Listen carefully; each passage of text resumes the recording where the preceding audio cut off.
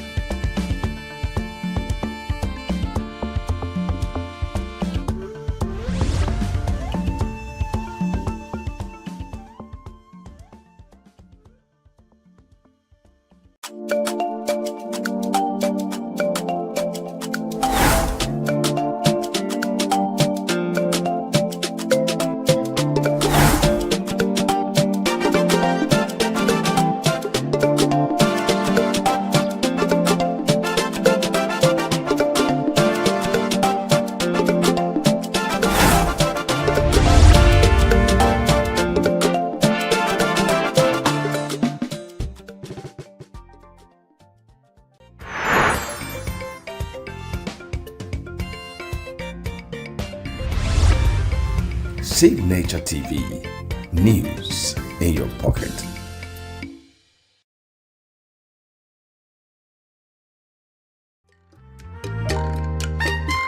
The way we see the world shapes the way we change it. Gender isn't just a checkbox, it's a lens. One that helps us understand the world more deeply and act more fairly. Gender Perspectives, a program for those ready to see more, do more, and be more. Designed to challenge assumptions, ignite conversations, and build inclusive solutions across every sector of society. We are not, fighting the men. We are not saying we are equal in terms of rights. We're only asking they should recognize our existence. Join us on Gender Perspectives, showing every Saturday by 4 p.m. Repeat every Wednesdays by 5 p.m. and Thursdays by 3 p.m. Change begins with perspective. Let's widen yours.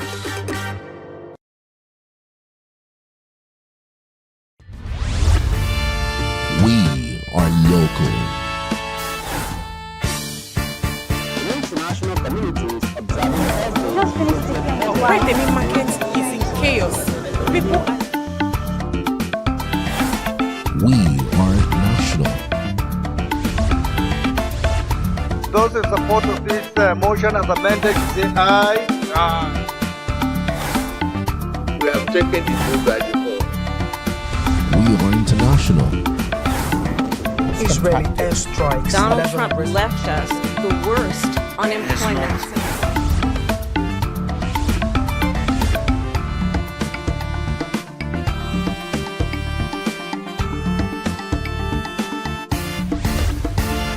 Signature TV, news in your pocket.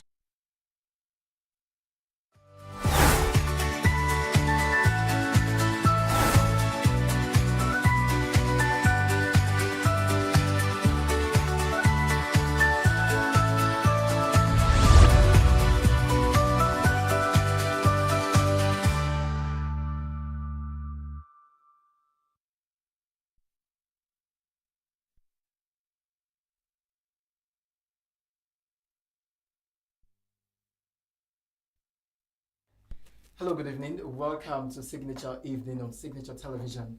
My name is Christopher Lele, and tonight we've got a couple of interesting things that we shall be looking into tonight. We've got our guest, standby, waiting for us to start the conversation, and also we've got other angles that, trust me, you don't want to miss.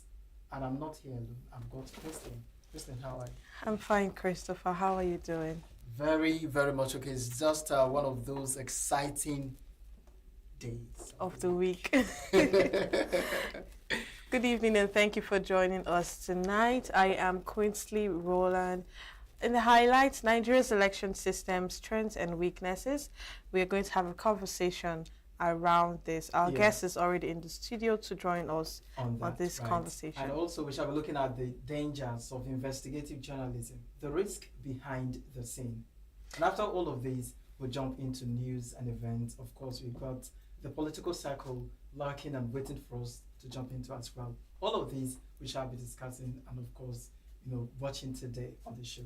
Don't forget to follow us on all our social handles, and on, of course, SLTV. If you are not watching on SLTV, you should check us out on there. That is channel 265. We'll be right back. Please don't go nowhere. We are local. International communities observing Why the main market is in chaos. People are We are national. Those in support of this motion as amended, say aye. Aye. We have taken the vote by default. We are international. Israeli airstrikes. Donald Trump left us the worst unemployment.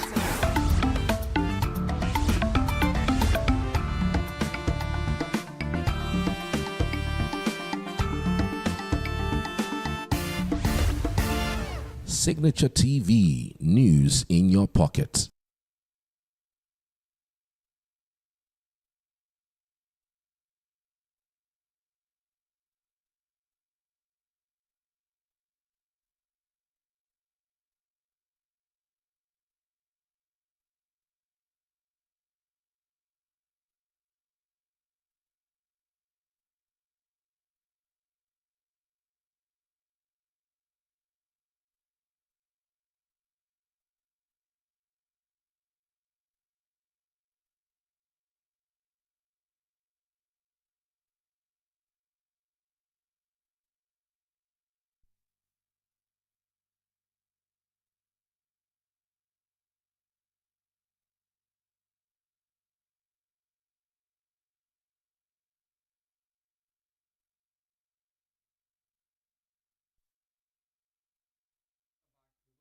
Our quote for the day: elections belong to the people. It's their decision.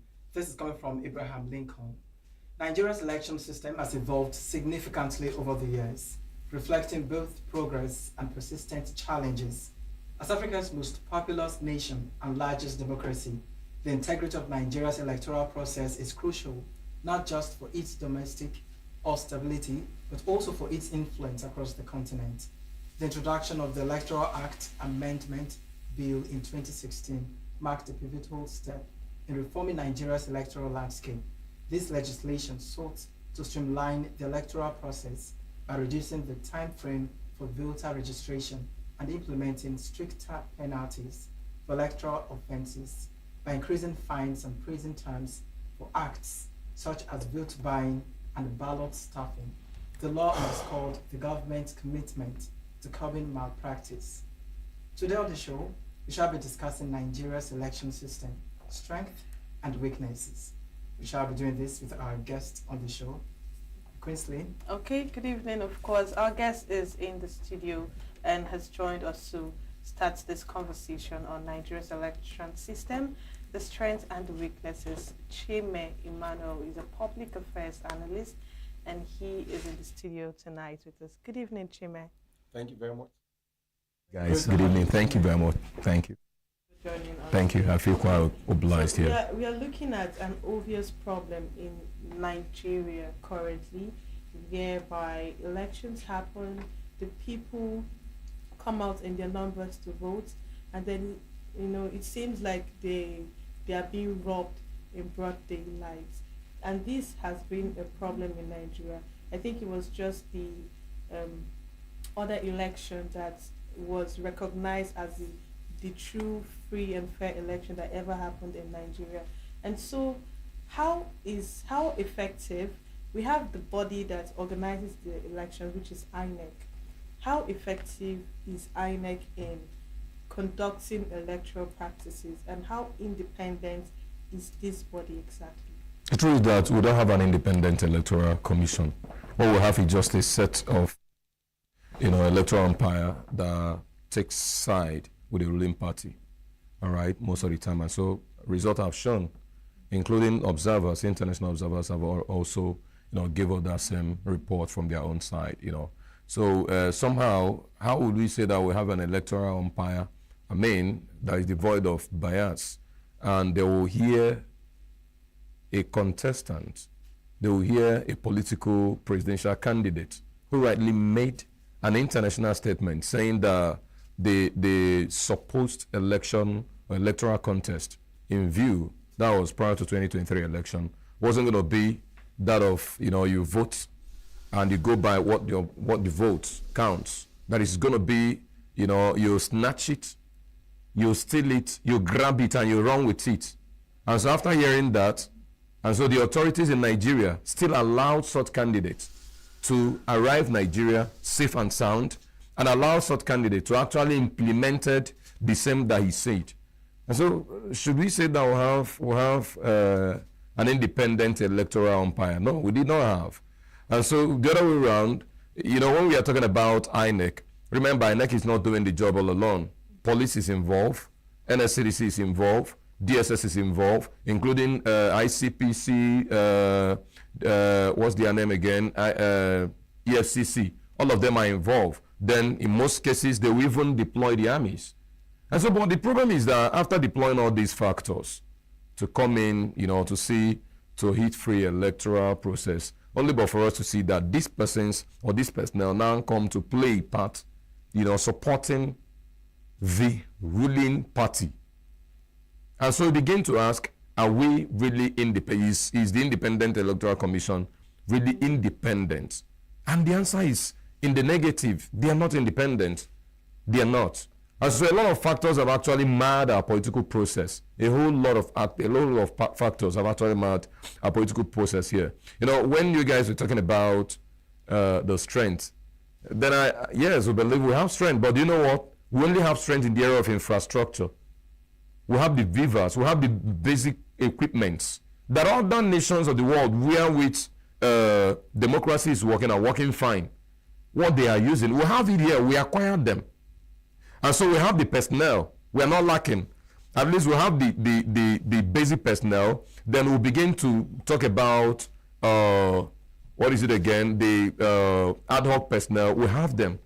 We have the security agents, we have them.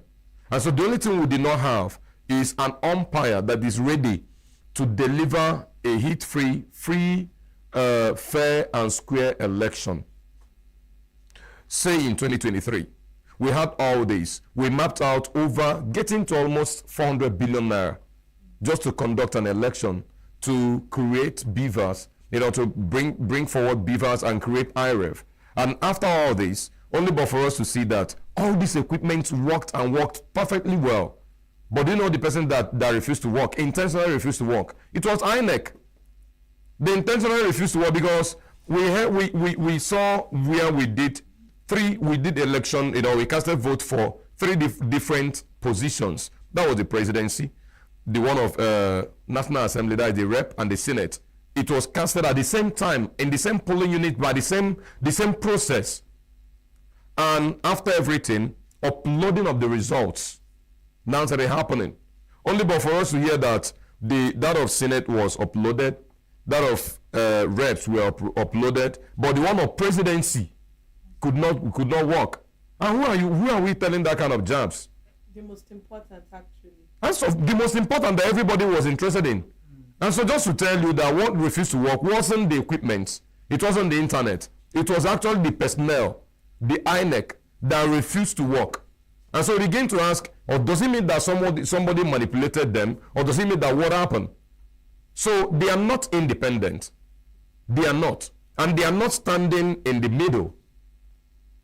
They are supposed to be like referee, where two teams are playing their football in the field. And so the referee is not supposed to be supporting any, the referee is not supposed to be a fan of a particular club.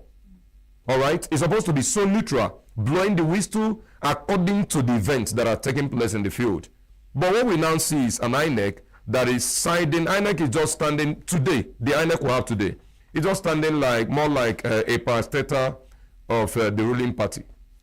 All right. Thank you so much, Chime. The ENUGU South Urban Constituency by-election that was supposed to hold at Wani Secondary School on Saturday did not hold. The reasons, I don't know, but based on the reports, is that the sensitive materials that were supposed to be around did not come up on time. And then as at 3:20 p.m., voters were yet to cast their votes. And then somehow INEC staff started to pack up because the day was already done. And that led to protests in that area. At this stage, in the life of INEC, at this age, in this point in time, are we still supposed to experience something like this? So and this is not like a general election, no. This is just for this section of the states in the country. What's your take on that? Okay, just to tell you, these are just gimmicks. These are just strategies. Just like when I told you that INEC is not independent. What they are doing is that they are playing by the rule of whatever the ruling party says they should do.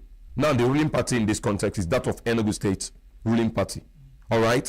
Now, remember, someone had contested for that particular position and has won the election in the past. During the general election in 2023, someone won the election. But this person that won the election, he came from an opposition party. And this person, after winning the election, some narratives had it that the ruling party now approached him and said, defect and join our team. But he blatantly said, I'm not going to do that. And so the ruling party now felt like, no, we're not going to let this slide. And so they went to court. And now alleged that there was overvoting in about 2 different polling units. And so there was a reschedule for a rerun. For them to now approach the pool to go for a run, the next thing was that this ruling party now went and revived a case of 2017 lying fallow somewhere, and used it against these candidates whom have won the election prior to time. And so the next thing was they brought him before a magistrate, whom the magistrate just maneuvered the entire court process and quickly sentenced him to 7 years imprisonment. And so this guy went to prison. He was yet being approached there that we will release you from here, but you will defect to us. Join our team. And the guy said, no, I'm not going to do that. He said, leave me here. They now went ahead, rescheduled for another rerun. They went for the rerun. The guy were here reading, even in prison. They scheduled another one. He couldn't hold because they were seeing the premonitions that this guy was going to steal, even in absentia. It couldn't hold. And so the one that happened last Saturday, now the question would have been, election was supposed to take place in just 2 polling units, not about the entire state, not about the entire nation, just 2 polling units. And a whole INEC, remember the 2 polling units we are talking about is not even at the outermost part of ENUGU. It's not at Ogurute. It's not at one far part of Nsukka. You were talking about maybe it's at ENUGU Ezike. No. It's within ENUGU, see INEC office, see the place that the election is supposed to take place. And so they are telling the rhetorics, remember, they never addressed the electorates and told them that we have issues with material or that whatever happened. And of course, why would they have issues with material? This preparation has been long overdue. It's not something that just happened last weekend or last month end or last 3 months end. No, it's something that has been there for a long time. And you tell us you don't have the sensitive material. What are the sensitive material that you don't have? Now, this same area, this same polling unit have experienced 4 times attempts, to carry out these by-elections that have been failing. Yes. The first one was sometime in February 3rd. We have February 14th and June 8th. Yes. All in 2024. Yes. Now, the accusation now is that there are some public figures, influential figures, that are interfering with this process. Influential personalities in the society that are trying to interfere is nobody but the ruling class. I'm talking about the ruling party in the state. If you want to know the truth, it's not about rhetorics that are flying up and down. Anybody can just... Do you have any facts? We have a lot of facts here. Because why I'm asking this is that regardless the parties currently in administration, we believe that INEC is an independent body. Okay. So if INEC has set a date for election, okay, there should be some police personnel or military, whatever that you take for this election to be carried out well. Yes. Are we supposed to be looking at these influential powers, personalities, or we should be looking at INEC being at the forefront and making sure that this is carried out once and for all? I think you should have, if you are talking about police and the army, of course, institutions, all right, that are supposed to play a part, just like we say the electoral system. It's not supposed to be like a particular office or institution. The electoral system consists of, including the courts. Police play their part, and some other person or some other stakeholders in the society. Now, when you talk about the police, in Nigeria, we don't have strong institutions. What we have in Nigeria is strong individuals. We don't have strong institutions. We have succeeded in building very strong individuals and not strong institutions. I'm sorry, you can kill somebody today in Nigeria and go scot-free just because you have one phone call that you put up across to a particular man or a woman, very powerful individual, in one office or the other. And you see yourself going scot-free. But you can now see someone that stole. Was it not in Nigeria that we saw a judge handing life sentence to a guy whom they alleged that he stole fowl? That was in Ekiti State, that he stole fowl. And the judge had to sentence him to, the most extreme, for stealing fowl. But in this same country, we will see where we have the likes of Yaya Bello. The EFCC told us that he stole over 110 billion naira from Kogi State as the former governor. And yet he's still moving around. In fact, he's even acquiring one of the most powerful, most sophisticated cars and making use of it and moving with security agency that are protecting him. The same security agents that are supposed to hold him under lock and key. They're supposed to take him out of where the public are, so that he don't infect other people with such ideology that helped him to steal such amount of money. And so in this same country, so the country, for goodness sake, we don't have powerful institutions. The police will tell you, do you want me to lose my job? And so they are doing exactly what the organs say they should do. Is it not in this same country that will have a retired IGP that is supposed to leave office by the act establishing police? Okay. But the retired IGP is still there because he have a powerful individual sitting as president who refused to let him go. And because of the person that is supposed to take over from him is coming from a particular region of the country that is not supposed to produce the next IGP.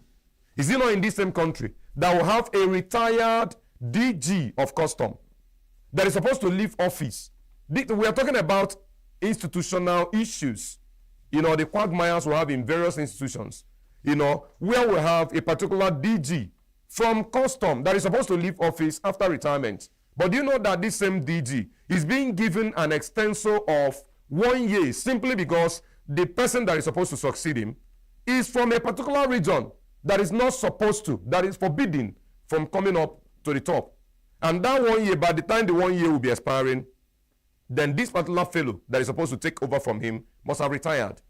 And another person that will now take over will now be from the same region where this person that have retired, who is supposed to leave office, have been retained back. And so we don't have institution that is, we don't have, what we have here in the country is actually individuals, very powerful individuals that once they put up call, everywhere we just, whatever you're talking about the law, will just be swept under the carpet. All right then. So let's look at another issue that happens during election, where we have electoral violence.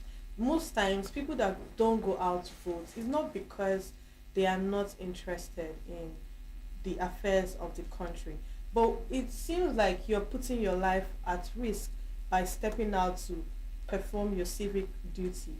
And also, looking at the situations where you have cases like this, it could result to death.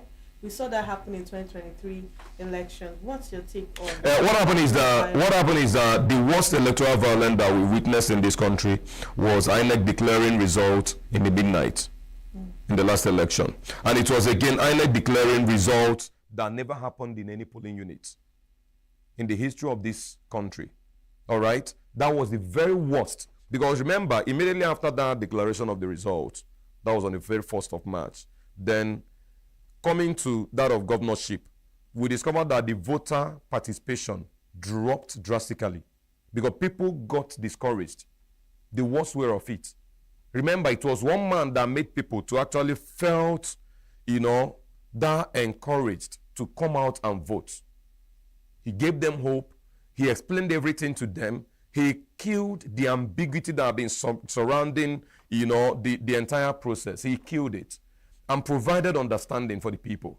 And so the people now decided, okay, we are going to participate in this process. And so for the people to now gather to participate, but for INEC to do what they know how to do best, just to favor the person they so wish to favor. All right? Now we started having the issue of, when you're talking about the violence, for instance, we got the one of, when I told you we don't have powerful institutions, but powerful individuals. We are MCO Luomo in black and white. He was out there on the streets of Lagos threatening the Igbos that they shouldn't participate in the election. He was telling them, if you must participate, you must vote for APC. If not, they will kill you. And he was saying this openly. He was saying it openly. It was going viral then. And these guys that were receiving the threat, they went to police and complained. Do you know what the police said? It was Nigeria police that told Nigerians, the Igbos, that came to report, that they should not bother, that he was just playing, he was just joking. But post-election, when after the result was declared, and they saw what actually played out during the electoral process, and the next thing was that the guys that believed they were the owner, the customary owners of Lagos, they started destroying the properties, businesses, lives of the Igbos in Lagos. And so the SND Igbo of Lagos now said, if government cannot protect us, we are going to invite our own people to come and protect us here. The next day, he was being arrested. He was being arrested and charged with treason, charged with a whole lot of things. In this same country, the same people that said that MCO Nuomo that said he was going to kill, they said that he was playing. The same people, when after the election, then they now saw that actually these people voted against their wish. And they started destroying their lives and the source of their livelihood. And for them to now shout, government, come and help us, they refused. The police refused to come and help. The army refused. The DSS gave a deaf ear. Until the man now, the leader of the Igbos out there, now said, if they refuse to protect us, then we're going to invite our people to come and protect us. They now said that he is a terrorist for saying that. And he got arrested. So would you say... And so in this country, remember, a lot of people were butchered in Lagos. A lot of people were butchered. Videos were making around where you will come to polling unit, they will come there and give you order. If you did not vote for APC, with evidence of you will show it to us, then your life is at stake. It was making round. And so, but we have a police that is moving around, that we are there, we have police. The police, we are standing by the side, watching these threats happening. And so we saw even where they were carrying ballot boxes. And we saw police van, official police van, escorting the arbor guys, the thugs that were carrying the ballot boxes. So are we now saying that we have an institution that is standing in the middle? We don't have any institution that is standing. No institution here. What we have is powerful individuals. Emmanuel, let's look at the implications of all of these things you just mentioned. Because 2023, we had great numbers, in their numbers of youths that came out, to vote. And the different malpractices, talking about electoral malpractices that happened in different polling units, by now with discouragement of these youths that came out to vote. And then let's also bring it down to ENUGU State. 4 times at a particular polling unit, they've been attempting no success 4 times. What effect will this have in the electoral process? Okay, remember. Also looking at the voter apathy. Thank you. You talk about that voter apathy, you talk about that voter suppression, you talk about the inefficiency of the entire operation. You talk about the beavers, the technological issues as well surrounding the entire process. Then before you now begin to talk about taking the case, maybe aftermath, going to court, what are you going to meet in court? Is it justice or judgment? All right. In Nigeria today, what we go to court to get is simply judgment, not justice. You go there, you bargain. If you are the highest bidder, you take judgment and you go. And that was why we have a president who rightly, after all the shenanigans, he went to court. In fact, INEC, after declaring the result, what he ended up, the full stop was, the INEC chairman, the full stop he made was go to court. And so because they know that the system has been taken. And so when they went to court, the court now told us that the case between our sitting president today, the then candidate, of APC, that the case he had with, the U.S. over issues of narcotic proceed in U.S., that case, that is not been proven, that there are no evidences. And Nigerians went there, demanded for evidences, brought it down. The chief judge decided to pick it and throw it under the bus.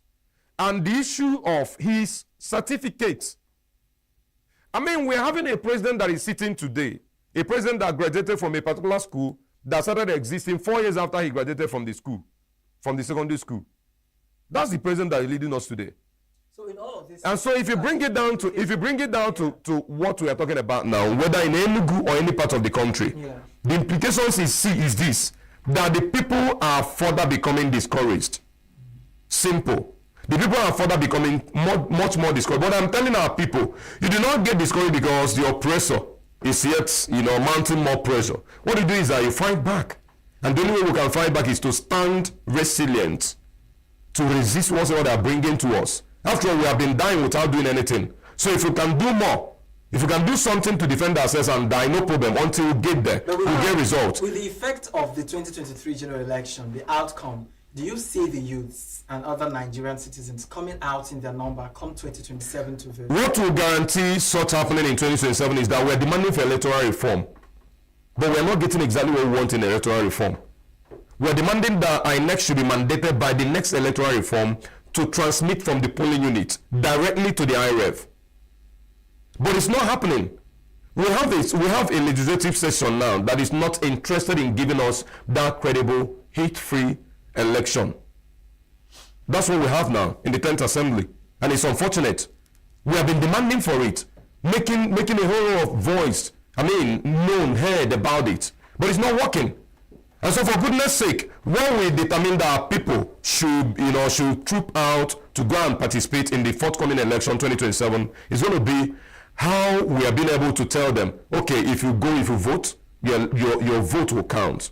A lot of guys will have to take a trip from wherever state where they are and go to wherever it's going to be for them to be able to cast their votes. Remember, people sponsor themselves took a trip from Lagos, from Kano, from different places, got down to Southeast to their various localities to go and vote. And so those people are not going to do same again, knowing too well that after spending all this, they only go there to go and involve themselves in efforts of futility. No, they won't want to get that. All right, let's look at ethnicity as another major problem. Just like the example that you had made, where someone made a statement against the Igbos, and then an Igbo person, the Ezendibo, is that who you, Ohaneze? Yes, just Ezendibo, it's not even the Ohaneze. That you had mentioned, made another statement and was arrested. Could you say ethnicity is a big problem in Nigeria now? People are not focused on policies and whatsoever that has to do with the country in terms of election. They're always looking out for who is from my place. Do you agree with that? Yes, originally we have the then presidential candidate of the PDP, that was in 2023, that was Atiku Abubakar, right? We have him. He rightly told his people in the north, he told them that the only candidate, the only president that will govern the northern people well is only a president of northern extraction. That a northerner does not need to vote for a southwesterner or that of southeasterner. He said it in clear terms. The videos are making rounds. I still have the video even in my phone as I'm speaking. All right, and so he said that it's only a northerner that will give them what they want. In other words, and we began to ask questions then, why not then the north go to north and begin to do your thing? The south, go to south, southeast, go and do your thing. These other guys, go and do your thing. Now remember, it's not about only ethnicity. Remember religion. Remember tribe. Thank you. They have a whole lot to play here. All right. So all those sentiments, when they come in, you discover that a lot of things goes bad. But what is now bringing us together is poverty and hunger. All right. It's bringing everybody together now. All right. Thank you so much. We'll be jumping up for a short break. Please do stay with us. We are local.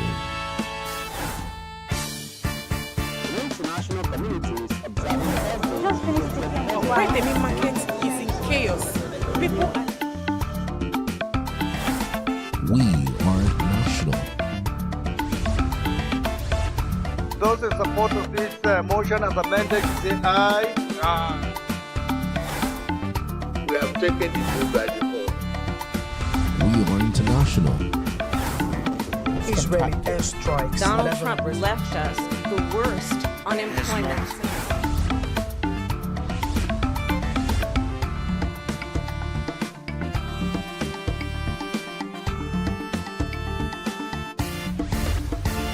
Signature TV, news in your pocket.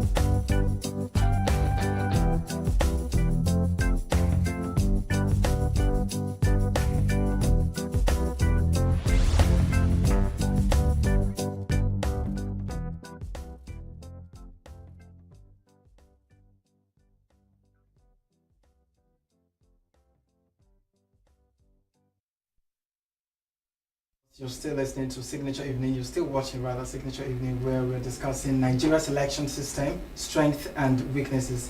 We've got with us Chime Emmanuel, the public affairs analyst, discussing the story so far. And this is how far we go on this segment of the interview. We still have another conversation that will be coming up shortly. Please do stay with us. Thank you so much, Chime, for joining us this Thank you, guys. Thank you. Thank My you pleasure. so much. Thank you. All right, then, please stay with us as we come back for the next segment of the interview.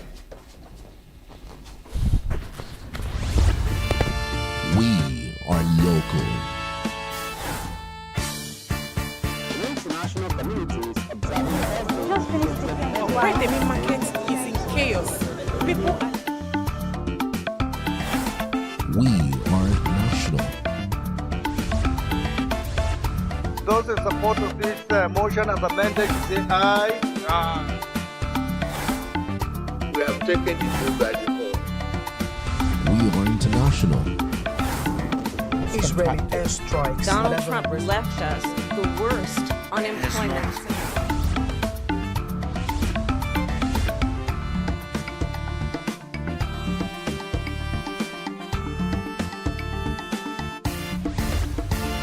Signature TV, news in your pocket.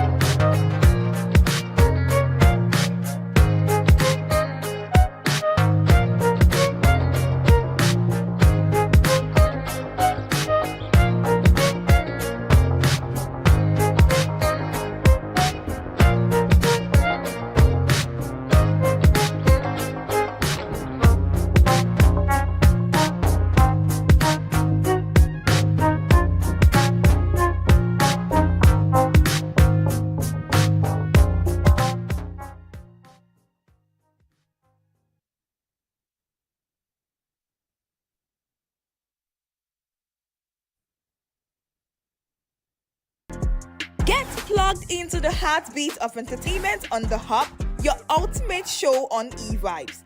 From trending stories and social media drama to top charting music, must-watch movies and exciting moments from the world of arts, we've got it all. Join us for unmissable conversations with your favorite entertainment personalities, plus fun segments every week. I should try harder, so... Okay, I don't know that one.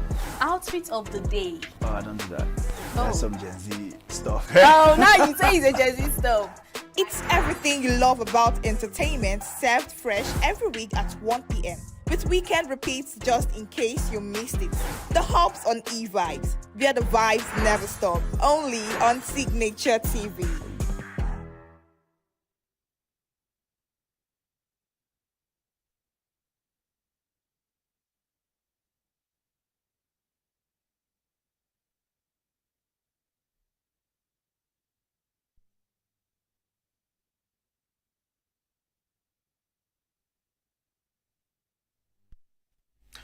Hello, welcome back. The quote for this very segment: going to where the silence is, that is the responsibility of a journalist, giving a voice to those who have been forgotten, forsaken, and beaten down by the powerful. And that quote is coming from Amy Goodman. Behind the scenes of investigative journalism lies a complex, methodical process crucial for societal accountability. Journalists employ diverse research techniques, including public records, social media, crowdsourcing, and data mining to gather information. Source verification is critical, as credibility and authenticity guaranteed the reliability of reports.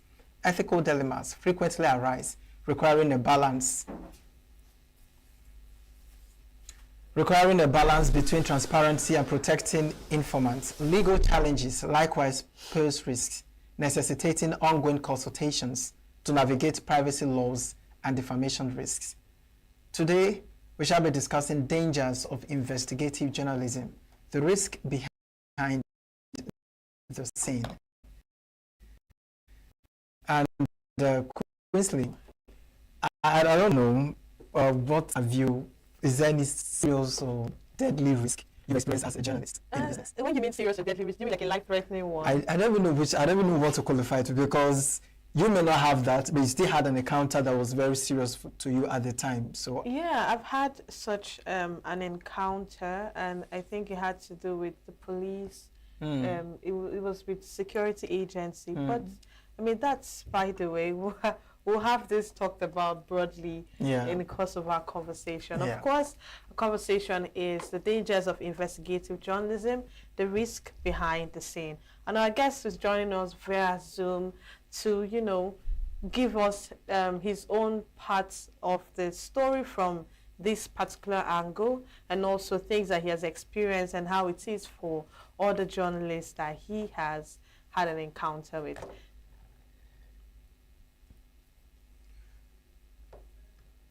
hello, welcome. Thank you. Thank you. Can you hear me? I'd like to start by thank you so much for joining us this evening. It's really exciting to have you with us to discuss dangers of investigative journalism, the risk behind the scene. So we'd like to know, for the times you've been, of course, you're still in journalism, because I don't think we really retire from this. How has it been so far? Yeah, the danger is real. If you can hear me, the danger is real and it's mortal.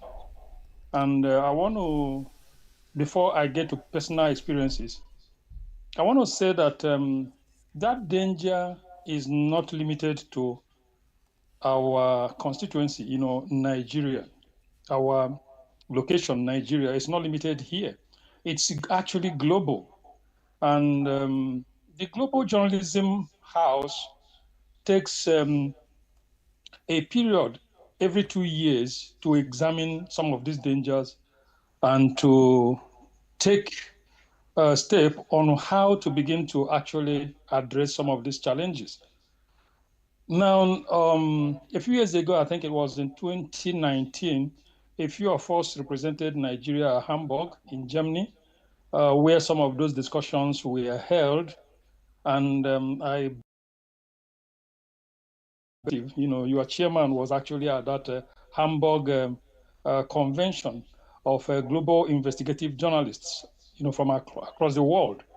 And so in Nigeria here, let me start by reminding or mentioning to us that the dangers are real.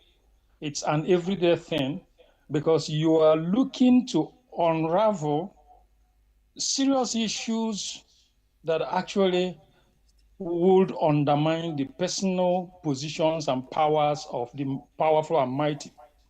And I want to start by mentioning that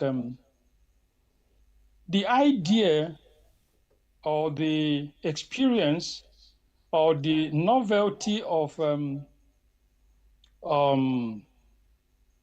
electronic bomb, you know, that's a mail bomb, that's a letter bomb that we experienced in Nigeria some decades ago, which took the life of the chief executive of Newswatch magazine, Delediwa, was, and it's believed to be, an outcome, an aftermath of an investigation he was involved in. You know, personally, at my personal level, at the time that I worked with the African Concord, you know, it was almost an everyday thing, you know, because at that point, you had the military in power, you know, and the military, in the way they handle their own things, you know, if you unsettle them, you know, they can decide to take your life, and, you know, that will just be it. So the dangers are real. And when I mentioned the time of the military government in Nigeria, it doesn't mean that the danger has become any less during the democratic era. Because you will recall a few years ago, about 3 years ago or more, there's a young man, he wasn't really on any platform, but he was, that's an independent journalist who was critical of a certain government, somewhere up north, called Daddy Yatta. That was his pen name. And after a while, the young man was disappeared. And for over 3 years now, nobody has heard or seen or had any clue about his whereabouts. So the dangers are real. The dangers are with us. The only thing we can do concerning this is, perhaps I will expect that might be in your next questions, but the thing that I need to say is that the dangers are real. And my personal experience, to get into that, at a point I was actually detained, I was jailed, for a work we did for African Concord. And because it affected the mighty and powerful. That was when General Abacha was in power. And his chief security officer was the guy we did an expo on some of the things that he was doing. And for 7 months, it was clear that they were looking for me. I had to go underground. And when you go underground, your means of livelihood is not assured. You don't know who knows you. You don't know who might, block you anywhere and so on and so forth. So you are under constant life-threatening, existential threat. And so after 7 months, eventually they tracked me down and picked me. Well, I was lucky, I wasn't disappeared. They took me to Awolowo Road, detained me there. And some of us were among the journalists and the detainees that the Pope, who visited Nigeria not long before General Abacha died, pleaded, and some of us were actually released. So yes, and I also remember while we were at Concord, a few of our colleagues, who were working with the Concord, were disappeared. I remember one guy, Chinedu, he traveled to his village in Imo State. He left his village coming back to Abuja. He never reached Abuja, and up till now, nobody has seen or known where he's been to. So right, those Dr. dangers are always. Dr. Biara, Yes. do I have your attention? All right then. Yes, so go why ahead. exactly do government officials and also powerful institutions use legal intimidations when dealing with in an investigative report? Why do they always go through that angle? Did you say legal intimidation? Did you say legal intimidation? Yes, Dr. Biora, I said so. Yeah, intimidation is never legal. That's one thing. Intimidation is, excessive use of power. And because the people who are afraid of investigative journalism are usually the powerful, not only because they are powerful, but they are also, they are also predatory. And their ego is always there. They don't want anything to, to undermine their position. And so the only easy thing they need to know is to identify that it is just one person that is involved, because when you are doing that investigative journalism, when you are doing the investigation, you don't let everybody know. You narrow, your steps, your movements to just you and your contacts. And so the moment you identify that, the tendency for them is that the way to stop this thing is just to eliminate you. And so that's essentially the tendency that you have. And it's not peculiar to Nigeria. It's all over the world. It's all over the world. The powerful has the instinct to use his power excessively to either intimidate or to eliminate. All right. So doctor, how can journalists, preserve themselves from harassment or some of these dangers while on duty?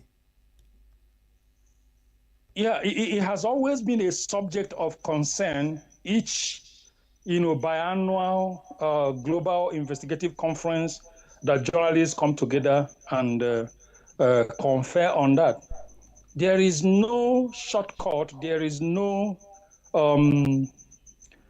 specific, way that you say this is what will stop that.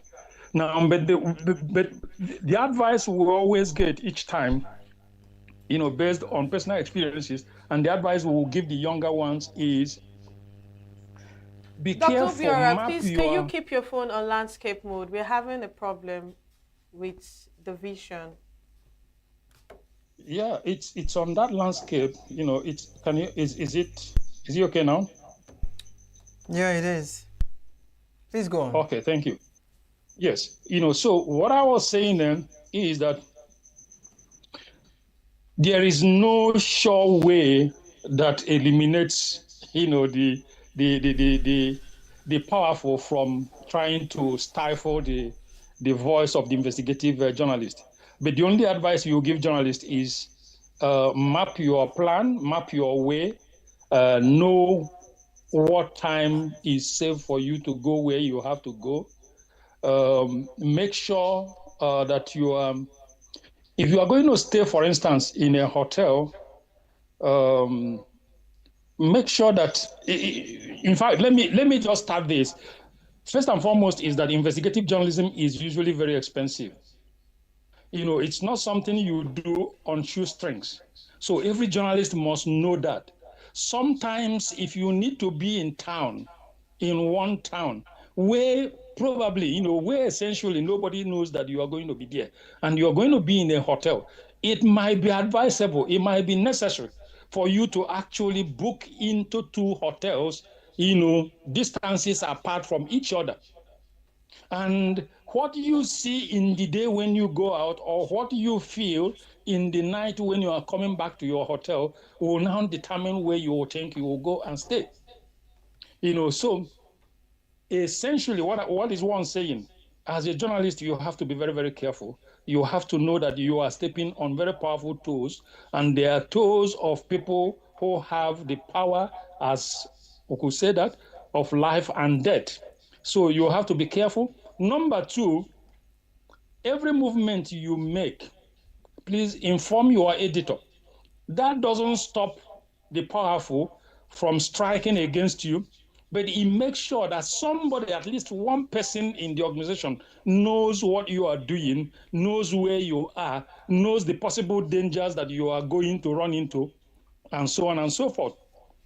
Nothing eliminates the dangers that are available against investigative journalism, but you can only be take as precautionary measures as you can, and then leave the rest to God.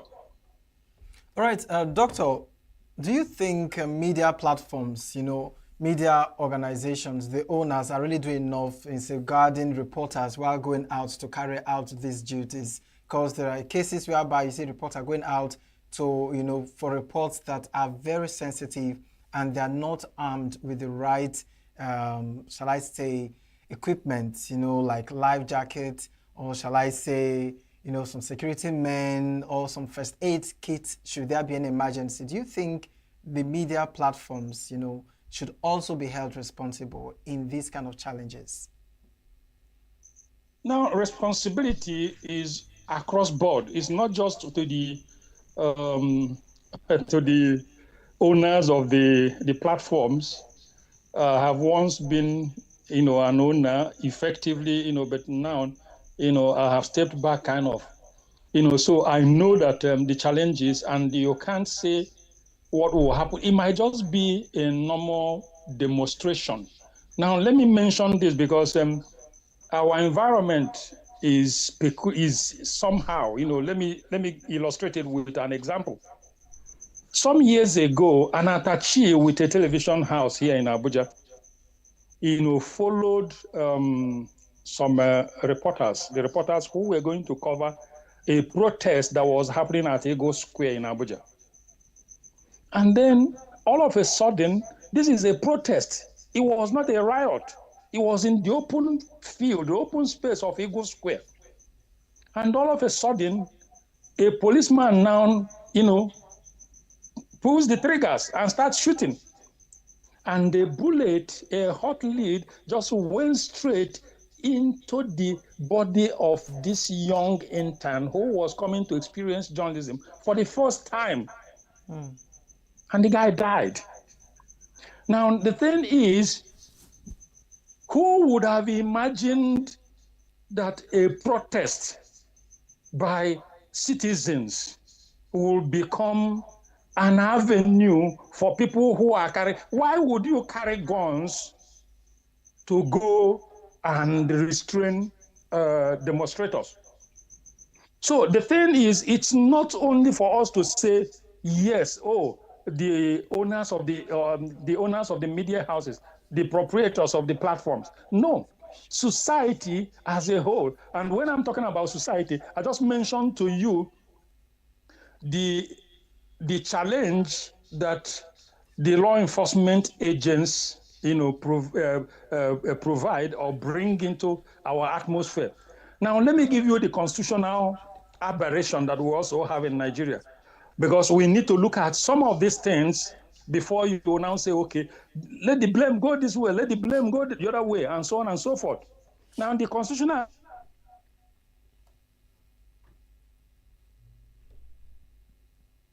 aberration that we have is that, have you paid attention as a journalist to the fact that, yeah, I'm hearing you.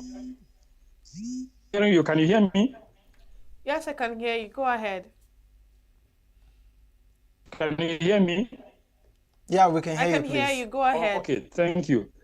So I'm mentioning the constitutional aberration, that you have a constitution in chapter 2, I think it's section 35 and another section that provides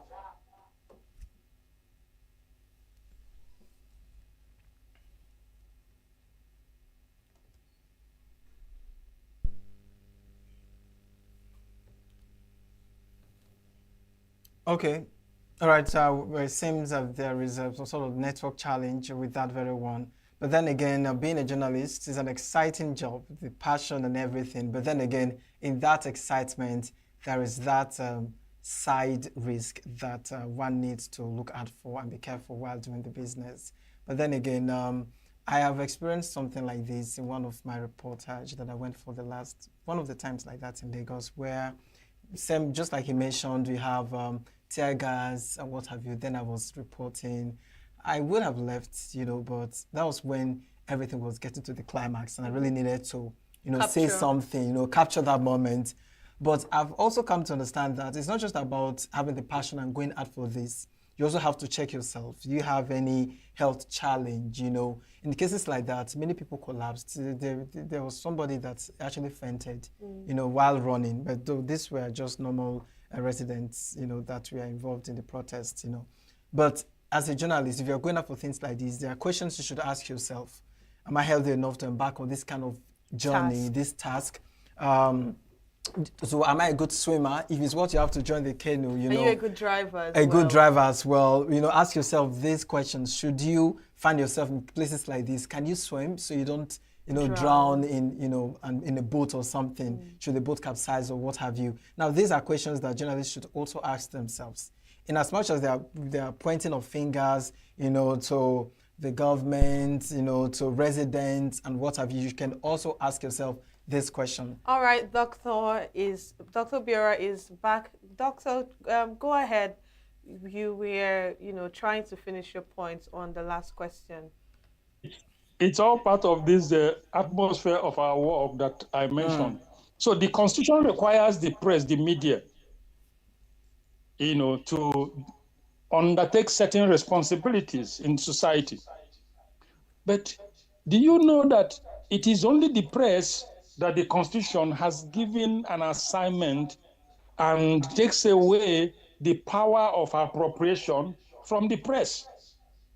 So every other agency in Nigeria has authority to draw from the resources of Nigeria to do their work, not the press, not the media. Whether you are independent media or public media, there is no provision that makes that, So essentially, what am I saying? I'm saying in effect that the blame can actually go around. The blame should actually go around. The government, the security agencies, the structure of the media, the regulators, and so on and so forth. Those who license, organizations, without requiring them to provide certain things and so on and so forth. And then the provisions that should make insurance compulsory, insurance for practitioners and so on and so forth.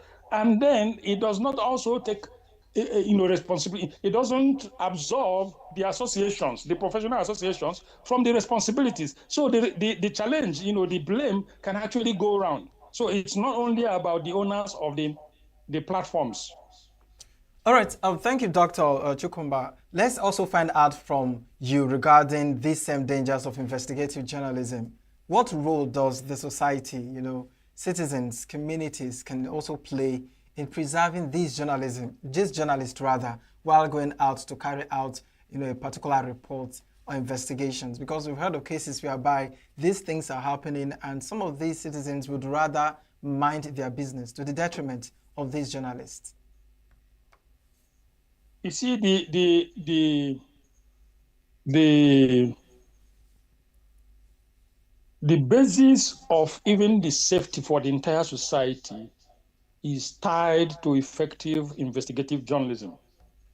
And where you have society, where you have members of the public that are not educated enough, that are not aware, that are not very conscious of the connection between investigative journalism and their own safety, that's where you have, a sense of aloofness, a sense of disconnection to what is happening to the journalist, who is under threat by the powers that be. So essentially, the members of the public, as individuals, as organizations, the NGOs, the NGOs and so on and so forth, should from time to time use, what we'll call, is it mass action they call it, or, a particular kind of litigation, that brings the powerful to account in one way or the other. So yes, I agree with your suggestion. Members of the society has a role, and their role is first and foremost to understand that their own safety is tied to what the investigative journalist is doing, and for them to actually know that they need for self-preservation, they need to find a way to also be, as a defenders of the journalists. All right, doctor, let's look at the psychological effects this could have on the journalists. As humans, they go through so much in the process of carrying out this particular report, and also they could have life-threatening encounters.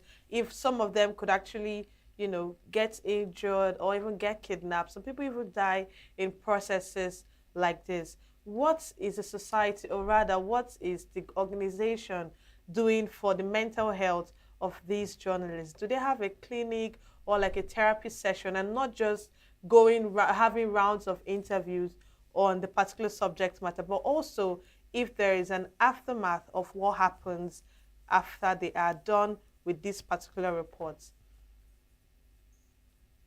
Thank you very much for that question. The trauma issue with journalists has become a major concern. I'd mentioned earlier on about the concerns at the Global Investigative Journalism Conferences. It has also, the trauma issue has become a concern. And what I think should be done is it's not something that you ask the owners of the platforms, to handle a loan. The associations, you see, the Guild of Editors, the NGE, the NUJ, and then, of course, the Newspaper Proprietors Association of Nigeria, and then the rest of them. There should be a fund available for this kind of a thing. And how do you create such kind of a fund? You start by, present your argument. Present your argument. There are platforms, there are organizations, there are agencies that are funded by bringing out 0.5% of the import of certain things that has to do with what they do.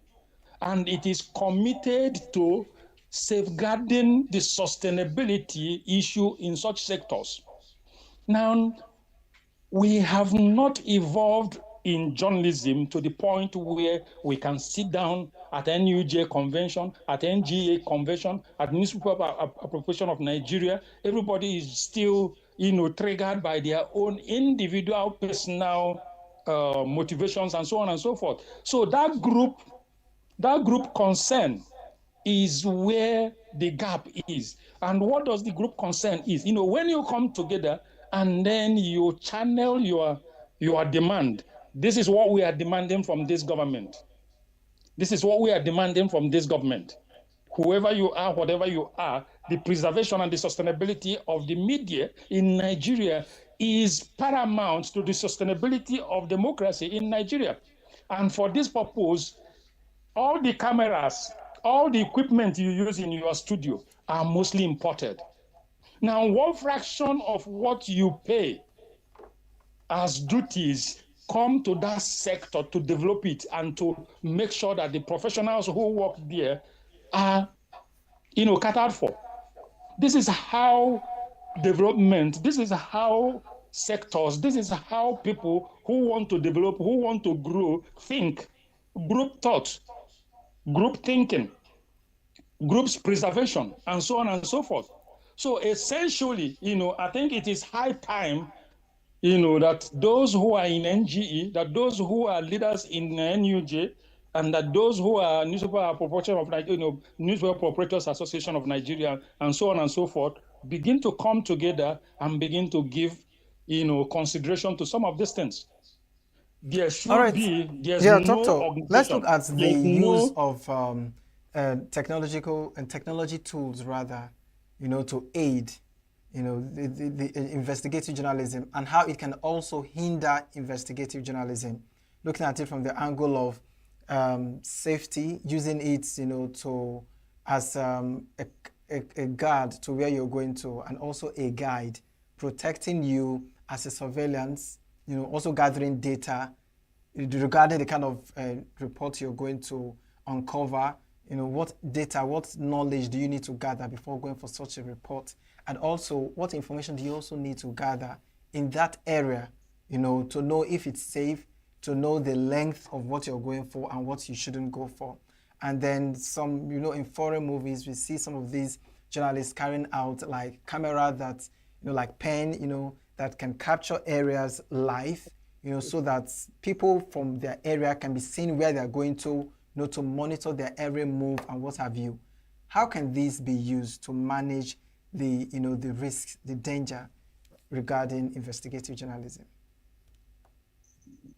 Thank you. Technology has done so much. Technology has done so much, but everything about technology still boils down to human management. Practically everything about technology still boils down to human management. And I know where your question is going to, but a few years ago, we sent some reporters to somewhere in the north. I don't want to be very specific. We sent some reporters to somewhere in the north, and it was an area that is buffeted by security issues. And we had some technology, some devices that we logged on with them before they left. So, and we agreed, had a conversation with them each day before they leave where they are. There's a routine we'll take so that it's a way of, that's being sure that they have not been either captured or killed. So each day that passes, we'll know that they are still alive. They don't need to call. It's just that tracker, a kind of tracker, So yeah, that's technology. Now, the other thing you were talking about, secret cameras that can, or recorders and so on and so forth. Yeah, those are things that technology has done that you can use, but they also have their own limitations. If you are not allowed, to the location where where you would have gotten to, for you to actually assess what is going on there, the technologies will be nearly useless. So you have to have access to that location first and foremost, and that calls for human resources and so on and so forth. So yes, there are quite a number of technological devices that can be used that will be a help to the journalist, that will enhance, what he is doing, but these things are also very costly. And some of them you will almost like need a license from the NSA's office for you to actually acquire them. So this is where we are. Our society is not so open that you can lay hands on any of those things. And the cost, we cannot also ignore the costs. Not every media organization can, sustain the overhead costs and still invest in some of these appliances and devices. They are pretty expensive, but they are needed. They are needed. We must acknowledge that. All right, thank you, Doctor. We are still looking at the dangers of investigative journalism, the risk behind the scene. Quinsley previously talked about, having some sort of therapy or shall I say mental health for these journalists, even after the investigation, just to keep them sane and make sure everything is going on smoothly with them. Let's also look at it from the legal angle. Now, most journalists are scared to go out to even carry out investigative journalism because they are not sure of the protection, the legal protection that they would get regarding exposing some of these, big wigs that may carry out some of the, investigations that they may be victims of these investigations. How can that be addressed as an investigative journalist? Yeah, it comes back to what I was talking about groupthink, about thought leadership within the sector. And that what is required for today's journalism cannot be effectively handled by the individual management of the different platforms and organizations. It cannot. And the only way for us to effectively handle some of these challenges would be as a group, for the sector to come together, the leaders within that sector to come together and chart a way. How do you, from within the resources, from within the sector, present a meaningful solution that affords you the resources to handle, number one, the insurance policy for your staff who might be endangered in the course of duty, the trauma issues and hospitalization, and then the devices and the equipment that you need to have in order to do your job. So for as long as we continue to look at them as the primary challenge of the individual organizations and so on and so forth, for so long would we continue to miss it. And for so long would we as journalists, as individuals, as players in the newsroom,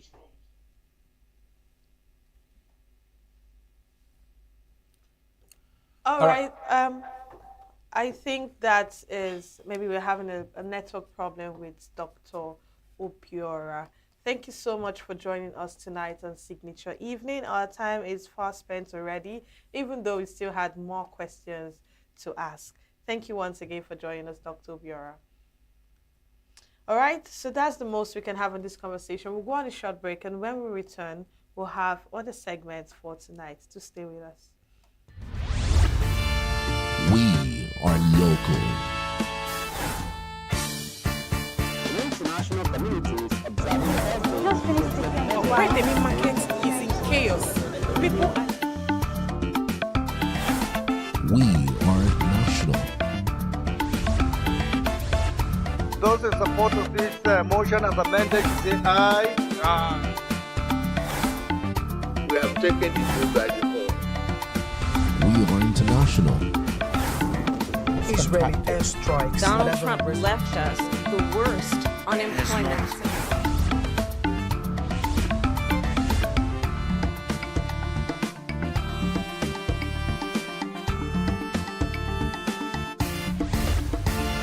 Signature TV, news in your pocket.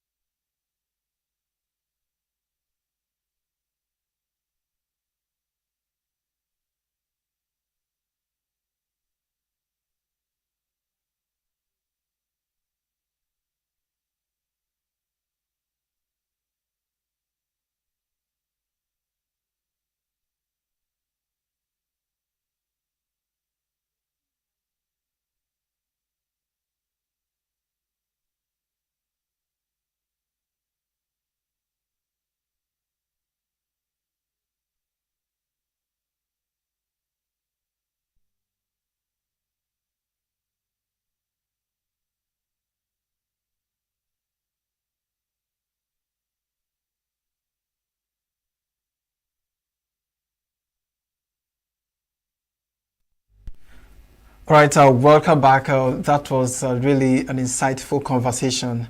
But now again, we are going to look at something else, political parties, internal dynamics, and 2027 election.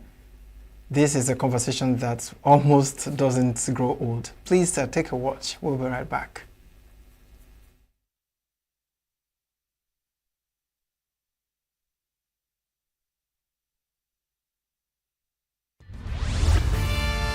We are local. the international community is observing why the main market is in chaos. People are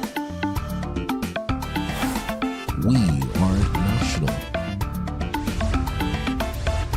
Those in support of this motion as amended, say aye. Aye. We have taken the vote by default. We are international. Israeli airstrikes. Donald Trump left us the worst unemployment.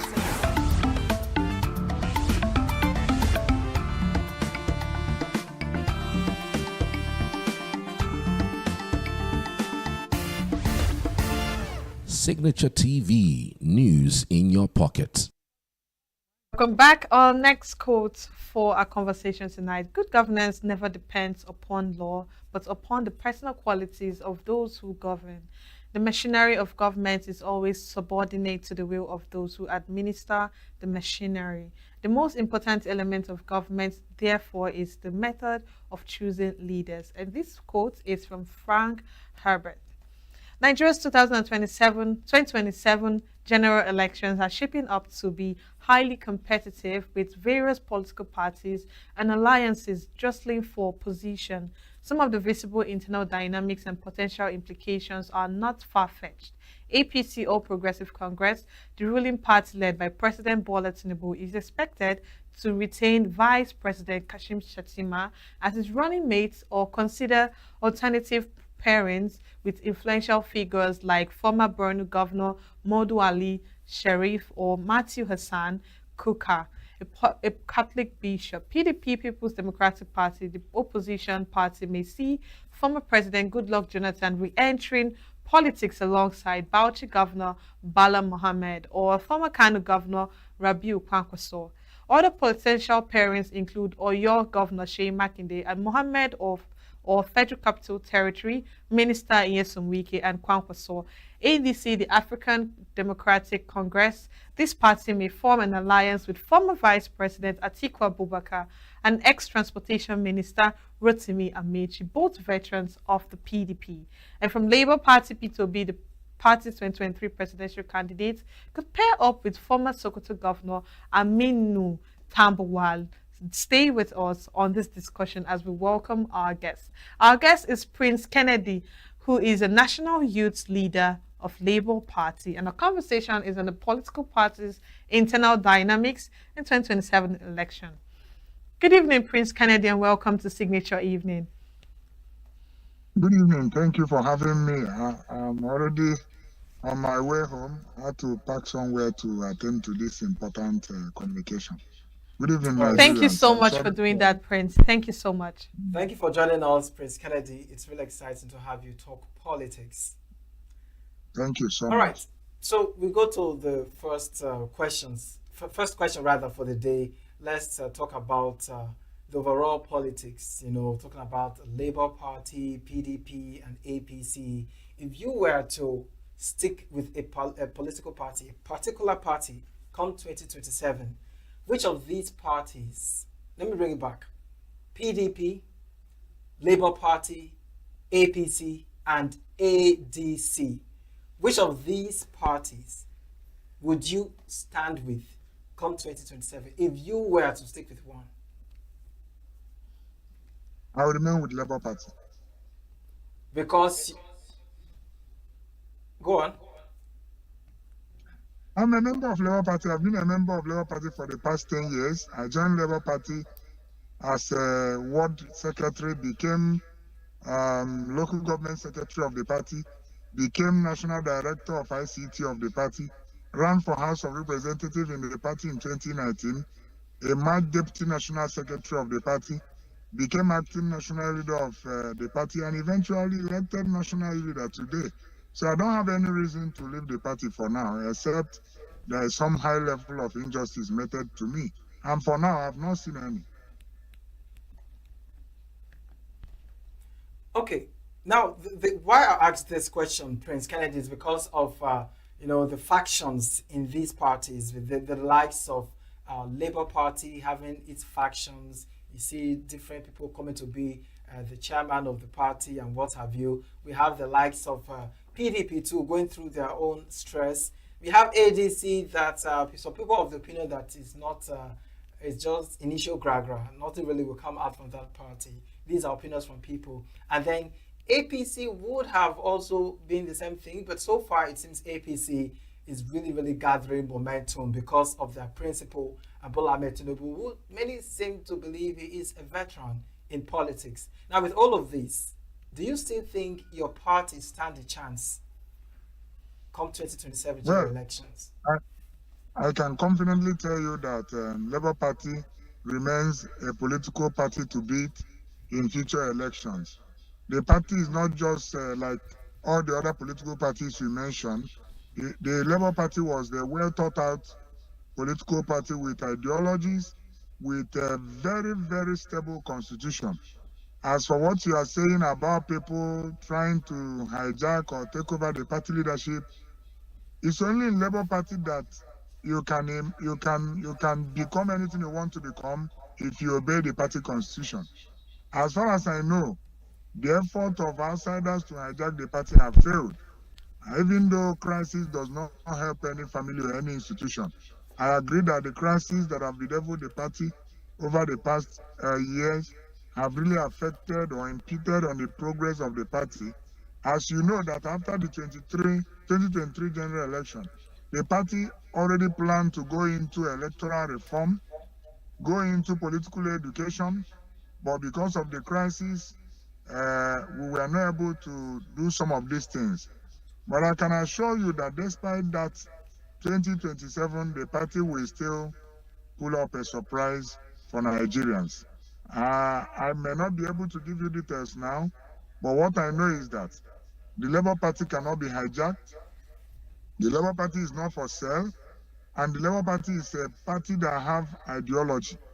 And for me to have spent 10 years in the party as a young man, I joined the party after the passage of Not Too Young to Run. And all the leadership changes was done in consonance with the party constitution. At least I witnessed 3 conventions of the party since I joined. So all of them were done in consonance with the party constitution. So what is happening now, are people trying to jump into the house from the window, will not work. It has never worked. Look at the PDP you mentioned. People felt that they will do whatever they want, but the constitution of the party have to be abided upon.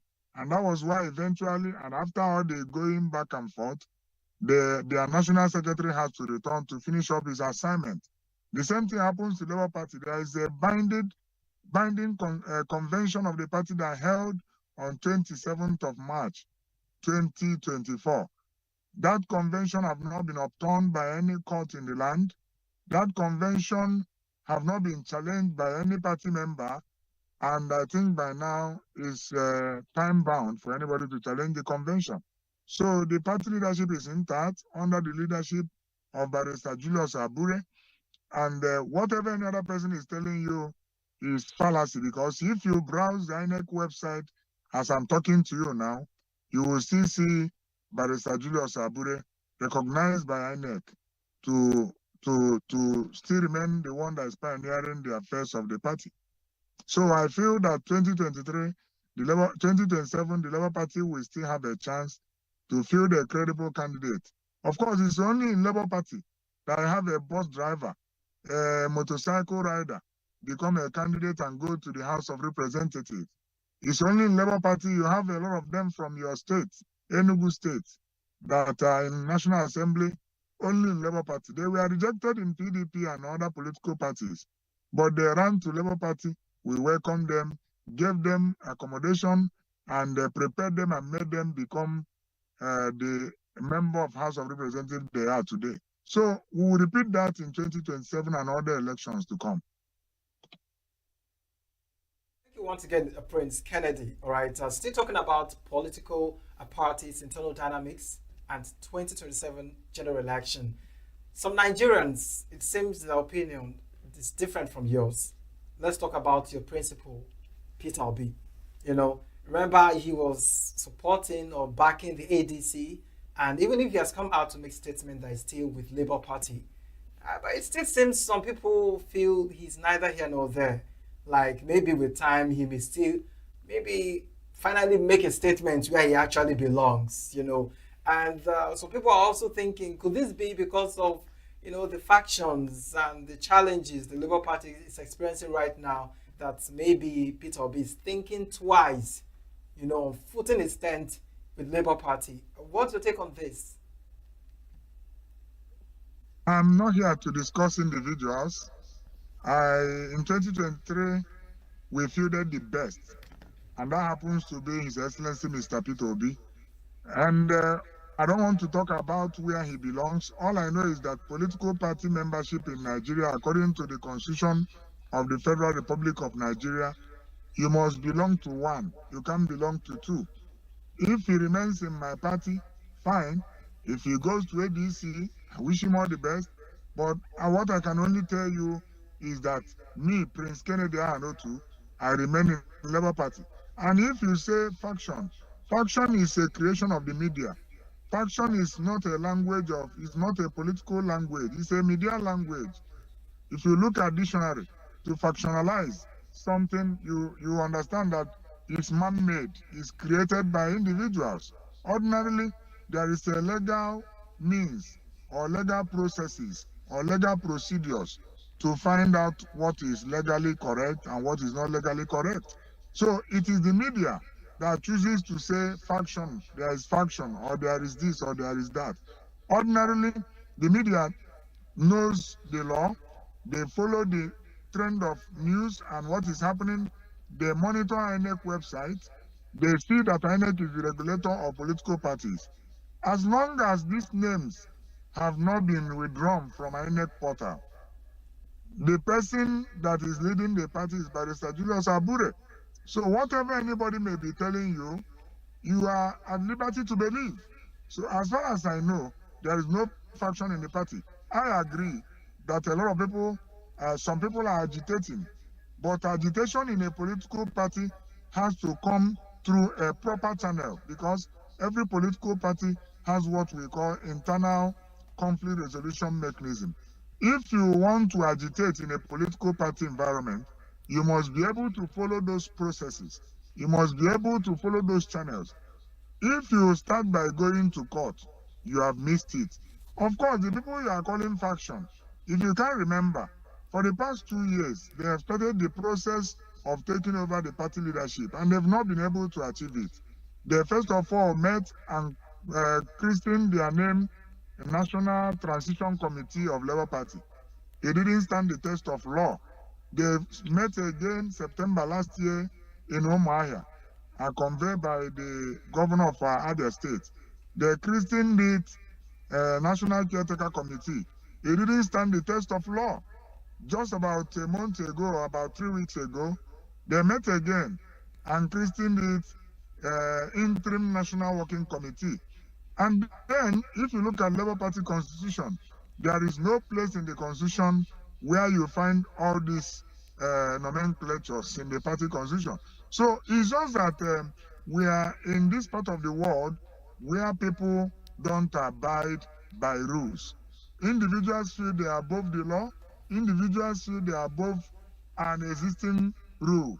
And in Labour Party, no matter how big you are, we must, all of us, obeys the rule. Those of them that don't want to obey the rule, they're already outside the house and they are peeping from the window and speaking grammar. As far as we know, the Labour Party remains intact under the leadership of Barrister Julius Abure. Thank you. All right, Prince Kennedy, let's look at the more selection process for candidates of these various political parties. We are seeing that Labour Party has so and so person, likewise the ADC, PDP, and also every other party out there. Everybody's wrestling for the best candidate. Now, do you think when selection of candidates, should you go for someone who is loyal or someone who is competent? What are those qualities that should be looked out for when picking candidates? Thank you. Thank you so much, my sister. Very good question. Of course, I'm sure you have followed the experience that the Labour Party have had in recent times.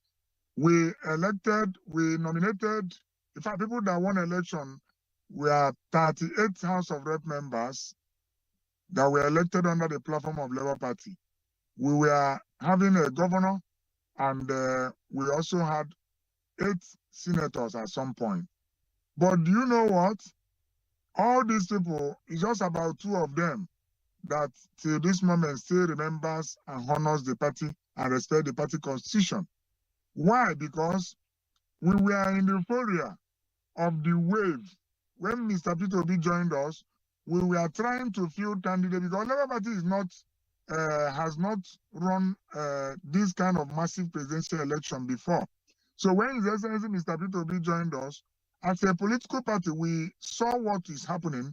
We needed to field candidates everywhere. So we were not looking at characters. We are not looking at individuals that we are approaching for us to nominate them. We fielded all manner of individuals, including those that have never opened the party constitution, including those that are not even social democrats. And many of them that are not social democrat, that does not understand what social democracy means, which is the philosophy of Labour Party, they've all left. Many of them have moved on to other political parties, including that ENUGU state where your station is. Many of them have joined other political parties, and many of them are still intending to join. But in 2027, I can assure you, the party is going to be looking out to people that understand what social democracy is all about, people that believe in social democracy, people that will believe in the party ideological principles, people that will have human feeling, people that have character, people that will have competence, people that have the credibility, and people that will be party men, not people that once elected, they will jump the ship and begin to now think they own the party. You know, the principle of party politics is that the political parties put their elected officers on check. But in Nigeria today, the moment you elected governor, you want to become God and personal savior to the party leaders and to members of the public. You are no longer accountable to anybody. The moment you become president, you feel you are now God and personal savior to those that should be worshiping you. But in Labour Party, it's not so. You must be put to check. And if you can remember, that is why the Labour Party look at the activities of the Abia State governor, and he has to be sanctioned for not popularizing the party in Abia State, for allowing Zenith Labour Party to win all the seats in Abia State local government election. The party had to discipline him and suspend him. The party is not a worshipper of any individual. So in 2027, like the party is already instituting training institutes. Before you emerge as our candidate, you must undergo a training to understand the basic rules and basic principles of social democracy. Because we are a political party that want to take over government at the center, and we don't want our people to begin to run contrary to what our principles and our ideologies are. So I am very happy to tell you that in 2027, we are not going to be repeating a whole lot of mistakes that clearly we made in 2023. Thank you. All right, looking at the process of everything, to what extent does the internal party democracy also determine the electoral success? Well, internal party democracy has not been working in Nigeria, and that is what the Labour Party is trying to correct. What happens, like I stated earlier, is the moment people emerge as governors, House of Rep members, they now decide to choose who will become the chairman of the party and who will become the youth leader of the party. They share it according to their leadership and their positions in government. And when they nominate these people, they decide what those people does. You know, like me, I've given you an explanation on how I emerged where I am today. I spent 10 years in the party and I grew on the ranks. No senator nominated me. No presidential candidate, no governor nominated me. I am here to do my work as a party leader. And whoever emerges as the candidate of the party, I am bound by the law of the party, by the constitution of the party to support the person. So what the Labour Party is actually trying to do is to introduce this thing you are calling party supremacy and party internal party democracy. Let the leadership of the party emerge from the party, not the one that a governor will sit down and nominate his brother from the same ward as a national secretary, or nominate his or cousin from his maternal side as a national youth leader. And now they dictate. I think you saw what happened to PDP. At some point, PDP became handicapped. Why? Because everything about the PDP, the salaries of the staff, the salaries of even NWC members are being paid by one man. Because of what? The man took over the party. The former presidential candidate of PDP ran away. He has run away like 3 times from PDP and joined other political parties. And he came back and met these same people. And the party is still surviving. And he insisted that he must be the presidential candidate of that same PDP that he has left like 3 times. You know, it provoked a lot of people. And they began to fight the party. And they fought the party and succeeded because the party was barely in their hand. They chose who became the national chairman of the party at some point. They chose who became the national secretary of the party at some point. So it became difficult for PDP to resolve their internal crisis because there is no internal democracy. One man decided who will become who in the party. In Labour Party, we are trying to establish party supremacy, where the big and small will sit down on the same table, where the heavyweights and the lightweight will sit on the same table to have a conversation, not a political party where there is segregation of the former this and former that and former that, and there is no opportunity for common men like me. Of course, in PDP, a common man, a common young guy like me wouldn't have been in the NWC without the nomination of a governor or without the nomination of a senator or a minister. So it's only in Labour Party that you have ordinary people in the NWC. And I felt that is what some of these career politicians saw. They want to remove it from Labour Party and make Labour Party become like every other political party in Nigeria. And we have stood our ground and say no to it. So, to a large extent, party internal democracy helps in producing quality candidates. People that are loyal to the party have the tendency of listening to the party and have the tendency of implementing the party programs and objectives. So when political parties have their constitution obeyed and their manifesto strong, documented, it will be easier for people that believe in the party, that have spent nothing less than 3 years in the party before becoming candidate. When such kind of individuals emerge as candidates, when they win election, look at their performance. They will do far better, both in terms of governance and in terms of party politics. They will do far better than those that just joined the party 2 weeks or 2 days to nomination. All right, thank you, Prince Kennedy. You've really been doing justice to the questions we've been asking. But just like every other party, of course, there is always a witness of one defection from one party to another. It's not a new thing, and this is not particular to Labour Party. But recently, it seems the Labour Party have been experiencing more defections, looking at what so many people believe that the Labour Party, of course, their political members are not as much as other counterparts. And if you still experience defections, it's like a threat to the party. After making a member to get to the up or the top, and all of a sudden you leave, the place that brought you there to another party. Now, the question I want to ask now rather is, what are those strategies that Labour parties, are putting in place, to maintain engagement and, of course, loyalty amongst members? Like I told you, there is problem with Nigerian politics. And whether anybody believes it or not is my personal opinion. Over the years, we have politicians that are pepper soup done politicians. There are politicians that believe in being a place where winning an election will be easy for them. Why? Because they have disconnected from the people. If you trust your people and you have done things for your people and you are confident that you are with your people, even if you are let me not underrate any political party. No matter the political party where you are in, you will win election, because politics is about the people. But you know what is happening in Nigerian politics that is no longer about the people. It's about the highest bidder. It's about the people that have connection in INEC. It's about the people that have connection with the police. It's about the people that will be able to buy their way in the judiciary. And this is what is playing out. So most of these politicians are lightweight.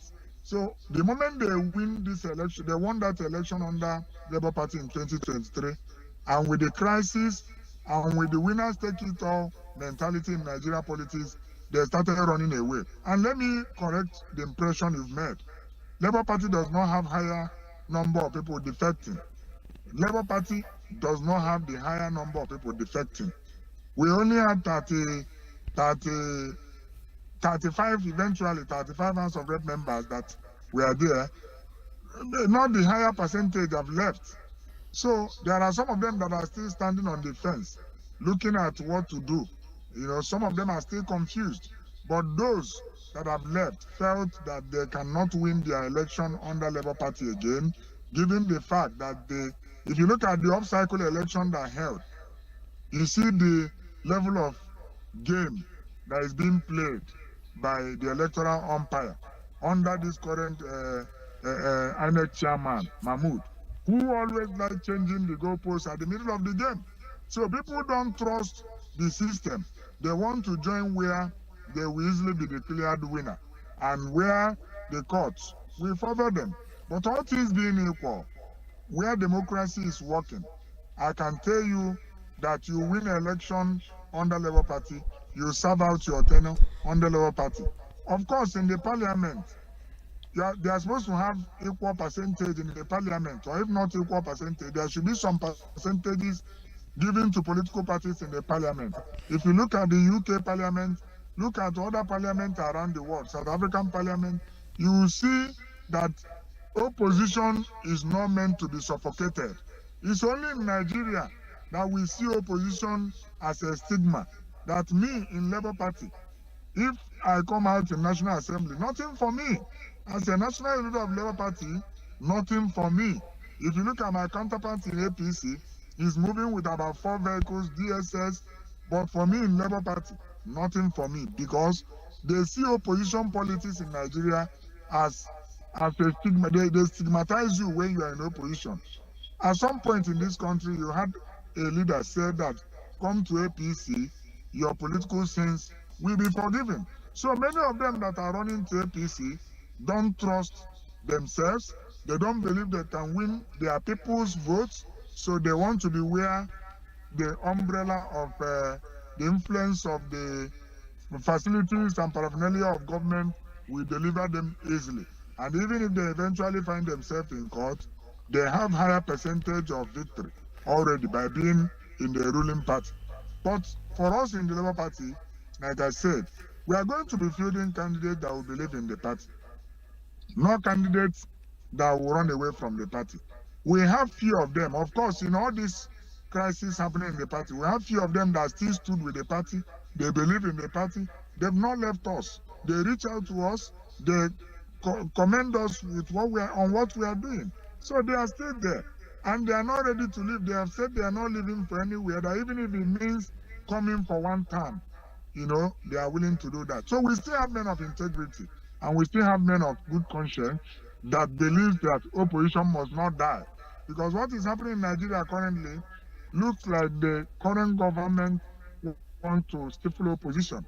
Opposition political parties are suffocating, and it is not healthy for democracy, except we don't want democracy anymore. But if we want democracy, opposition politics has come to stay, and Labour Party will remain, and will field candidates that will still win election. Of course, if we've not been winning election, we would have been deregistered by now. We had a governor in Ondo State before, and he did excellently well. Even though our governor in Abia State has not been a party man, he has not done anything for the party, he has not respected party supremacy and party constitution. But go to Abia State, he is implementing the party manifesto, and the people of Abia State, to some extent, are happy with some of the things he's been able to do in Abia State. That is Labour Party for you. It's a party of the people, it's a party for the people, and it's a party by the people. All right, Kennedy, thank you so much for that. Just before we round off our conversation, we have parties that have unresolved crises. I mean, it happens in every single political party in Nigeria. And of course, parties are registering with INEC ahead of the 2027 election. And now, in a situation whereby we still have unresolved crises within parties, can this really affect the chances of these parties in 2027? Like I said, there is no family that survives or succeeds very well under crisis situation. No family, no institution does better. It's like a war situation. Economic growth will be stampeded. That is why we pray that crisis don't meet us at the point of duty. But let me tell you, what is crisis and what is causing the crisis in politics? What is causing it is that we have greedy politicians. We have politicians that does not believe in processes in Nigeria. We have politicians that are not disciplined. Let me tell you a practical experience. I am a party man, I'm a party officer, and there are states where we had governorship elections. I can tell you that 10 aspirants will emerge to become a governorship candidate under the party. Let me shock you. 10 of them will reach out to one person. We reach out to me, we reach out to the national chairman, we reach out to the national secretary, we reach out to all the officers of the party to find a way to turn the table to favor them. They believe that if not them, no other person. These are the kind of politicians we have in Nigeria. They do not want to wait and go through the normal process of, for example, there was a time we were about having a governorship primary, and an aspirant demanded and requested that the whole entire party ESCO in a state be removed. So that and when that happened, he brought his own people that he would trust to prepare for the primary. So crisis is being caused by this same group of politicians that are greedy, that are not disciplined, that believe that if not them, no other person. They don't believe in fairness. They don't believe in equity. These are the people causing crisis in political party. For example, the fight you see in Labour Party is because of 2027. A lot of people felt that the party may not even give them ticket again because of how badly they have treated the party. So they have no choice than to fight and remove the party leadership so that those new ones that they will handpick by themselves will be able to give them tickets on a platter of gold because they are lazy and they're not doing what they're supposed to do. So the crisis in political parties is not caused by devil. It's not caused by other political parties. It's caused by these career politicians who feel that if it is not them, no other person. If they believe in themselves, let them go and convince the people. Let them go and convince the delegates. Let them go and convince the people that will elect them. But they want to see it as an endorsement, as a right. I mean, that is what is happening, and I'm sorry. That is exactly what has been causing crisis. It's not as if that crisis will just automatically evolve in political parties. No, it is the interest of this former this and former that. People that are in Senate, people that are, okay, another example is that the moment people won an election, like they had a state governor, he said that he do no longer want to work with the state chairman that even won an election with him, without settlement, without engaging him in government, without even appointing him into his government. He said he wanted a total sack of the man. And the man was removed.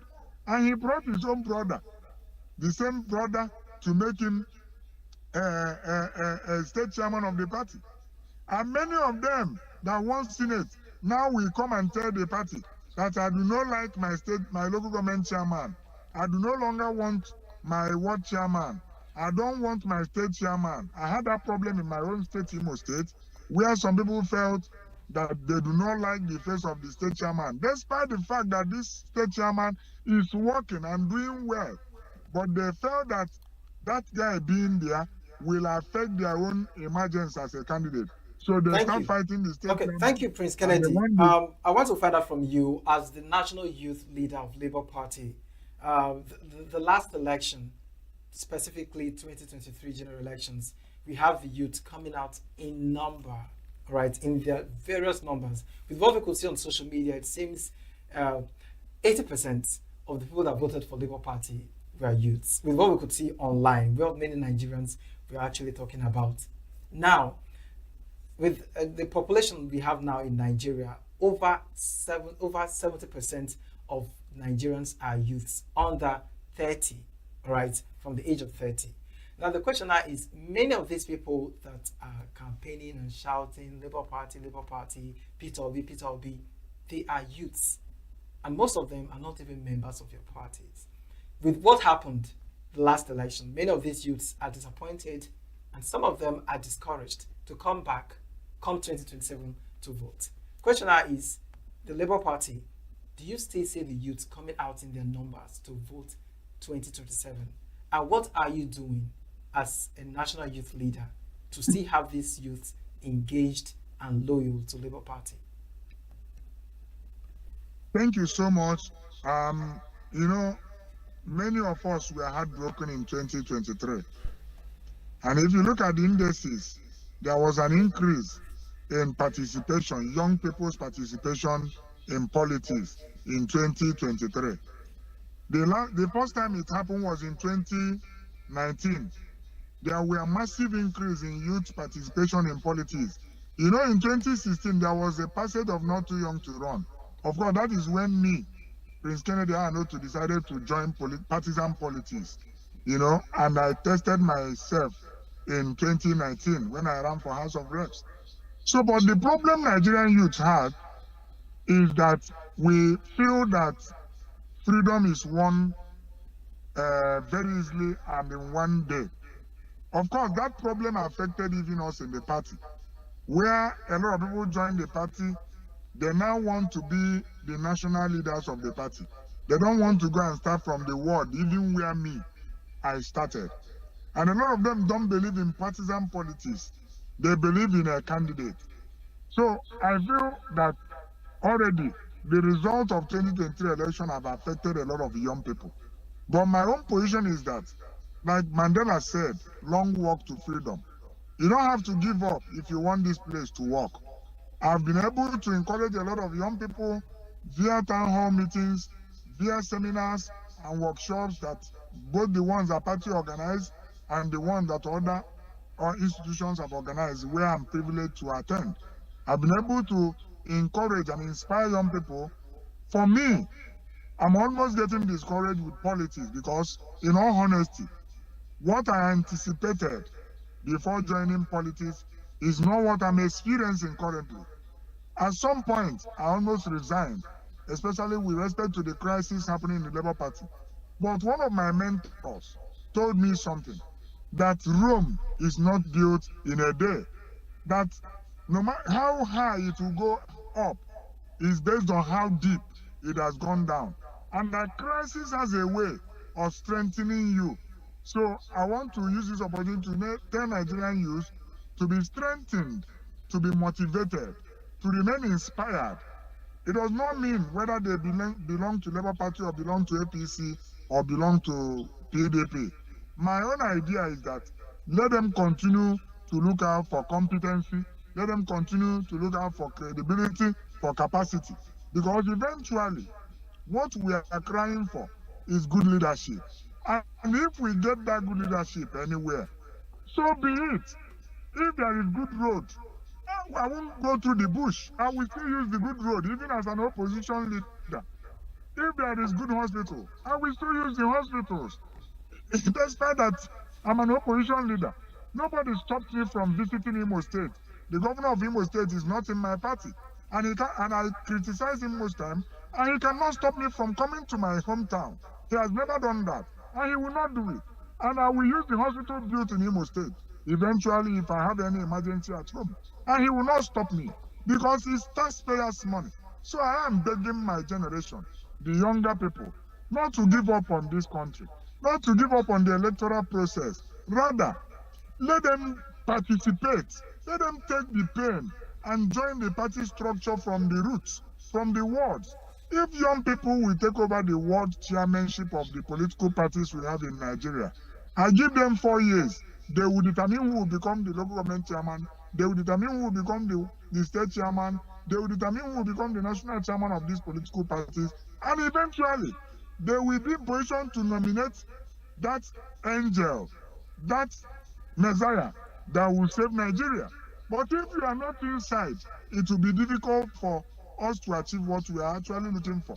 So all I do most times is encourage them.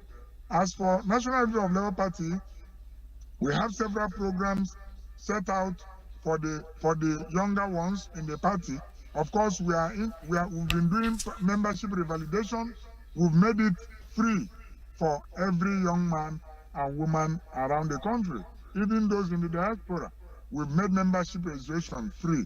And then when you register, you can be a free member. But if you want to be a participatory member, you must locate your ward and then make sure that you identify with a particular word, because politics is local. Politics is not on social media. Many things that are happening on social media are fake. A lot of people will kill you before your time on social media. A lot of people have said that I'm even a criminal on social media. But I'm from a very humble background. I'm from a royal family that have never had a history of stealing. And I will not steal. And I know why I'm in politics, not because of the benefit. Of course, we ran 2023 as a national leader. I never had a single budget to run my mobilization program in 2023 presidential election. We did it as sacrifices to salvage the leadership decay in Nigeria. And thank you so much, Prince Kennedy Arnold. This is the most we can take on this particular conversation. Thank you so much for doing justice to this particular subject matter. It was really an interesting conversation with you, Prince Kennedy Arnold. Thank you so much. All right, a conversation was on political parties, internal dynamics, and 2027 election. Of course, Prince Kennedy joined us, who is the national youth leader of Labour Party. And that's all the interviews for tonight. Coming up is news and events. Do stay with us. We are local. The international communities observing Right, the main market is in chaos. People are... We are national. Those in support of this motion and amendment say aye. Aye. We have taken the vote by default. We are international. Israeli airstrikes. Donald Trump left us the worst unemployment.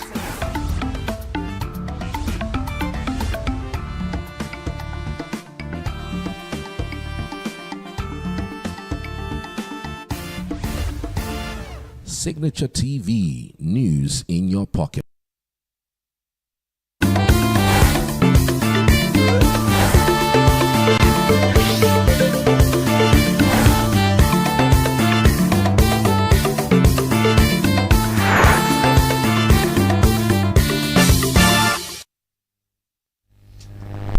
Hello, welcome to Political Circle on Signature Television. The Constitution of the Federal Republic of Nigeria begins with "We the people."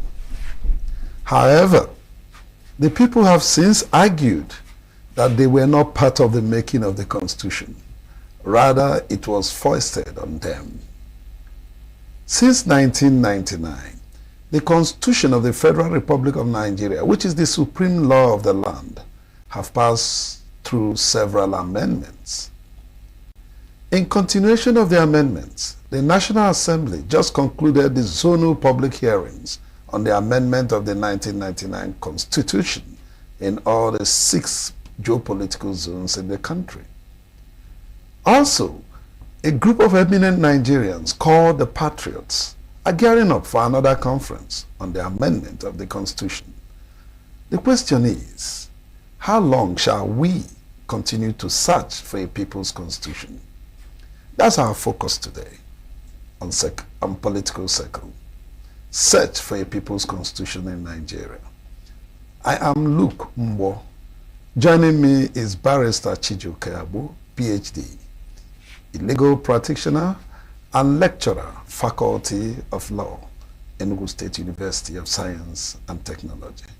Dr. Abu, welcome to Political Circle. Thank you very much for having me. It's been a while. It's been a while. Yes, we the people. How true is this assertion? Well, thank you again. It's obvious that the Constitution, the 1999 Constitution, the Federal Republic of Nigeria that we have today, was really not enacted by the people. It was not made by the people. It was not given to the people by the people, as that Constitution falsely states in its preamble. That Constitution was annexed as a schedule to the military decree that brought it into being.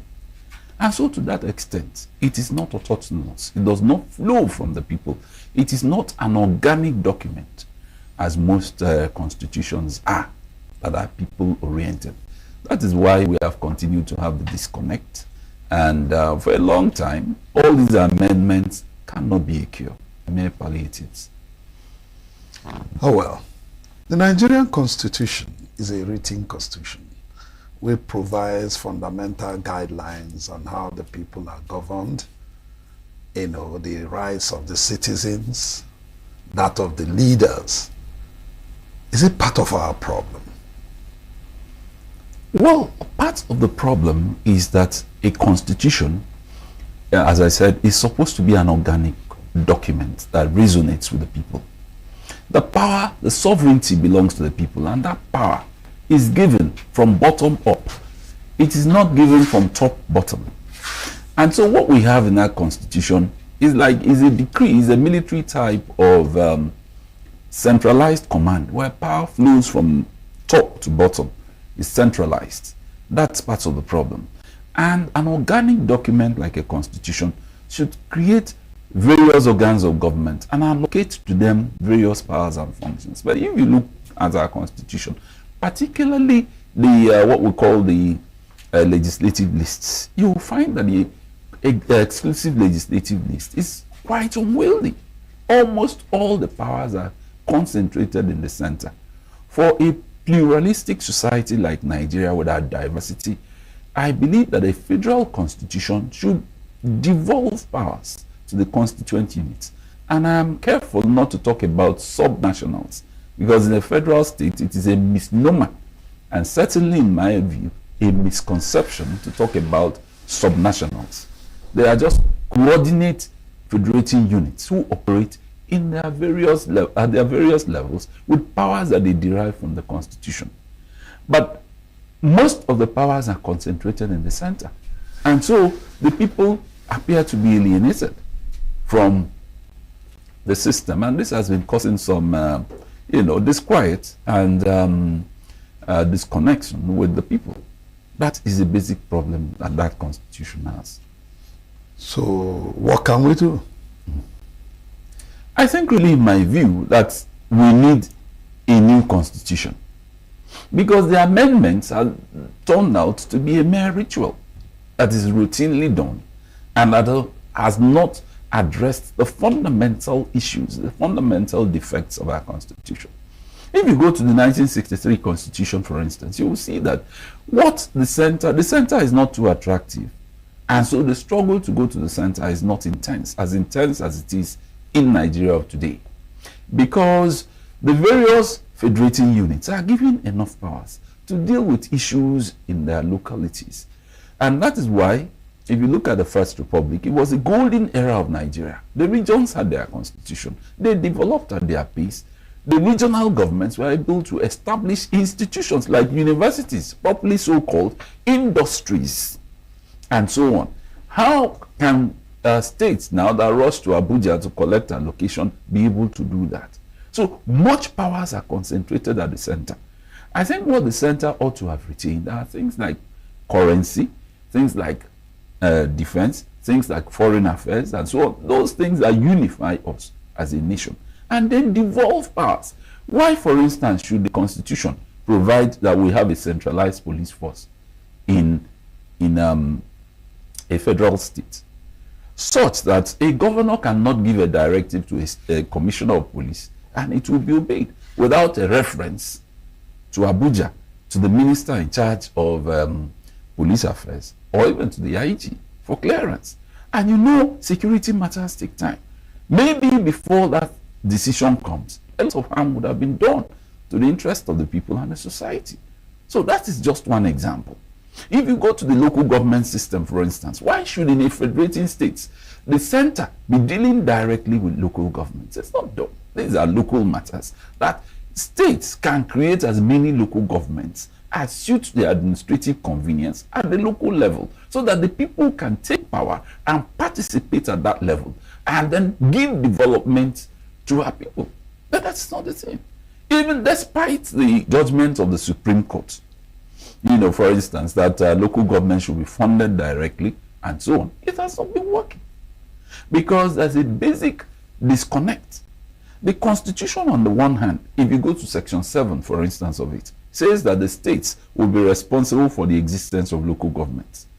Their structures, their functions, their finance, and all that. So it gives the legislature at state levels the powers to regulate states. However, and even to create states. However, it also says that it also provides that those local governments are listed in the schedules to the Constitution. So that makes it that even if you create states, it will still need an input of the National Assembly and perhaps the concurrence of 2/3 of all the states in Nigeria to bring it about. So how can it work? Under the military, some areas had advantage of having many local governments created in their areas. Take, for instance, Kano State. At that time, they had a population of about 20 million. Lagos State has similar population of about 20. Kano has 44 local government. Lagos had 20. So what is the rationale for the discrepancy? And so the current president, Bola Ahmed Tinubu, was then the governor of Lagos State. And he decided he would create more states. And he went ahead to create states. To create local governments, sorry. Then he created 37 more local governments. Then the Obasanjo federal government refused to release money due to local government in Lagos State, to the Lagos State government, in accordance with the provisions of Section 162 of the Constitution.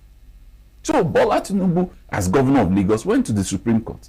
And the Supreme Court ordered that the money due to local governments in Lagos State should be released to the local government, to the Lagos State government. President Obasanjo refused and went back. And the Supreme Court told him that the Supreme Court does not speak Latin, and that what it has said is release that money to the local government. So it becomes a bit startling that the same man who fought for federalism will now want a unitarization, kind of, by wanting the federal government to fund and deal with local government directly in a federation. It's not done. And then the man is not even talking about creation of more local governments so that states can be at liberty to create as many as they want. In my own local government, for instance, one of the oldest in Nigeria, is large, too large, and needs to be split into 3 to 4 local governments. But we can't do that because of the constraints of what we call the Constitution. That has been a problem. And despite the judgment of the Supreme Court, it has not been put to place. Because Section 162 provides that there will be a joint account for states and local governments. And so all the money should go directly to the states, and then it will be subdivided to local governments for the functioning of local government systems. And if you look at it, the Supreme Court itself is a creation of law, is a creation of the Constitution. And it cannot turn itself into a phenomenon unknown to law. So one thing is to give judgment, another is for that judgment to resonate and be practical in terms of implementation. That has been a problem, a big one, and it is caused by this Constitution. So what can we do? Let's look at the several amendments in this Constitution. Look at the constitutional conferences we've had. The most popular, which is that done during the Goodluck Jonathan administration. Let's take a look at them and see what they brought to the table and why they are being rejected, because it seems they are gathering dust somewhere.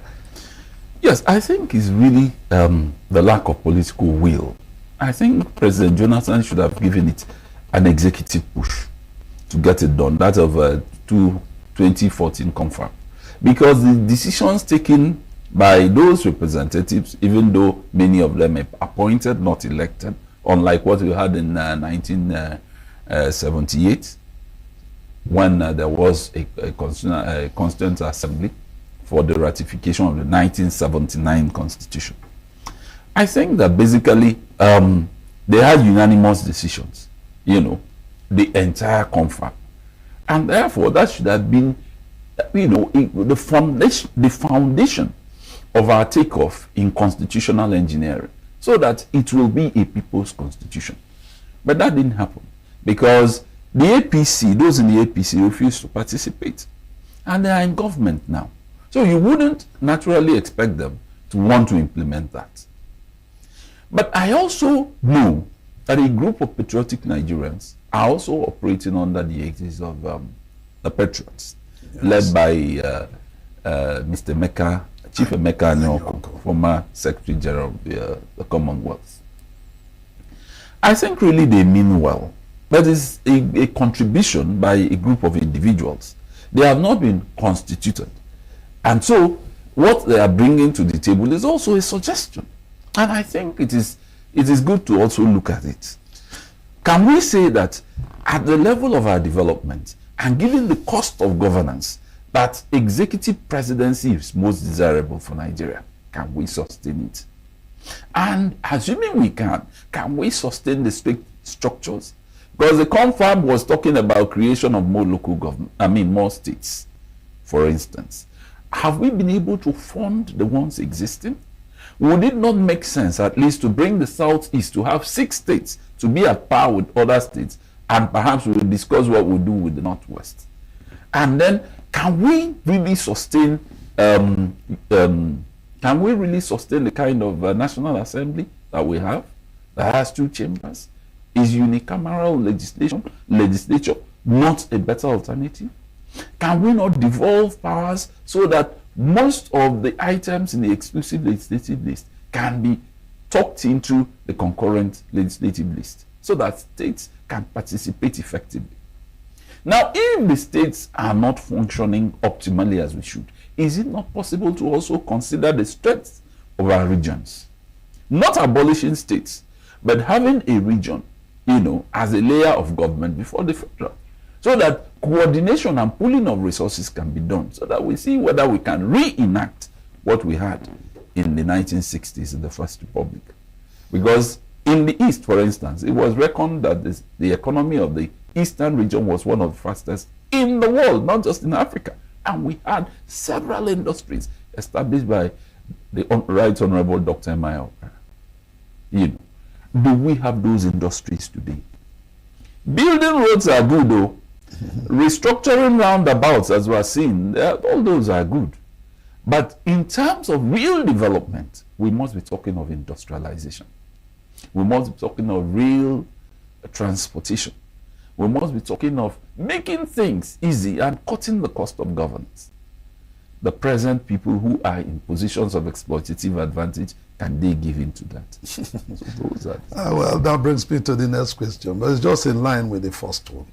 The patriots, you have said that whatever they come up with will be just suggestion. Because of what? They were not elected. Exactly. So they are not representing the people. Are they representing the people or themselves?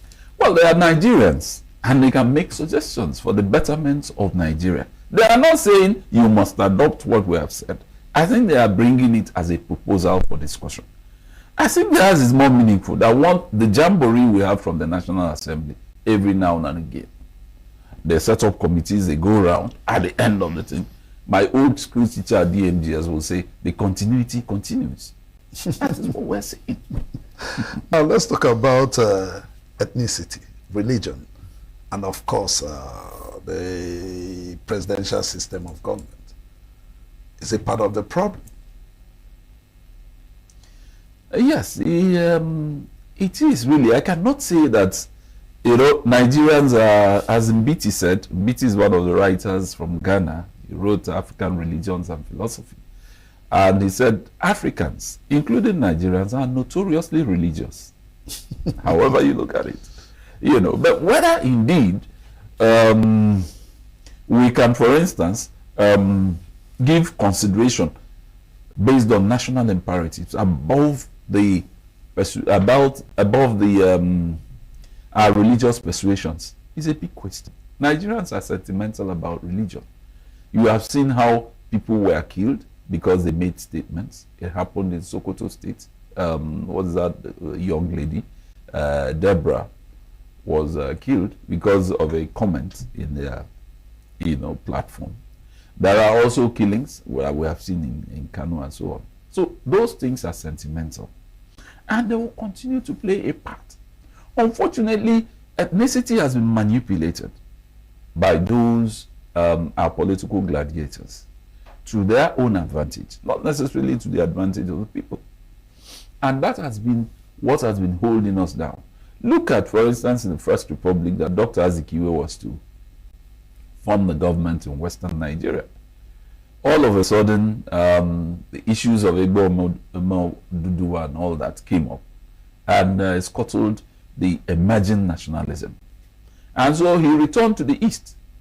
And coming back to the East, maybe with some degree of force, he also displaced the man who was leader of government business, who was not from his own ethnic group, Eyoita. And so that seems to create some kind of misgivings between the ethnic nationalities in the South, in the Eastern region of that time. So those things have continued to play their roles, in our politics. Even up to today, people still make, sentimental resort to ethnicity, to religion, and all that. It's unfortunate. Very unfortunate. Now, what are the impacts or effects of not having a true people's constitution? Well, the impact is that it's enormous because the constitution will not resonate with the people. The constitution will not be autochthonous. In other words, it's not a people's constitution. They will see it as a document. And one of the parliamentarians I respect in Nigeria, the former senator representing Osun Central in the Senate, Professor Adeyeye, Olushola Adeyeye, many times he raised this document and said the problem of Nigeria is this document. And as long as we continue with this document, that Nigeria will never make progress. On the floor of the National Assembly. He said it 3 times and I watched it. I tend to agree with him. Because if the constitution is like a foundation, if we don't get the foundation right, then whatever you are putting up will eventually crumble. There's a political thinker from Germany, a very popular one, is called Friedrich von Savigny. He propounded that, the development of every society must be historical. It must reflect their culture, it must reflect their morals, it must reflect their experience, what he called the national spirit, the Volksgeist. And so unless it resonates with the people, and he likens it to a kind of human organism that is born, that grows, that matures, and dies. So at what stage are we? We have a constitution, yes. Does it resonate with the people? No. Is it a people's constitution? No. Can it effectively govern the people without their consent? I don't think so. And so that appears to be a problem. Why what Chief Awolowo said many years ago appears to be manifesting. And the Nigerian nation is yet to emerge. And now what answers Nigeria at this time is a mere geographical expression.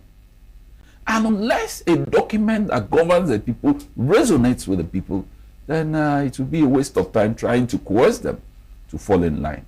It cannot work. So, as a legal practitioner, what areas do you think needs urgent attention now?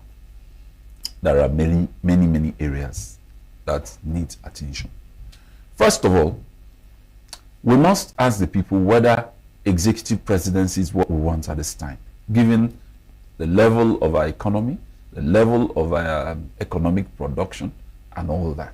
Can it sustain executive presidency? Let's not just play to the sentiments of, well, America has executive president, therefore we should. Because it's expensive to maintain. But if it were a parliamentary system, you pick your ministers from those who are elected. It costs.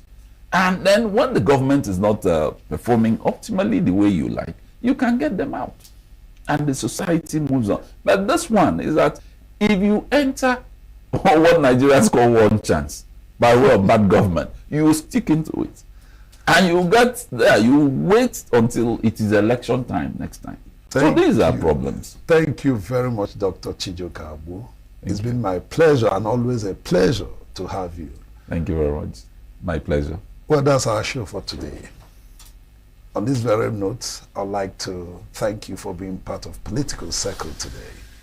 I've been talking with Dr. Chijoka Abu, a legal practitioner and a lecturer, Faculty of Law, ENUGU State University of Science and Technology.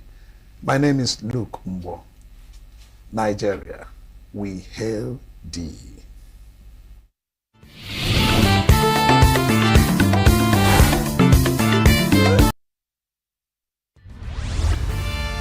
We are local. The international community is observing Why the main market is in chaos. People are... We are national. Those in support of this motion as amended, say aye. Aye. We have taken the vote by default. We are international. Israeli airstrikes. Donald Trump left us the worst unemployment.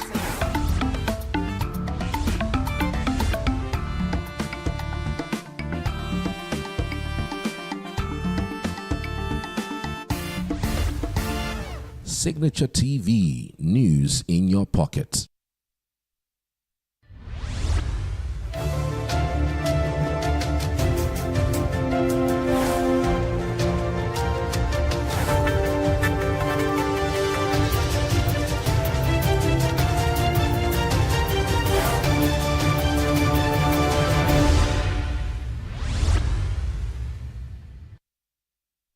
The courtesy call by the management of Signature TV to Godfrey Okoye University is the beginning of what promises to be a long-lasting and symbiotic relationship between the two organizations that are both domiciled at the Tinkers Corner area of Enugu. Speaking during the visit, the President and Chief Executive Officer of Signature TV, Vin Martin Obiora Ilo, said the station is committed to giving voice to the underreported segment of the Nigerian society and preserving the Nigerian culture, especially in the Southeast.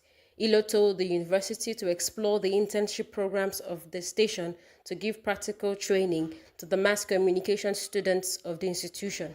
We are looking at a formal arrangement where maybe every year we take 5 or 3 or 10, depending on what we agree. They could be just your fresh graduates who are waiting to go for service. They could be people in year 2 who want to go to year 3. They come and have practical experience. We are also interested in partnering with your mass communication department. In our organization, we have very experienced journalists who not only read journalism, but have practiced journalism, that we would be willing to also lecture in your mass communication department. The Vice-Chancellor of Godfrey Okoye University, Very Reverend Father Professor Christian Anyeke, congratulated Vin Martin Ilo for his decision to establish the station in Enugu, which he said will give opportunity to organizations and individuals in the Southeast to have easy access to TV broadcasting. Professor Anyeke said that the university has been quite innovative in its approach to university education, having incorporated skills acquisition programs and linkages between the university and the business community, as well as entrepreneurship programs. It's also good for us to know, even for purposes of accreditation, that we have a TV close by. We don't need to be replicating the things we do in our department. So we can call this one our own TV. Yeah. Okay? So it's good for us as university to say, okay, we have our TV down there where you can go and see the particulars. Listen, because we're going to have an MOU here. Oh, yeah. So the MOU comes accreditation, we see that's the TV we use for whatever we are doing. And that's a very good thing. So we are going to support this partnership. Okay? We are going to support it and give us a lesson and also get our friends to support the partnership. The Vice-Chancellor also spoke on the breakthroughs recorded by its teaching hospital, now located at the former Ntasiobi Hospital at Trans-Ekulu, which he said has recorded tremendous growth and expansion. Our teaching hospital is the only teaching hospital in a private environment that is functional. Many have built teaching hospitals, but not functional. They would need to go to state-owned hospitals, but we have done our teaching hospital. Thank God that the diocese gave us the former Ntasiobi, and we have expanded it, okay, to be actually very, very good at teaching hospital. So we'll count as number 1 among all private universities in Nigeria with a functional teaching hospital, where you don't need another hospital to have your accreditation. And we've done that with a sense of duty, a sense of comfort, and a sense of expertise. Some last week, the first brain surgery happened at teaching hospital. I was monitoring that. Okay? I was monitoring that development. Immediately after that surgery, the person recovered. And just, it's amazing. Normally, it would take some time. Some may never even get out of intensive care. And I said to myself, this is something that people run to outside the country to do. And if you do it in Memphis, maybe you have some time to recover. But this has happened within a very short time. The signature delegation used the opportunity of the visit to introduce the SLTV satellite cable station to the Vice Chancellor and handed over a decoder with a 6-month free subscription where the station, Signature TV, broadcasts on channel 265. So this is our decoder, and that's what I've installed in the office with so many channels, and I'm sure you're going to enjoy it, and that you'll now be tuned to Signature TV. You don't have any reason not to watch now. Princess Ken Ochoma reporting for Signature TV.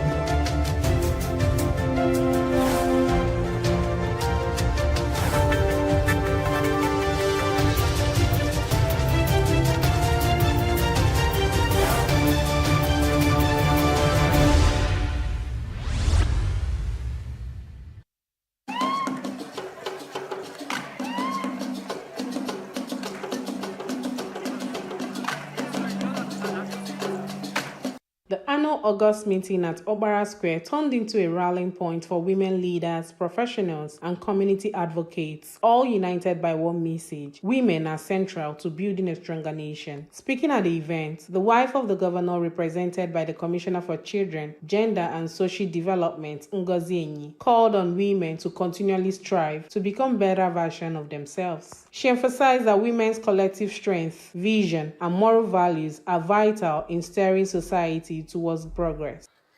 I encourage us not to allow the momentum to stop here.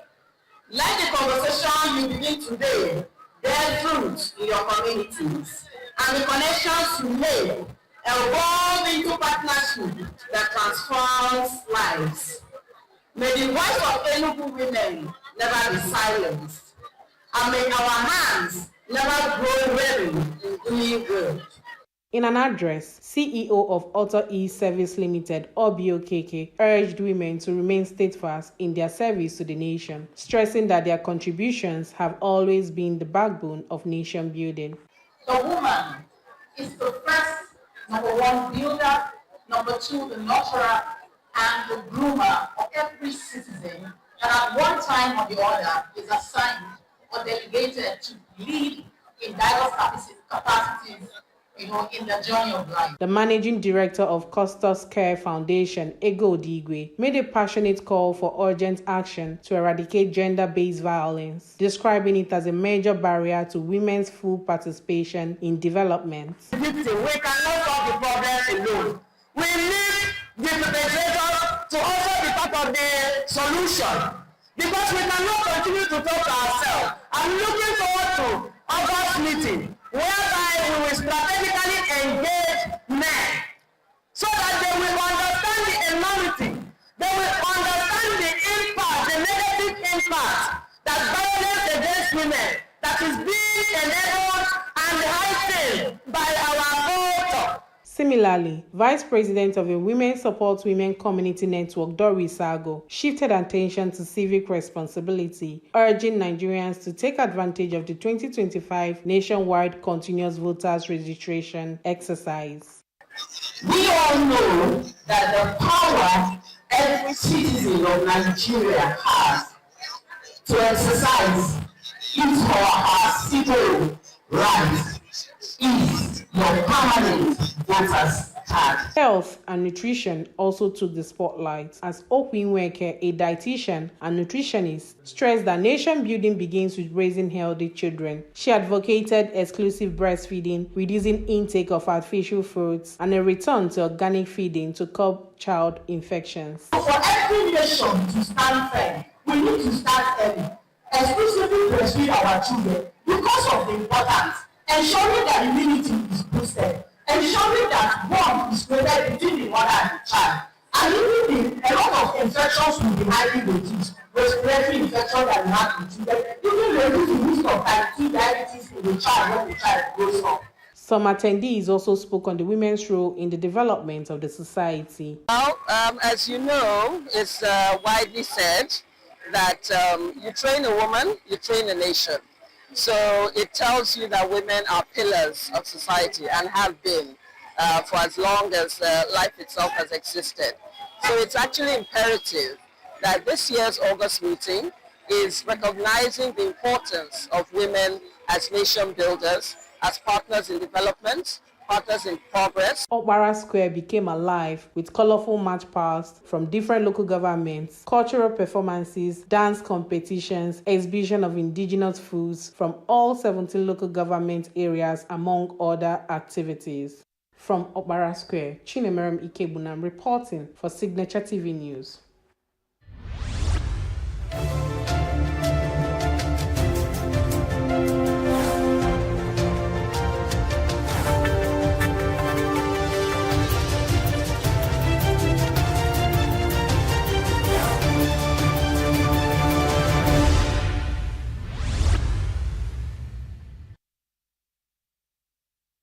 The Smart Schools project, which was launched with fanfare at the inception of the Pete and Bas administration, is no doubt a bold vision by the ENUGU state government to transform public education through technology-driven education infrastructure.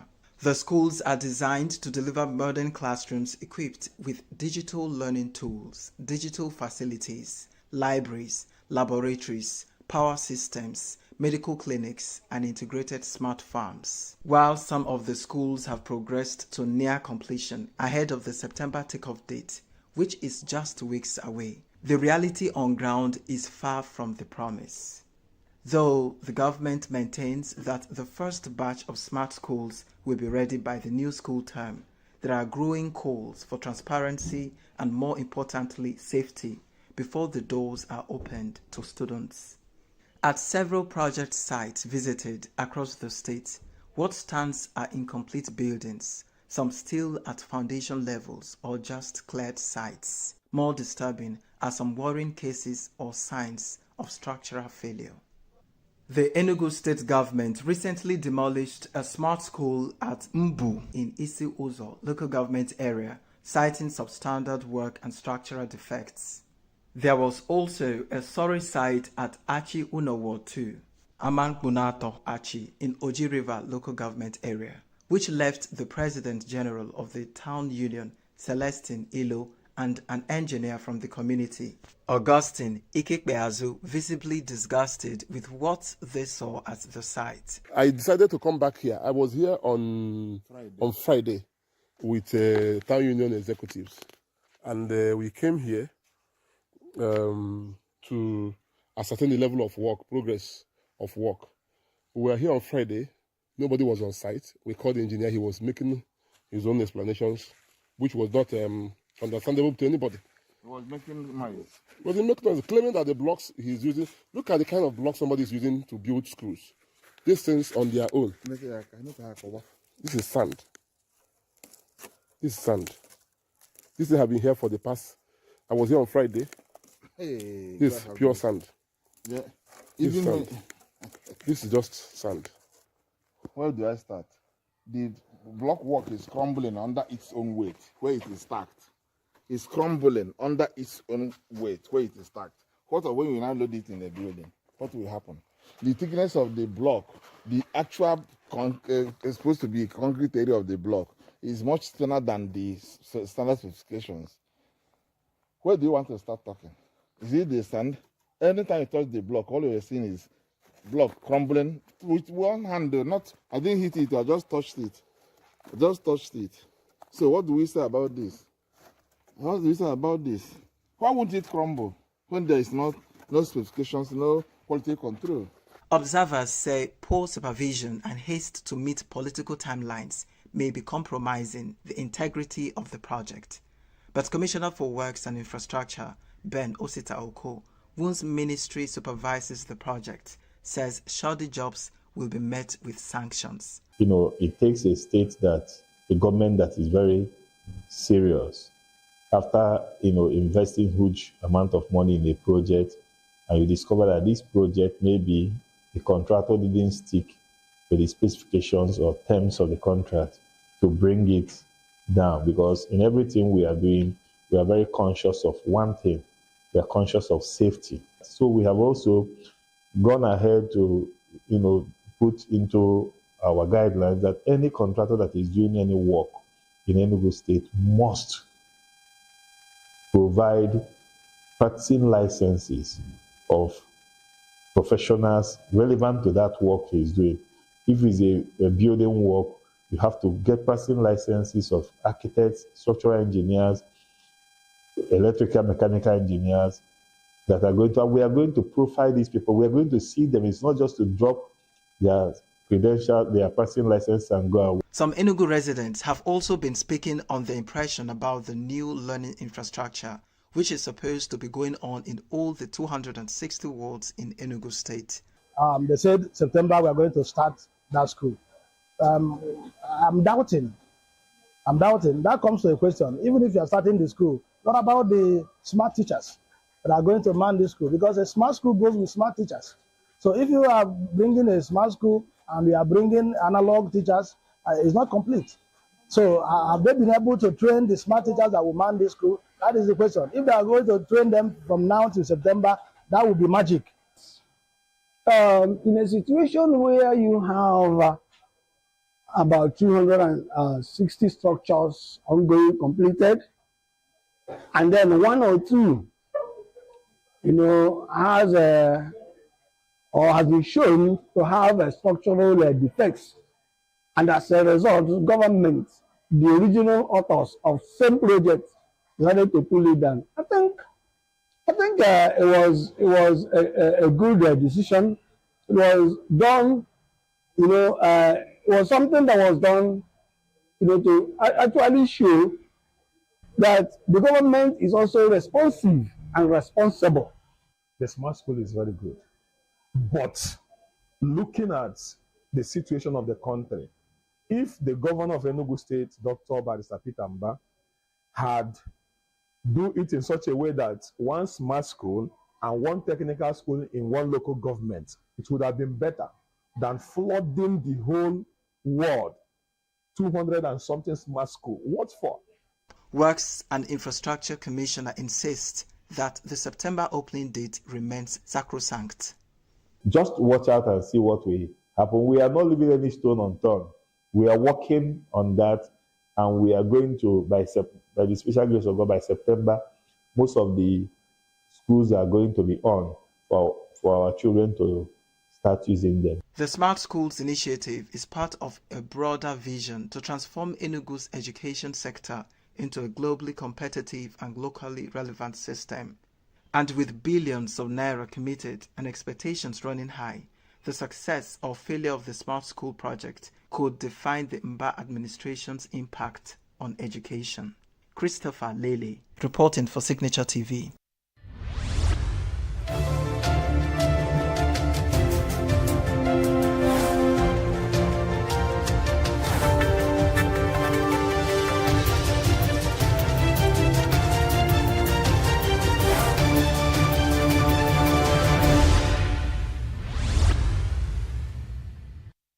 Asphyxia remains one of the greatest silent threats to newborns across Africa. But today, one man is leading the charge with the Stop Asphyxia Movement, SAM, an initiative designed to close the gap and ensure quick response to preventable deaths in newborns. And we have this as a major killer of babies in the environment, and people are not aware of it.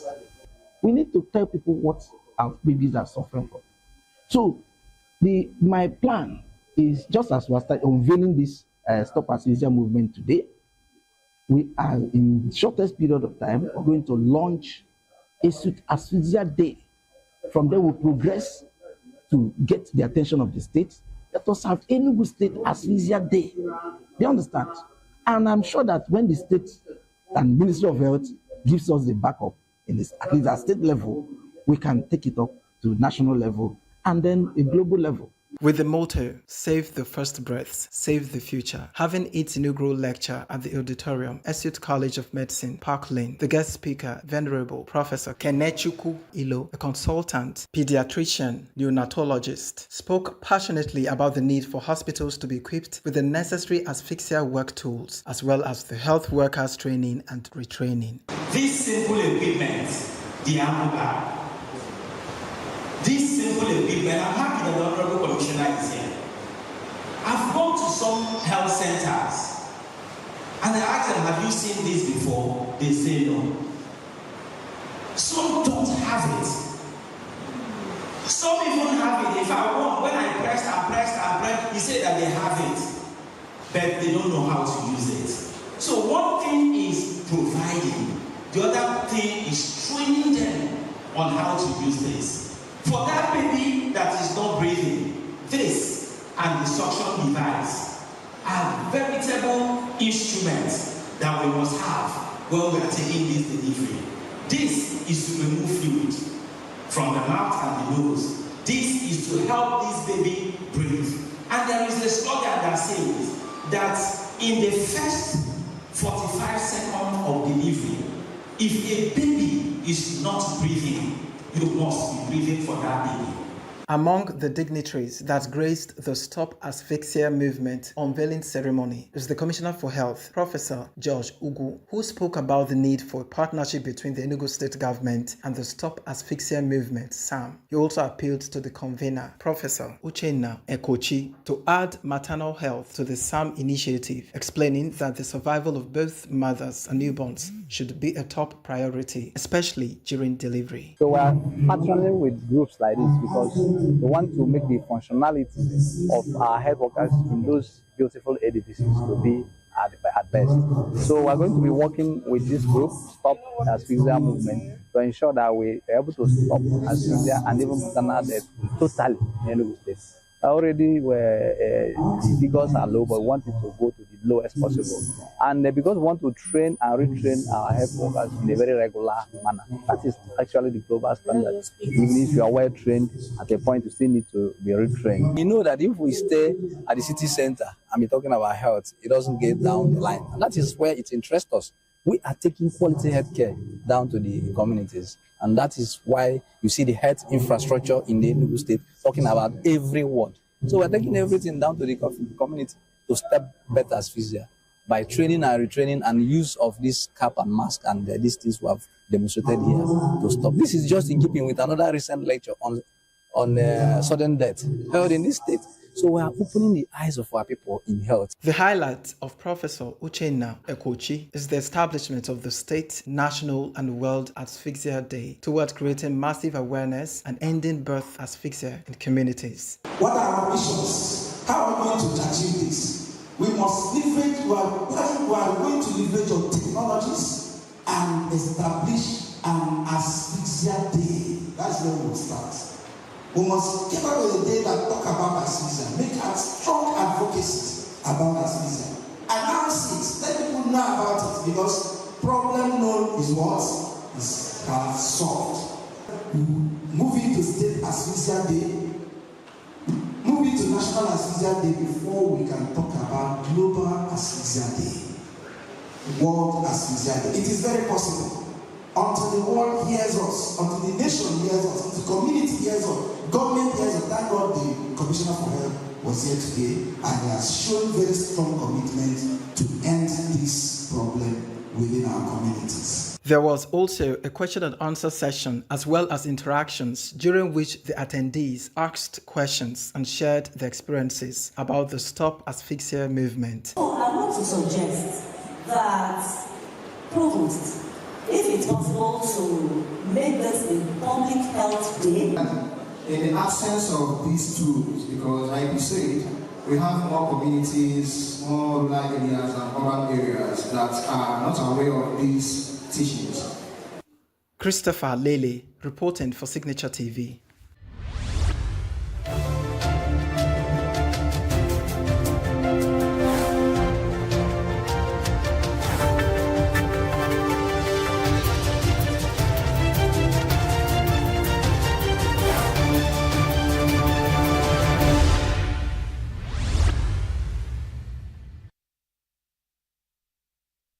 It was a gathering of family members and relations, distinguished personalities, government functionaries, football administrators, former players and colleagues, and members of the public at St. Andrew's Anglican Church, Transekulu, ENUGU, where Christian Chukwu worshipped until his death. The service of songs began with soul-stirring choir ministrations, Bible passages and hymns, which set the tone for ministration, reflection, tribute and celebration of a life well lived. Then came Bible readings reflecting the ephemeral nature of life and the need for Christians to prepare adequately for life after death. In his sermon, the Anglican Bishop of Nike Diocese, Right Reverend Dr. Onyeka Onya, stated that the most important thing in the life of every Christian is how prepared he is for eternity and not what he is at the moment. Bishop Onya therefore encouraged all to reflect on their lives and do away with everything that will constitute a hindrance to their salvation. Hell is never full. It will never be full. Heaven is never full. It will never be full.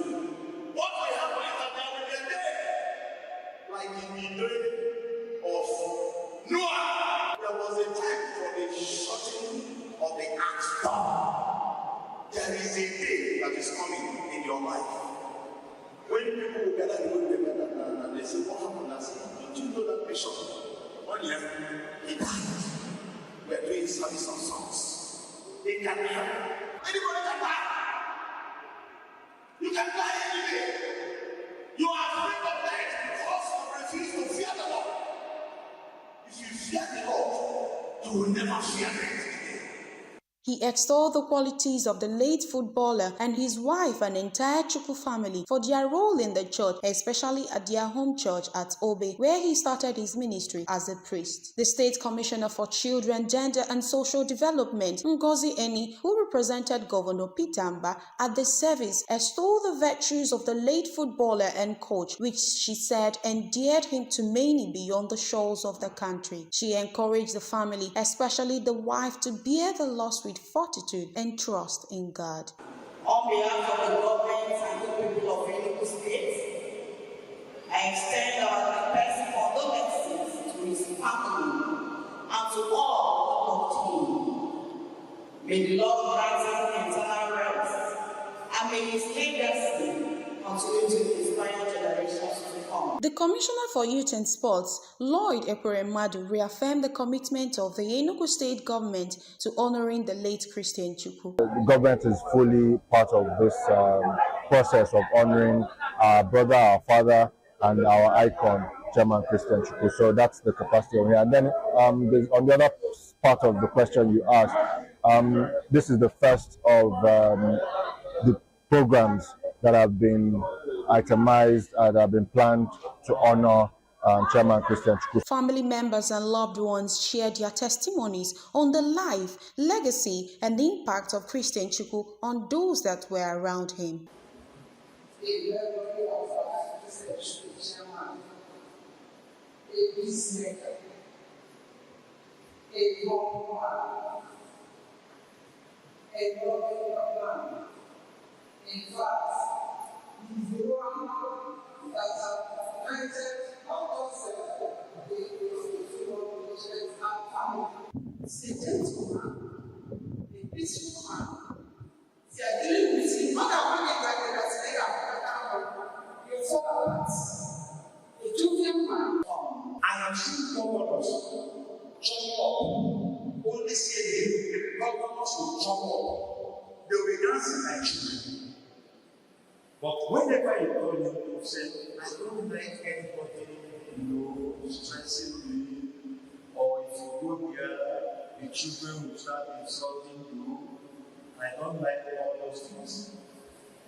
I learned that from him, that he never used his name. He never used his powers. He never used all of this to ever try to get people to himself. A member of the burial committee, Ben Etiaba, and the senior advocate of Nigeria, also spoke on the life of Christian Chukwu and the burial arrangement, as well as the need to immortalize him. Christian was an African legend, and we want our stories to be told. We want a situation where, in many decades to come, kids in this part of Nigeria, kids in Nigeria, and indeed in Africa, will get to understand and about what he did. And if you don't tell your story, others will tell that story in a different way and in a way that you may not like. Christian Chukwu made Nigerians, particularly from this side of the world, feel so good. You may not know, but those of us who were children after the war, the people from this part of the world were like devastated. So the Christian Chukwu, more than any single individual, as captain of the Rangers for a long period of time, carried the hopes, carries the aspirations, was an instrument by which people here gathered their lives together, built up their confidence, and so that anytime Rangers played, with Christian Chukwu leading them so commendably, there were more than just 11 young men wearing white kicking football. They carried so much more. And like I said, it was a teamwork. But Christian Chukwu more, in my own view, more than anybody, symbolized Rangers. He was the greatest captain of Rangers, and I dare say, the greatest captain of any football club, and most probably the Green Eagles. The service of songs was witnessed by many ex-Rangers players and coaches, including veteran goalkeeper Emmanuel Okala and midfielder Sylvanus Okpala, who were both members of the 1980 AFCON winning team. Lilian Wali, reporting for Signature TV. We are local. International communities observing Why the main market is in chaos. People are... We are national. Those in support of this motion as amended, say aye. Aye. We have taken it to by default. We are international. Israeli airstrikes. Donald Trump left us the worst unemployment.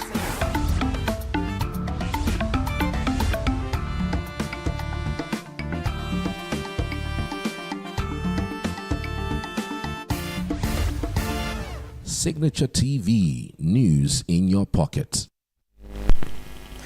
Thank you for staying with us on Signature Evening. It's been an amazing night where we've discussed a couple of things, and this is where we have to draw the curtain. It's been an amazing time. We look forward to doing this with you tomorrow from 7 p.m. My name is Christopher Lele. And I am Quincy Rowland. Don't forget to follow us on all the social media platforms. We're always live on YouTube 247 and on SLTV channel 265. To have a good night's rest.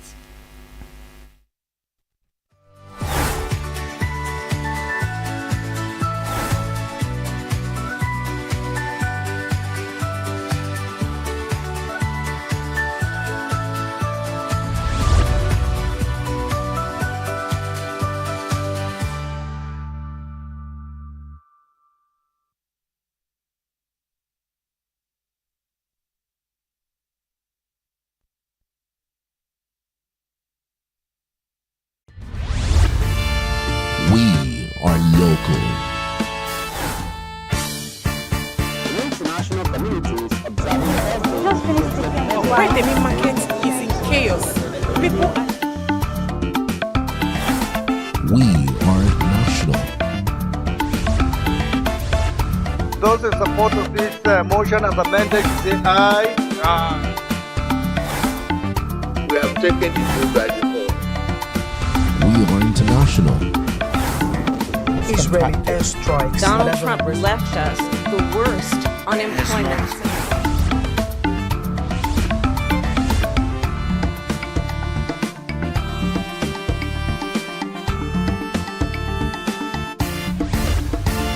Signature TV, news in your pocket.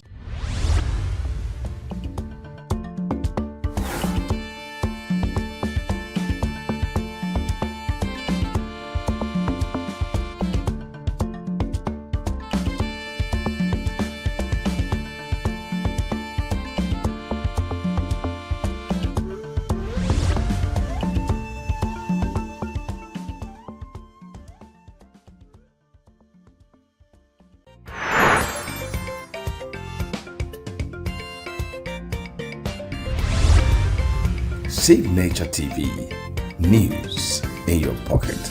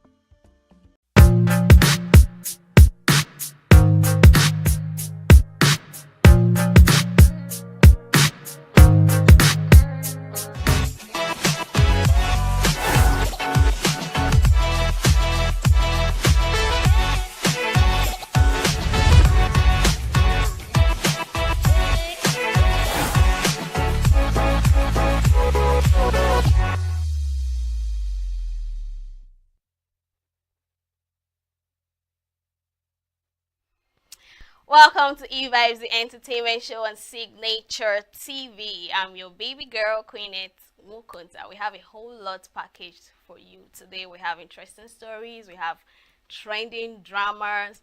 We have a guest. Okay, two guests actually, a male and a female. One will be coming via Zoom and one will be joining us live here. But first, let's delve into the stories of the day.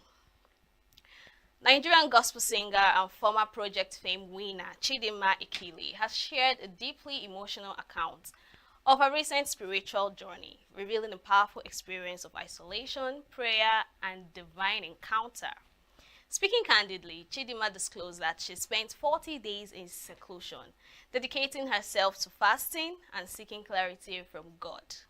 During this period, she withdrew from the outside world, spending her nights outdoors in worship, pouring out her heart to God through music and intense prayer. The singer described the experience as transformative, though emotionally and spiritually demanding. She spoke of a heightened sense of God's presence and a profound internal struggle that accompanied her time in the mountain. In a chilling revelation, Chidinma recounted the moment when she felt spiritually attacked. She stood at the edge of a cliff, compelled by a dark voice urging her to jump, just as that thought took hold. She said an unseen force intervened and stopped her, saving her from a potentially tragic outcome. Her testimony has drawn widespread attention and support, with fans and followers praising her honesty, courage, and unwavering faith through such a deeply personal battle. Chidinma's experience, though harrowing, stands as a testament to her spiritual resilience and commitment to her calling.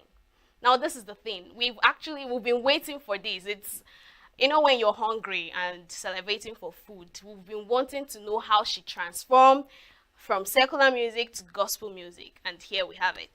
She had to walk us through the journey of course. I like the honesty. The honesty is wonderful by telling us, oh yes, it was tough, but yes, she had to isolate herself a little bit from people and some certain things, because it's not easy to convert. It's not easy, and gospel music is more like ministration, all right? Speaking to people through the word of God and music, all right, and making them resonate with it. Not me talking like a gospel artist. But yeah, we've been expecting this, and here it is. For those asking, how on earth did she transform from being a secular artist? And people were even asking, oh, I thought you're in relationship with our, you know, we know who the person is, you know, and now you're now a gospel artist. How did that happen? You know, people would even not want to listen to her music. It's more like, maybe because this one is not selling for her, she decided to join. But now, she's giving us a clear picture of how everything went down. I'm sure these questions will stop. So let's move forward. Governor Monday Okpebolo of Edo State has appointed Munirat Antoleki, a former Big Brother Naija housemate, as the Senior Special Assistant, SSE, on Tourism and Creative Economy. The appointment, effective from June 23rd, 2025, was confirmed in an official letter signed by the Secretary of the State Government, Umar Musa Ikiola. Lekki, a media entrepreneur and actress, is expected to play a strategic role in boosting Edo State's tourism sector and creative industries. Her mandate includes promoting the state's cultural heritage, supporting the return of the looted Benin bronzes, and contributing to the development of museums and other cultural institutions. Reacting to the appointment, Lekki expressed her gratitude via Instagram, thanking Governor Okpebolo for entrusting her with the role. In addition to her new position, Lekki currently serves as Special Assistant on Digital and New Media to Nigeria's Minister of Steel Development, Shaibu Adu. Her diverse professional background includes leading role in the creative and sports sector. She previously served as Head of Operations for Nigeria's first private basketball league, Program Manager at Kunle Afolayan Productions, Films and Television Academy, and Arts and Special Projects Lead at Electa. So she actually have a whole lot in her table. She's been doing a lot. She's been working. You know, it's not just after Big Brother Naija we didn't hear. No, there are people that work behind closed doors and we have nothing. We don't even know about it. Imagine she's an actress. She worked here, and all that. So I know people would ask the questions of how come, you know, questions like this pops up, especially when it's a female. How come she got to this point? Oh, maybe she's related to the governor or this. Let's just give her a congratulatory applause, because it is not easy to get a political appointment. So congratulations to her, and of course, big ups to her. We expect more, just like the governor says. Let's move forward. Popular Nigerian social media critics, Very Dark Man, has blasted his lawyer, Deji Adeyonju, for advising him against unnecessary risk. Adeyonju had, in a post on X, advised Very Dark Man against unnecessary risk, stating that everyone will move on if anything happens to him. The lawyer's post has sparked speculations of feud between him and his client, Very Dark Man. Reacting to the post, Very Dark Man in an Instagram video noted that such advice can only come from a coward. Anybody will open his mouth talk that thing is a coward. While expressing his disappointment, Very Dark Man said, "I'm really disappointed by this tweet from my lawyer about me." Let's listen to what he said. Address this post by my lawyer, DJ Adeyanju, that have gone viral. I've seen it all over the blogs. If you open Facebook, it's all over Facebook, it's all over TikTok, and I opened Twitter just now. That's the first thing I'm seeing. So my lawyer, DJ Adeyanju, said, "I call VDM every time to be careful and stop taking unnecessary risks, but it doesn't listen most of the time. If anything happens to you today, everyone have moved on by tomorrow. We only overrate ourselves. Nigeria don't rate anybody." First things first, I'm really disappointed in my lawyer, DJ Adeyanju. I am so disappointed in you for this post. Especially because you're a comrade. If now regular Nigerians talk this thing, I will say okay because they don't know better. But as you don't make this tweet now, let me enlighten all of you on something. Now, we said if anything happens to you today, Nigerians will move on. It is true. But is there anybody on earth in this world that will die today that the world will not move on? Jesus Christ died, the world move on. Pope of Catholic Church just died, the world don't move on. They don't even get another pope. Diego Jota, Liverpool player, the world don't move on. Let's talk about Buhari, who just recently passed. Buhari, our former president, a very important personality in Nigerian history. Everybody don't move on. What do you think is special about you? There's no human being where go die, where the world no go move on. You know the problem is, Nigerians put a lot of importance to themselves. There's nothing important about you. You are just a human being that this world just be like, it just be like road where all of us they pass. We go end up in the right place, which is in the grave. Do you understand? So when he said, I take risks on unnecessary things, I take unnecessary risks, I don't see them as unnecessary. What are the risks he's talking about? Yelwata. I went to Yelwata. Do you understand? Not just Yelwata. Anytime anything happens, I go there. I go there because I have a platform. And I just want to call the attention of the government to what the people in the rural areas, the underground people, the ghetto people, the villagers, all these people that don't have opportunity for the government to hear their cry. When things happen to them, I just go there to say, hey, government, come and see. For crying out loud, they reported that Yelwata news. Nobody knew that it was that bad until I went there. And to be very honest, the media, there's nothing anybody wants to tell me. The media is controlled in Nigeria. So they would not go and show those things. Do you understand? Those are the unnecessary risks. I don't see them as an unnecessary risk. I am very, very energetic. I'm a young man. I have the purpose. I have the zeal. But Nigerians think that they are so important. Oh, yeah. They can't get one particular quote where they get. They say, if you die now, you lose. Excuse you? What do you mean by that? Can you control that? Do you know what will happen in the next minute? Who are you? Unnecessary risks. Am I better than the people where they die of natural causes every day? The people where motor jam. Am I better than them? Am I better than the people where they die of cancer? Am I better than the people where the villages where malaria they kill? Are you better than them? You people place so much importance in your life. To be very honest, when I see that tweet, I was disappointed because, oh my wait, you be comrade. You know we really need to do these things. But don't ever. So all those people where they talk say, if you die, Nigeria will move on. There's no human being on earth that will die where the world don't go move on. Jesus Christ, the Son of God, died, the world move on. Look at where we are today. Now we don't turn throwback. Ultimately, anybody who open his mouth talk that thing is a coward. I swear to God.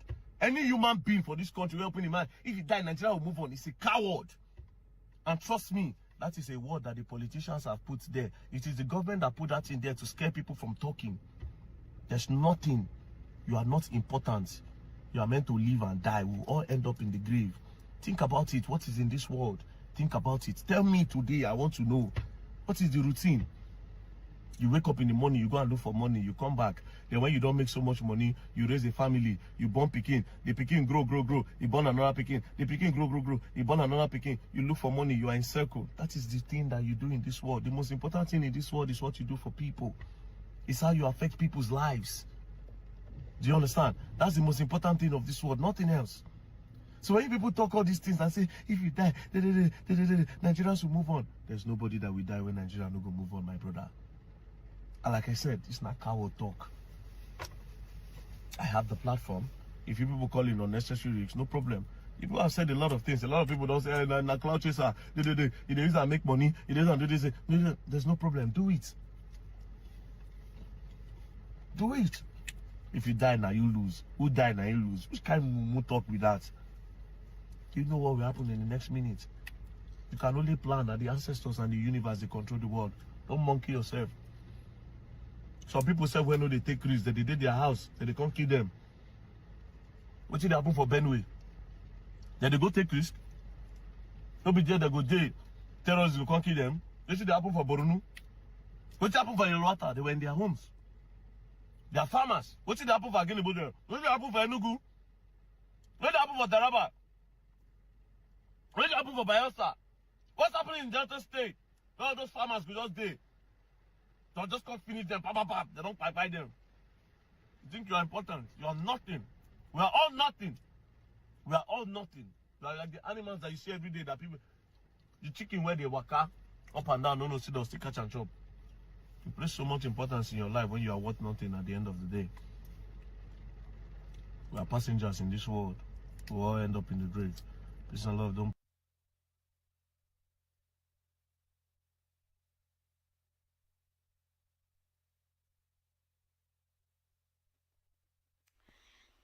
So with that being said, I'm sure you can understand what his fuse is about. Let's move over to the next story. Famous Canadian pop star Justin Bieber has shattered multiple records on the US Billboard Hot 100 and Billboard 200 charts. Bieber, who became a father a few months ago, recently released his 7th studio album, Swag, in celebration of fatherhood. The album cover featured him, his wife, Hailey, and their son, Jack Blues. The album dominated this week's Billboard Hot 100 with 16 songs, and the lead track, Daisies, debuting at number 2. The multiple entries saw Bieber break its high with Chris Brown for the most Hot 100 charts entries by a male singer with 121 songs. You know, I don't know, I feel so proud for Justin Bieber. Maybe because of the love I have for him. But yeah, do you know what it means? He actually made this song and dedicated this song for fatherhood, right? Of course, he just became a father a few months ago. And I'm sure maybe he might not be expecting it to be on the Billboard, but voila. And of course, we know what it means for your album to be in the Billboard Chart 100. And one of your songs, number 2. It's not a joking matter. So we should give him his flowers. We should give him his accolade. It is a big one.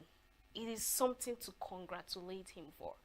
Yes, of course, we have Afrobeat artists that have been topping charts, especially from Nigeria. So let's give an accolade to Justin Bieber. It's not easy.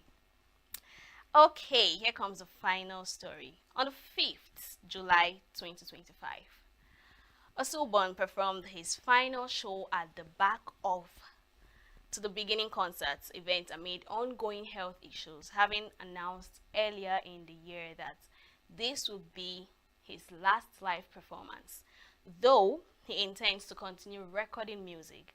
He died 17 days later. Fans were seen mourning his death at his Hollywood Walk of Fame star in Los Angeles on Tuesday. Flowers were laid at the star on Hollywood Boulevard next to candles and flowers left by fans. At LA Record Store, Amoeba Music, the Black Sabbath section, swarmed with people browsing the cult band's albums. Osbourne earned his infamily biting and head off a bat on stage and pursuing a drug-filled lifestyle before reinventing himself as a lovable, if often foul-mouthed reality TV star. Osbourne kicked off his career in the early 1970s as singer on Black Sabbath's hits from Paranoid to War Pigs to Sabbath, Bloody Sabbath. Those string of solo releases saw him sell more than 100 million records worldwide. No cause of death was given, but Osborne revealed in 2020 that he had been diagnosed with Parkinson's disease. The illness made him unable to work. Let's take a look. Excuse me.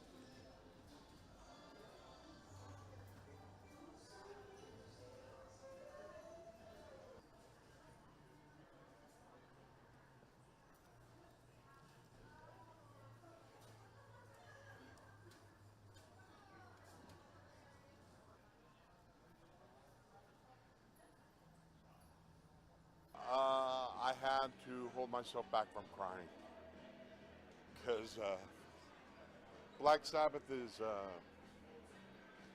they're like my band. They were, I've been listening to them most of my life. So I connected with them when I was probably 12 or 13 years old.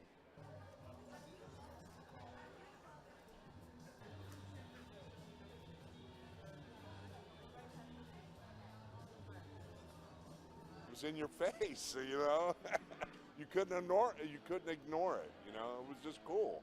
They were cool. They inspired a whole generation to. That's what I'm saying. Hey, I can do this, and an entire generation did.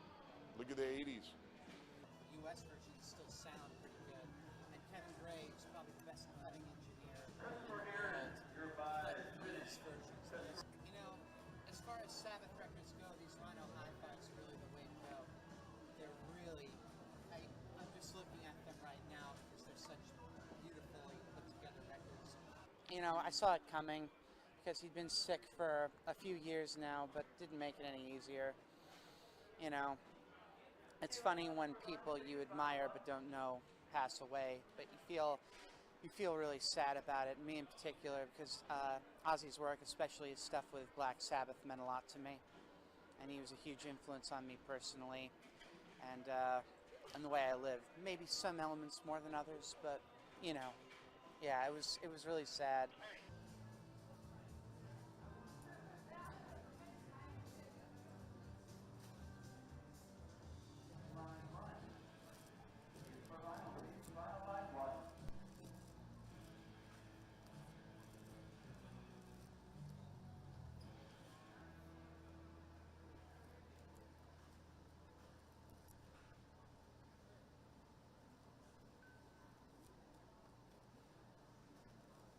Oh, not super surprised, but certainly sad. I mean, he's beloved. We all love him. He's a true legend. It's been important for the entirety of my life. I was thinking actually an hour ago or so about how someone like that so many of us get into at such a young age and then never outgrow, so he's just there with you. Like, so many Ozzy memories. It's sad. It's a loss.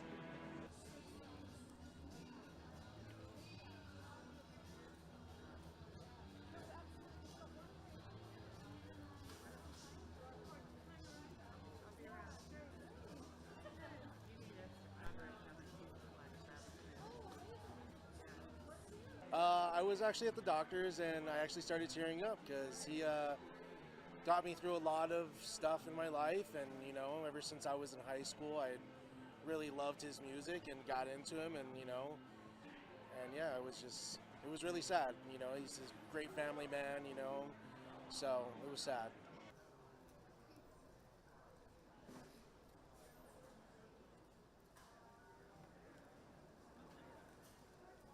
Their music, it was just like in your face. They didn't care, and when you're a young kid in high school, that's, you know, how you feel. Like, you don't care what anybody thinks. You're trying to find yourself, and I feel like he was a big part of helping not just me, but a whole culture find themselves, you know.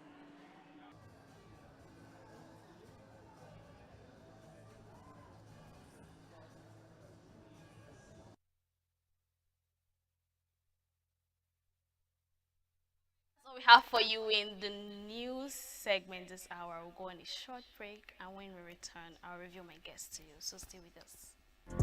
Get plugged into the heartbeat of entertainment on The Hub, your ultimate show on E-Vibes. From trending stories and social media drama to top charting music, must-watch movies and exciting moments from the world of arts, we've got it all. Join us for unmissable conversations with your favorite entertainment personalities, plus fun segments every week. So I should try harder. So okay, I don't know that one. Outfit of the day. Oh, I don't do that. That's some Gen Z stuff. Oh, now you say it's a Gen Z stuff. It's everything you love about entertainment, served fresh every week at 1 p.m. with weekend repeats just in case you missed it. The Hubs on E-Vibes, where the vibes never stop. Only on Signature TV.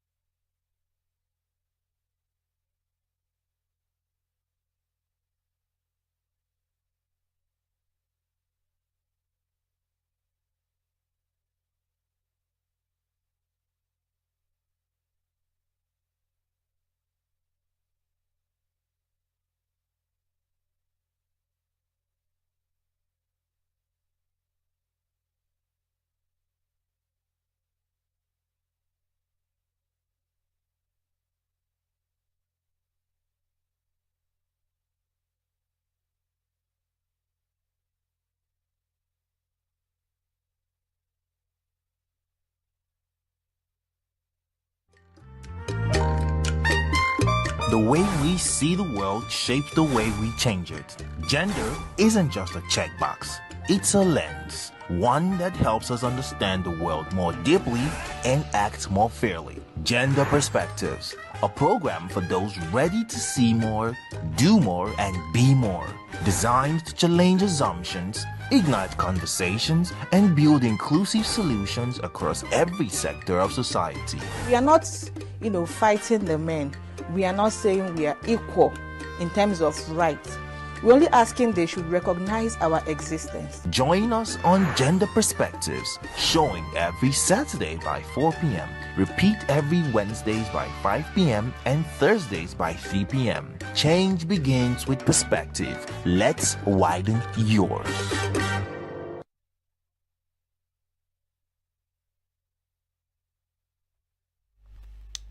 Welcome back. You're still watching E-Vibes, the entertainment show on Signature TV. Live here with me is Ifeoma Nebe, popularly known as Queen Ify. She's an actress, and we'll be talking about typecasting and the pressure to stay glamorous, young, and marketable. So thanks for joining. Again, actually. Well, thank you for having me. You're welcome. How are you? Okay, it's been a while. Did you miss me? Did you miss me? I did miss you. All right. So how has it been in the movie industry?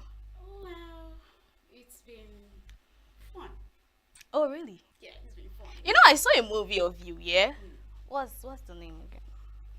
Taking Over. Taking Over. That's on Rock. Yes, on Rock. Yeah. Yes. So you acted as I was pissed, honestly. While seeing the movie, I was so pissed. Honestly speaking, I became confused of who does this? Is this still happening? Of course, it's just, you can liken it to our industry too. It happens a lot. Okay. Or to everyday life out there. Okay. It's people trying to pretend what they are not just to fit in. Right? Yeah. Just Right? to fit in with people. So And I think that's what the movie industry it's all about entails. somehow. Yeah. Okay. So let's dive into the topic of the day, right? As a young lady, how best do you think you can handle pressure when it comes to the movie industry, especially when there's lots of female actresses there? Okay, I think I always tell people that I do get this emails, messages, and from people that say they want to join the industry Okay. and they want to start acting. Yeah. First off, I always say for you to have your own money. Okay. Aside movie money, have Yeah. something doing, something else, something you can fall back on. Yeah. Because- Please speak up a bit. Right. You have to have something you can fall back on because Yeah. if you depend solely on movie, Mhm. I don't think I don't know. Everyone's grace is different, but I Fact. would advise that you should have something else doing because if you depend on just the movie money, you can keep working all the time. This is why the people that have been here before us, some of them fall sick. They don't rest. They don't take care of themselves. Now, so you see, if you center your life in around this movie thing, you Yeah. will rest. You collapse at some point because one, you're standing, you're thinking, you're trying to perfect your act. It's a whole lot of things. Yeah. Right. So now, if you have some sort of thing that gives you that is different from our job that you're doing. You know, when you're not working, you go out there, you do that, and then acquire money for yourself. So when the job doesn't come, you have something to keep you afloat. Okay. Given how bad the economy is in this country, you need as much as you can lay your hands on. Yeah. As a woman specifically, because being a woman in this world is quite difficult. Very and difficult. Then being a pretty one, messed up. So, so, and I don't joke with respect a lot. So I get it. There are some other females out there that don't joke with respect. I, for one, I don't mess around with it. Okay. So rather than you insulting me, I rather go back to whatever it is that I was doing Okay. for this whole movie thing. Do you get it? Yeah. It's a passion. I love my job. I love playing different characters. It's so sweet, enjoyable, right? But again, when it comes to the when it comes at the detriment of my peace of mind. Okay. I don't know. I'll just stay. All right. Let's talk about the part where you say they don't take care of themselves. They don't look out for themselves. We've lost lots of actresses and actors, but let me talk about actresses, right?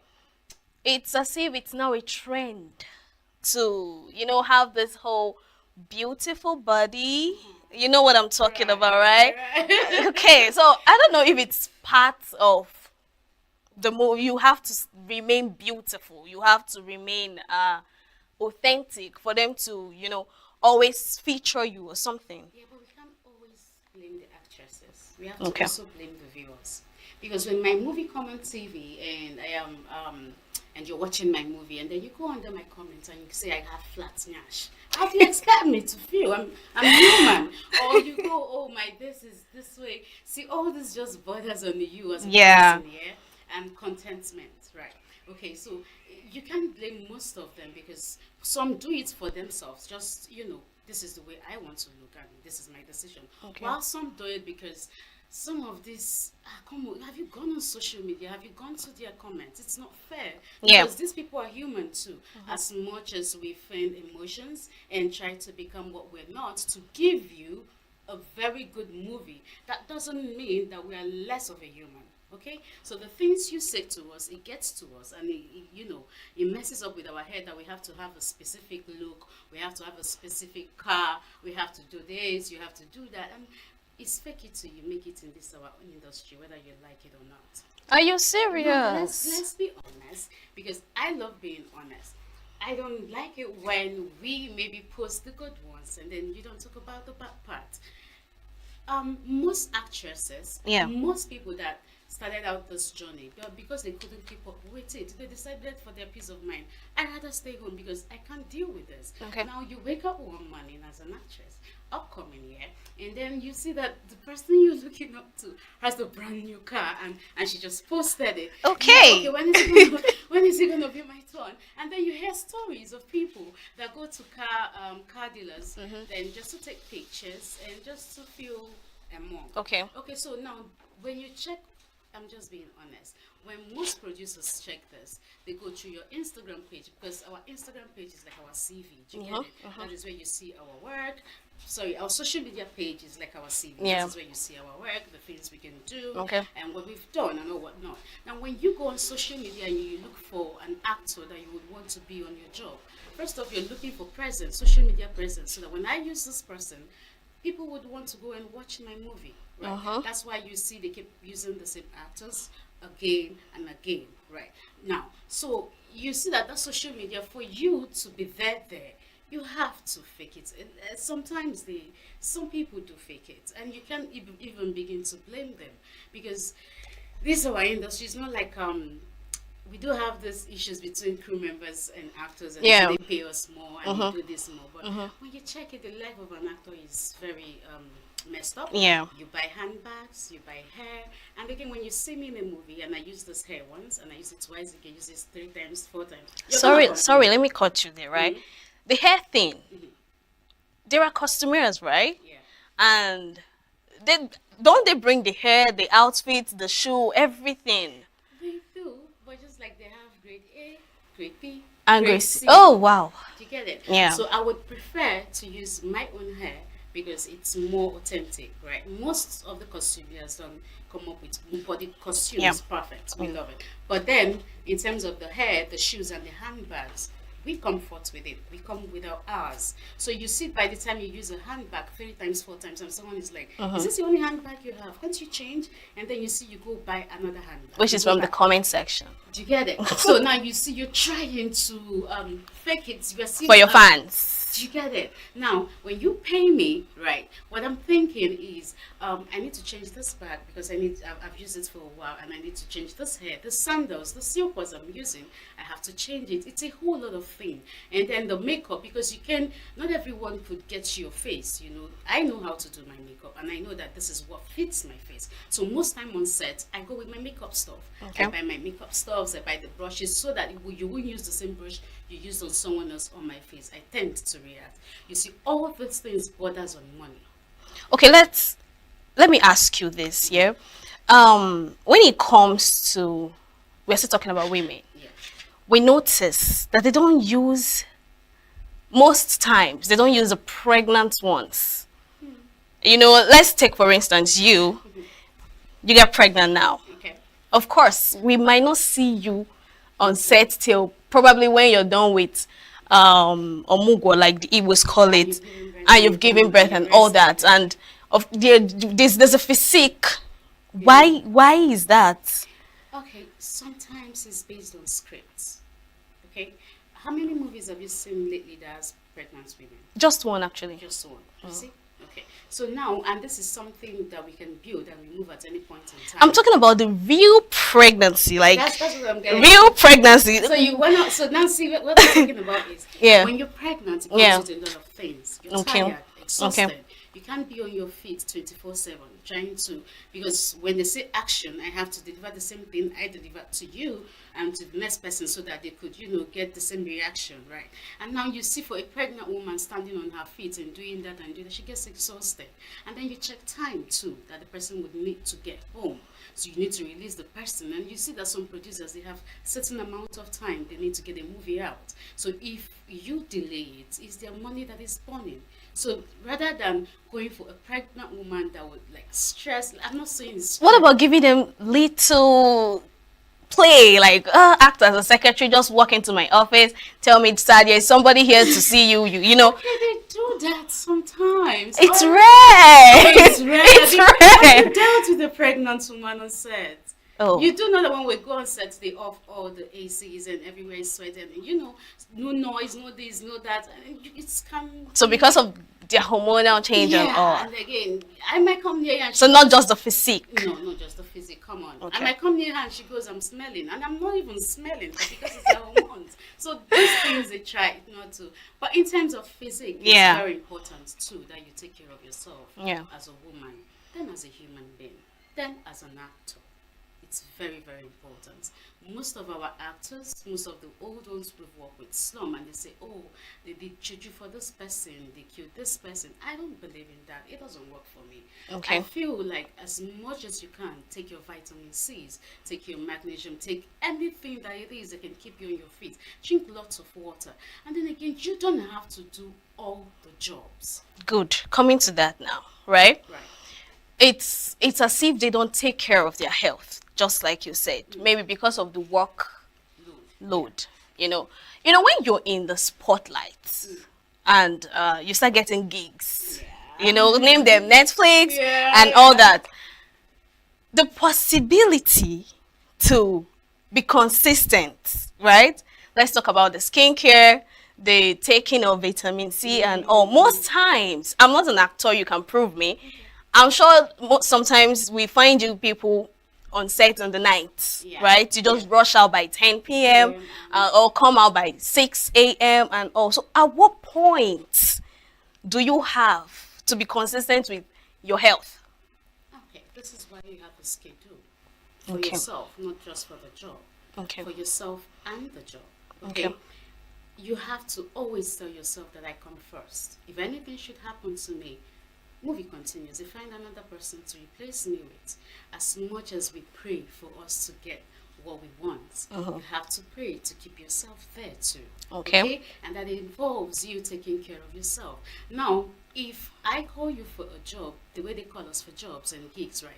Okay, your face is out there and you're doing so good, right? And they call you for jobs. You have to say, okay, for me, this is the way I do it. I don't know for other people. And I stand corrected, okay? So this is the way I do it. Okay, so I'm available from now to this. And you have to be very sweet about it. You don't have to be rude about it. Hi, thank you so much for calling me for this job. And you have to insist for your own good. The money is very intoxicating, I'm telling you. When you get to that point that you want, it's very intoxicating. You would want to keep packing more money and packing more money. Amen. But that's a detriment of your own health. So now you say, oh, I'm available from this to this. Most people that work with me, before they call me for a job, they will ask, are you sure you're ready to bring Ify on set? Ask her first where she is, where she's staying. And you have to build these things from onset, not just now you arrive and then you start setting rules. Now they start calling you a rude person. But from onset, you've been saying, oh, I love rest. I don't joke with myself. My own is I don't like stress. Once you come on set and they see me, the first thing they say is, I'm a former that doesn't like stress. It's not about not liking stress. It's about the fact that I love myself. And I love this world we are in. And I would want to be healthy to enjoy my money. So if I walk, who eat the money? Do you get it? so when I tell people that sometimes once I see money, first of all, pay me for a job, I'll go to a restaurant and I'll sit down by myself and I'll enjoyment. I love enjoyment. It's not about luck. Okay, yes, there's nothing so bad about. I love good life. I love a good life as much as I can give it to myself comfortably, right? Yeah. And if my job is giving me ways for me to provide for myself, who am I to say no? So you say you have to schedule it. I work from here from now to this, and then I take out 2 days, take out 1 week, because at some point your body is going to start telling on you back. So would you agree that communication is a key point to that? Yes, communication with yourself. So let's talk about the marketable part of it, right? You made mention of faking it till you make it, especially in social media, being your CV to get gigs, right? How best, except from faking it till you make it, do you think that a female that wants to feature into movie can be marketable? Love yourself. That's very important. Okay. You have to love yourself a lot, because you're going to meet a lot of people, a lot of women, different sizes, different colors, and also now if you love yourself enough, you're like, okay, I'm good with myself the way I am. I know what I bring to the table.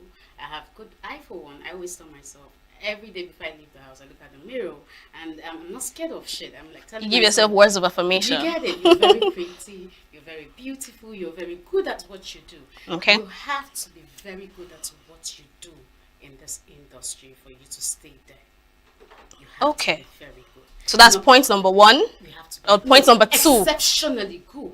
Oh, Not just good, okay. because anyone can be good, but you have to be exceptionally good that they cannot afford not to call you for the job.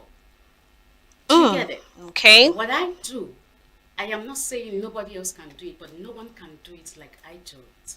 Okay, so there should be a specialty for you. Yes. Okay. Find a niche for yourself. Okay? When Okay. you come, they have the. But you know what makes an actor is for you to be diverse. They call you on this, you're good to go. They call you on that, you're good to go, right? But there's a particular thing about you that they would always say, okay, I feel like this particular character is just Ifoma. Once I see this character, it's Ifoma that I'm saying. Okay. I must have delivered so well on that part Yeah. that you call me. But then again, it comes with planning, because if you get so comfortable with your niche, then you forget the fact that you're an actor, because you're supposed to do different roles. You're supposed to adapt to different roles. So if you concentrate on one particular set of role, that is what they keep giving you, and then that doesn't make you an actor. Okay, let me ask, right? Let's a little diverse. Right. The actress that was suspended, that was yesterday or 2 days ago, do you think it has affected her marketable skill? Because right now, she can't get any gig till the suspension is over. Right. And let's assume the suspension ends tomorrow. I think you know we are going to. Okay. Let's assume the suspension ends tomorrow. Of course, she's good at what she does effortlessly. Yeah. She knows her niche and all that. What would you say if at the end of the day, people don't call her for that? Because, of course, she's not the only actress. There are people that can do that same thing. But because of that little dot on her white, I mean. Okay, so this is where I talk about being humble. Okay. I'm a very honest person. So I, for one, once if I were to be the one and the suspension is over, I'm going to pick up my phone and I'm going to be calling directors. So how are you doing? How is your day going? Hope you're good. I just wanted to check up on you. Okay. And then the director goes, oh, it's true. They suspended you, but you're back. I'm like, yeah, I messed up. I'm sorry, but I'm back. Okay, so this is when the suspension is over. Right. Okay. So because whether you like it or not, it went on social media. Everybody saw it. Everyone understood what happened. Yeah. But what matters is going on from here. What are you going to do about it? There was a mistake, and you've corrected it. No one is above mistake. So for her now coming back is just it's quite a bit simple, if I should say. She just needs to post on social media. That's the thing I tell you about social media. Yeah. You see the thing that is where it comes different for us and our older sets, the people that came before us, like Genevieve and Najide. Yeah. They had Kemowa and the rest. You get it. Then they didn't even have the social media thing for people to bash them and do and they still excelled, right? And so for us now, whether you like it or not, social media is important in various businesses, in various whatever thing you're doing. Social media is important. You need your presence. So trust me, she could wake up one morning, take one bump ass picture and post it, and it start trending again. And then you say, oh, she's trending again. I want her on my job. Oh, she's trending. What if the Actors Guild of Nigeria suspends the director? Why? Because okay, wait. Let me get you right. It's because of the fact that she is out of the suspension, right? Yeah, that's when they Okay. call her for the job. Okay. So just take a little, I'm sorry for what I did, and this it will never happen again. And then it lingers for a while, and then at some point, put a bonus picture, get the views. Well, this movie industry is about views. It's about people you can bring in to watch your movies on YouTube. So numbers are very, very important. So as much as number is important, your character has to stay in Thank check you too. very much. Okay? Because she actually slapped. She slapped a crew member. Right. See, this kind of things, I don't like to impute myself. Do you know why? Why? I like to hear from both sides of the story. We got from this side. I'm not saying because I am an actress or something. No, I'm saying basically this is me. I don't know how to judge from one person's perspective. Yeah. Okay, so I've not heard from her. And I've not actually even heard from the crew member. I just saw on social media what is going on. So I have no rights whatsoever to impute any advice on that. So till I know the basis of the whole thing, Then, so but for her to be suspended, Yeah. so something definitely went underground. So Yeah. whatever it is, I'm sure, if you're that's the character thing I'm talking about. It takes nothing to call the crew member and then apologize. Apologize. You're very sorry for what you did. Out of anger, a lot of things can happen and you can't control it. And then you move on Fact. with your life. Okay, this question is gonna be so sensitive, right? Don't be scared. So, when it comes to women, we are still talking about glamorous, staying glamorous, young, and marketable, right?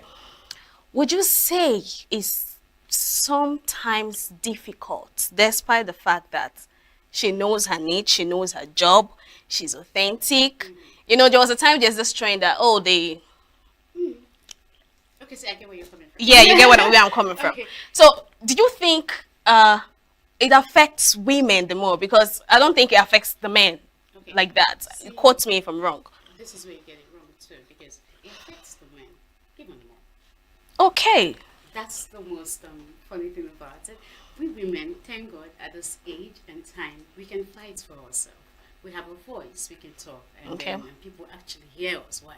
Because being a woman is very beautiful, and you could just basically do anything. Yeah. But men too, they go through this. There is gayism, there is lesbianism. But it's not that much in Nigeria. Says who? Okay. So that's the thing. Okay, we don't have the statistics for Yeah, now. yeah. But based on what we see on social media, Mhm. we fight for women's rights, and I get it. I love that too. But I have male colleagues too that are my friends. You should listen to their stories, and then you'll be like, this is messed up, man. This is, as much as there is no industry that doesn't face this, both the male and the female. So I think in dealing with all this, let's just not specify women only. Okay. Let's just actors in general. Okay. Being an actor takes a lot from you, whether you like it or not. This is where I said, when we started, I said you have to have some sort of Income. Yeah. Something different. So if this doesn't work out, you have something to do. Do you get it? Yeah. If you have your money and someone and the truth about it is, you know how they say don't judge a Book by its cover. I judge a lot, man. You have to look. I'm sorry, I'm very authentic. You can come to me looking like a mad person, and then you'd expect me not to judge you. No, it doesn't make sense. Okay. Okay. So let's be realistic. Okay. It's just like you saying you're the presenter, and then you walk in looking like trash. I'm walking out because how are you the presenter? Are you serious? No, I can't give you that platform because one, you Yeah. have to look good. Look Okay. presentable. Don't look like your problem. Okay. So now on social media, you see this whole fake it till you make it involves the BBL thing, involves the this, involves the that, involves a whole lot of things. Okay. So now, if you have your own money, at least you set a set of standard for yourself. And Okay. the directors, they watch you. You're on close call. Oh, how do you live your life apart from sets? And on your social media, they are watching. They asked that question? Of course they do. You Wow. have to live your life every day like someone is watching. Uh-huh.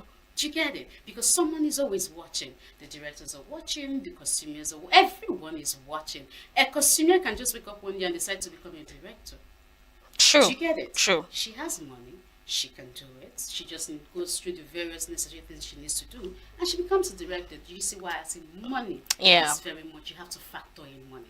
So for you not to be at the feet of people begging and crawling for something, see, if you're good, you're very good at what you do. You know what you bring to the table. Uh-huh. You have your money. Uh-huh. And you're very prayerful. I don't know for other people. I don't joke with prayers. Okay. Right? And you're very prayerful. And then you don't joke with your self-respect as a human being. Uh-huh. Not for a woman, for a man or a woman. You have your self-respect. You will thrive in this industry. Because Okay. they need to. You push one, I will push 20. Don't piss me off. That's me. No, really. You know, I'm actually imagining you as a director right now. Thank you. Because I go on set and then I'm looking at people. And then But do you think they treat you the same way? Do you think a director would see you and be like, no, I don't like what you're looking like or something? He has the rights to say that. And they walk you off the set? No, but see, right before we get to set. Of course, that's why they say send me your social media handles. They watch your let social, me yeah. see the movies you've done, what you're good at. You can't come here on set and then you're walking me off set. And After you've gone through my page. No. So the whole thing about it is just be look good. Yeah. Okay? Even before the judging of before what is ever inside, puts the outside and the inside should be perfect. You Great. don't have to start. My mom said you don't start.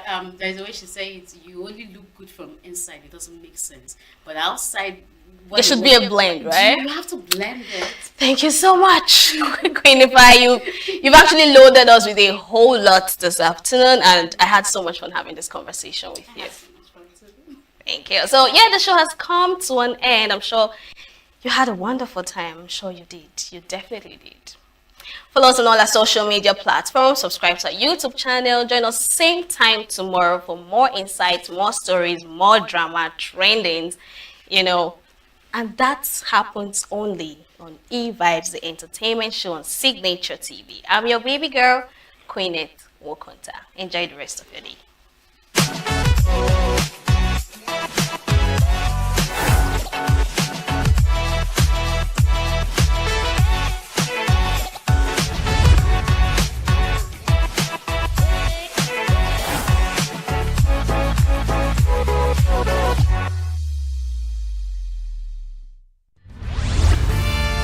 We are local. The international community is observing every Just finish the thing. Right, the main market is in chaos. People are... We are national. Those in support of this motion as amended, say aye. We have taken the full by default. We are international.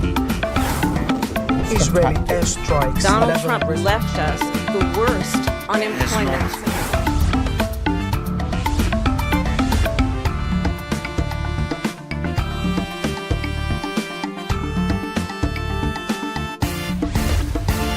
Signature TV, news in your pocket.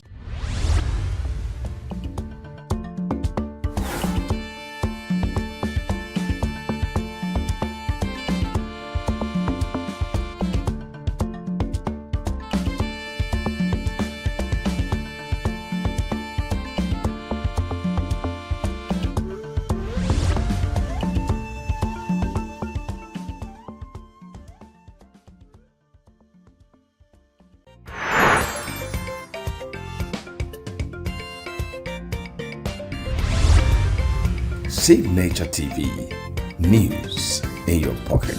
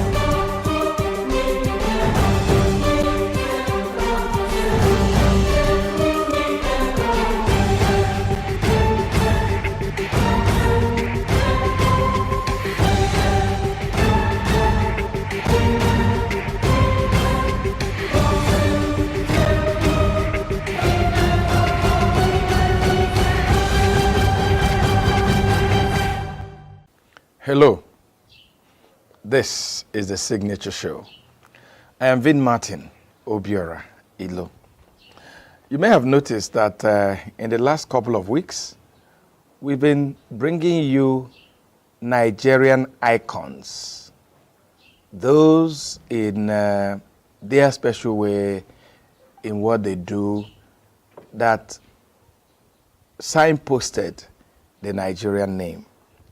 Today I have another great Nigerian, and it's my pleasure, very distinguished pleasure, singular pleasure, to welcome to our show Chairman Christian Chukwu. Chairman, you're welcome to our program. Thank you very much, Vin. It's a long time. A long time. Good to see you. Yeah. Good to see you. Good. You're looking good too. Well, let's change. I want to start our story from the very beginning. Okay. But before I do that, you were named the captain of the Green Eagles. Tell me how you felt when you got that information that you were going to be the captain of the Green Eagles. It's the dream of every player. Yeah. You know, those days is the coach that looks at his players and know who has the command and everything to make a captain. And before my captainship, Dominic Ezani was the captain. So when Dominic left to United States, that's when Dan Ayam brought me in as the captain. Dan was the coach at that time? Yeah. It was a difficult task, but I said, well, it's a responsibility, you know, so I took it over. So if Dom hasn't traveled, he will remain the captain. So was it like, oh, here I am, I just realized every footballer's dream? Mm-hmm. Was it the way you felt? Yeah, and you know, it was my first call to the national team. The very first call? First call, 74. And you became captain? Yeah, because Ezani left to United States, who was the captain then. You know, and Dan Ayam looked at everybody and gave me the captain. You know the reason why he did that.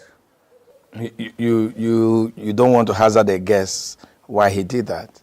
Well, maybe the guess was that I was so, you know, I was so close to all the players.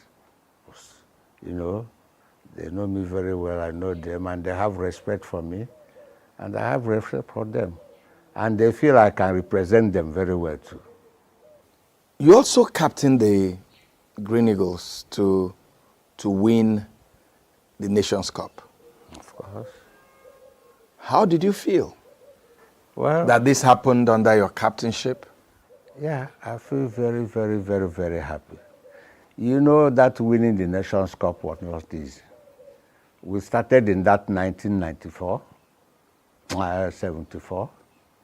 You know, I was the captain 74, 75, 76, 77, 78, 79, 80.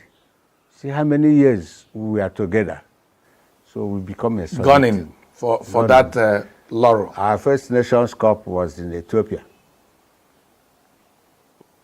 When we went there and came back with a bronze medal. Our second Nations Cup was in Ghana. We went there too. We came back with bronze medal. And the third one was in Nigeria, where we are hosting. We said no. We can even play without a coach because we are together by then. We are like a family, brothers and so on. And God willing, being on our side, we fulfilled our promise to Nigerians and we won the cup. And on that day, may he so rest in peace, let President Shadari honor us very, very well. Anyway, we are going to come back to all this because, because you know, I'd like to pick what you already said. It was not easy. At all. So we're going to come to the journey what happened in 74, what happened in 78, I guess, and all that. But let's take this story back to where I started. You're from ENUGU State. Of course. And you were born just a few days in January 1951. In 1951. Yeah. I mean, what a beautiful year for your parents that would have been. I mean, you just started the year and you had this son. You know, so let's start from there. What was it like? Were you born, I mean, were your parents in Enugu State at that time? It wasn't, of course, it wasn't Enugu State then, it was the Eastern region and all that. Were they in the East when you were born? Were you born in the eastern part of Nigeria? Of course. I'm from Kanu local government, Enugu State, yeah? Yeah. So I was born in Kokam. Our own Kokam? Our own Kokam. So from our own Kokam, my parents came to Owani. My father had a plot there. We moved over to Owani. Before from Owani, we moved over to Kenyatta. Owani Extension. You know, But people as may it not was know then, all these names. Yes. And by then, I started my primary school in Christchurch. You know, Owani. Yeah. So in actual fact, that's where my football started. In Christchurch? Yes, one. But my parents were not in support of that. Those days now, you play football, I say you're a vagabond. You're a comedian. People came to your father's place and made them happy, say, look at what on is, and so on. You know, it's not that people are seeing it as a good thing. So in Christchurch, I played in Christchurch School. I played in junior. That time for you to play in junior, your hand must reach your ear, and so on. From there, I played in the senior team of the Christchurch. The primary school? Yeah. From the Christchurch, then I went to National Grammar School, Nika. You know, I went there, I played there, captained them, and from there, I played to all these local clubs, Olympic Football Club, if you know ENUGU well by then, and so on. Olympic, that had to do with the man that owned the Olympic Hotel then? Of course, Chukwuma, you know. So from there, I played for Highlanders of ENUGU. Highlanders is owned by Ministry of Lands. Then, and survey. I was still in school. And from Highlanders, I was selected in the East Central State Academicals. We'll pause it there because I think we are going too fast. Let's go back, you know, to Christchurch, where you started your career. Was there something the school did in a special way to groom those of you that were young then to actually be interested in football? There was no particular thing. We have the game masters. Those days we have game masters that were interested in sports. And when we came to play, they look at you and they make their selections. You know, and from there you started playing. Even after that, when I come back from school, my mother will give me some plantain or these things to sell. Those days we help our mother and father. And I will carry my own and put it one side and start playing football. I thought as much. I thought as much. Because at times after playing football, I come, I will not see my destiny again. You will not see your plantain? The plantain again. What will I tell my mother and my parents? So when I come back, I have to stay at the corner of the house till it gets dark for me to enter inside the house. What will I tell them? But when I come in, I told them what happened, and my father will flog hell out of me. You know? You know, because that was what a lot of children did even then. Yeah. And I'm imagining that even then, there were no boots. No. There was no socks. No. You guys just, probably there was no ball. It could be an orange. Was that the kind of, you know, environment that you were exposed to at that time? Yeah, it's the kind of environment we were exposed to. But because of interest I have in football and everything, my parents cannot stop me. No matter how much they flogged you. Because I was stubborn and I love football, you know. So that is how it started. Would it be right to say that even then, you knew what you wanted in life? You knew that this was your star, this was your talent. Did you know then, or you were just being a child? I knew then, but I didn't know it would be money spinning like this nowadays. It's just for pleasure. We use it for pleasure. We are not playing for money. We are not playing for anything. After the game, maybe the head of the place or everything will buy glucose. You put in there, you lick orange and so on. That's what you get, and you are happy. You know, you are part of the team. You were playing for Highlanders in ENUGU. Yeah. A team that was owned by the Ministry of Lands, which even brings something out, that even then, so many individuals and organizations were interested in growing football. Because you talked about the Olympics, which was owned by Chukwuma, who owned the Olympic Hotel in ENUGU then. Yeah. And one is wondering why you don't see such interest anymore in the football, especially in the Southeast. Not many individuals want to invest in football in the Southeast. Well, it's because of interest. Most of them don't have the interest. Those that are even now that it's money spinning, are having the interest and now money spinning, are trying their best.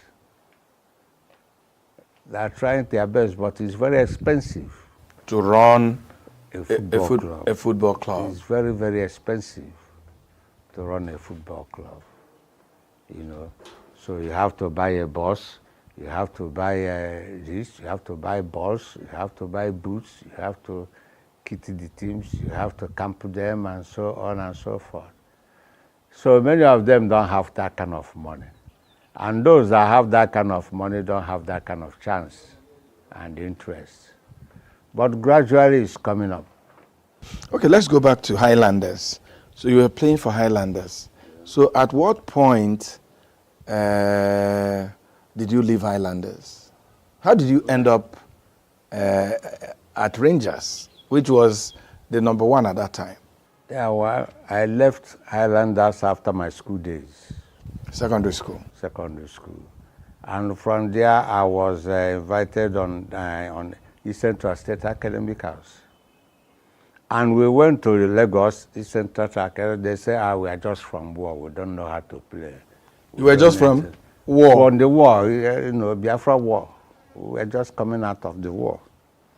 And the Igbos were not regarded in football-wise and so on because we were fighting war. And from there, we won the Academic House. Oh, the team that came from East Central State? Yeah, we beat the Kwara Academic House 2-0 in the finals and so on. So on that day, the Igbo people in Lagos went wild. That is what started giving Igbo people the courage, the power to come up. As we were leaving the stadium, you can see the Igbo people singing Eimba. And any car that blocks our bus, they do a shobe and put the car out of the way and so on. You know? That must have been very, very exciting. So during that time too, the Rangers won the Amakri Cup, which is National League now. Oh, that same year? That same year. That your school team won the Academicals? Yeah. They won the Amakri Cup the same year. So the two teams, we have to come back. They organize a friendly match. Between the Academicals and Rangers? And Rangers as the champions. You know? And there, after the match, only three of us, myself, Ezani, and Obueze, were drafted into Rangers. The rest of us went to Vasco da Gama. That will tell you why Vasco was a very formidable side by then. You know? So that's how it started. You know? So you started playing for Rangers. Yeah. And at that time, Rangers, like you said, was a very formidable team in Nigeria. Of course. As a little boy, I don't know whether it was, I don't know whether 73 or 75. There was a match that Rangers played that even as a young little boy, I can't ever forget because it was celebrated all over. Rangers Mahala of Egypt match. Were you in Rangers at that time? I was the captain. Of Rangers? Yes. Tell me about it, because as a little boy, it was the number one story. When we were drafted into Rangers, not quite long ago, Achebe retired and became our coach. Luke Obara retired, and he played briefly and went on. You know those people that came from Lagos that formed Rangers? You know, Will Amosu, NSU Fele, name them, that formed the Rangers. Okoseme, yes, you know, and so on and so forth, you know, that formed the Rangers. So we started replacing them gradually. As they were retiring. As they were retiring. We started replacing them gradually, you know.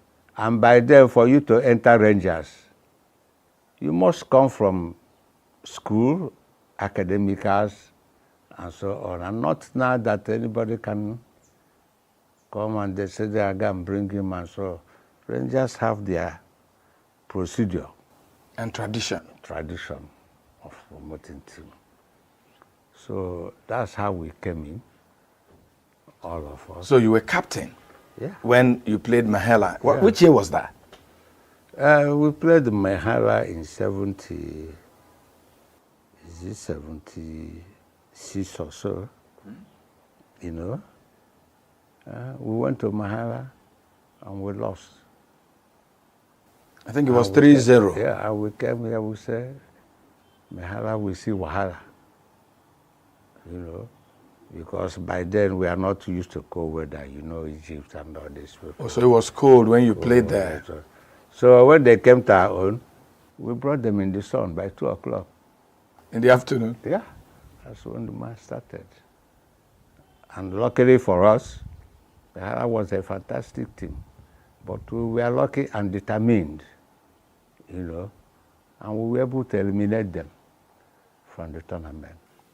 I remember it was, but then Rangers of those days, you had two arch, I don't want to call them enemies, but opponents. One was in your back door, Vasco da Gama, and the other was somewhere in the southwest, IICC of Ibadan. Tell me about those encounters. Why was it so difficult for Rangers to win almost everybody in Nigeria, and it was always a tough match playing Vasco da Gama? You know, those days, we are not opportune to change clubs, travel, because we were employees of the sports council. Okay, for you to play for Rangers, you had to be an employee of the sports council. They will give you a job, not that you have to play. If you decide not to take the job, it's left for you. But most of the teams by then don't move about. It's not only IICC, but then insurance have a very good team then. Kano Pillars, you name them, stationary stores. Yes. All those clubs, we have formidable clubs then because the players don't move about. Like nowadays, you know, I'm playing for Rangers and another club can come and offer me better condition. Then I leave. You know, those days there were no such things. And that's why we have formidable teams. Secondly, the two clubs, Rangers and IICC, have a strong chairman. Lekon Salami is a fantastic chairman, football fanatics, and he's the chairman of IICC. Jim Mobodo is the chairman of Rangers, and he's a fantastic person too, you know. So these two big wigs are always competing, not only the players and so on. And Vasco da Gama have a good administrator, Ogufere. Ogufere started Vasco da Gama, and they have a good team. That's why he took about 18 of us, to their team, and so on. So teams were very strong by then. But immediately we finish match, we beat Vasco da Gama, we know we are going far. Did they ever beat Rangers? Did Vasco ever beat Rangers? Well, I couldn't remember to my knowledge. But it was always a tough game, because they have Patrick Ekeji, Osaka. All those are colleagues. That knew even how you guys played? Yeah, in the academicals. Umero was the goalkeeper. We watched our goalkeeper in the academicals. A lot of them, were playing for Vasco da Gama. And Vasco was a very formidable side by then. How did your team, even then, because there was something you said about when the Academicals won in Lagos and the new pride it gave to the Igbos who were just coming back from war. When you played for Rangers then, because Rangers became like a rallying point for the Igbo people, did you see yourself as an ambassador? You and your colleagues, when you played for Rangers, did you see yourself as ambassadors of the Igbo people that, look, we have to win? Well, that is our motivation. We don't want to disappoint Igbo people, because if you go to IICC, it's all Yoruba. You go to Bendel Insurance, it's all Benin. You go to Sesame Stores, it's all Lagosians and so on. So everybody has people they are representing. So we don't want to disappoint our people, the Igbo people, and that is what is part of our motivation. Then there was no money, there was nothing, It's for you to make sure that you represent your people very well. And they reciprocate. Because after that, when you come out in the streets, you are being held. You go to market, they dash you meat, they dash you everything. Christian Chiku. Benyan, no problem. But, and so that is our benefits those days. Not the money. And we are proud of it. There was no money, nothing. And when we win any tournament, the Sports Council gives us promotion. Oh. That's another promotion, another motivation. We get promotion, we go to the level of level 8, they give you a car, then, and so on. So that's kind of motivations we have, And Jerry Yazo was our director of sports by then. So how would you compare those that led sports then and those that lead sports now? Is there anything missing? Commitment. Those that were then when we are playing are very, very much committed to the game. I don't know about those now, because there's money in it, everything. Everybody wants to be this. Even a lawyer will leave his profession. He wants to be chairman of NFF. A doctor leaves his profession. Those days you don't have such things. That's the difference. Commitment. Commitment. Let's look at your days in Rangers. When you look back, which match can you tell me was the most challenging for you in Rangers? I know there were so many. So many of them, but the one that got us angry and annoyed was the final we have to play with Hafi of Guinea. That's for the club championship, African Club Championship. We went to Guinea and played, And when we come to Nigeria, instead of them allowing us to play it at ENUGU, we were forced to play it in Lagos. And we were in ENUGU preparing. Who forced you to play in Lagos? The National Sports Commission. So we have to enter, we struggle to enter flight that day in the morning to be in Lagos, to settle down and play the match. And we lost that match to Hafi of Guinea, which would have been the first African Nations of Cup we would have won. In Nigeria? In Nigeria. Do you think there was sabotage? Well, I believe it's sabotage because those days it was home and away. When you go away and come back, you play at your home, and our home is ENUGU. No matter we are Nigerians, it's all the same thing. But they forced us to play in Lagos. It's just the same thing like when we played IICC, Tracy now. We played them in Lagos, they choose Lagos as their home. We played them there. On the second leg, we're supposed to play in ENUGU. And they said no. They brought in politics that ICC did not play at their home. Our home is in Ibadan. But they choose Lagos. It's not we that choose Lagos. So it became a big controversy. And the Yeredua, the then head of state, have to decide that we move to Kaduna. That's how we moved the match to Kaduna. And luckily for us, when we got to Kaduna, the match ended in a penalty, which we won. So even then, there was a lot of politics in football? Of course.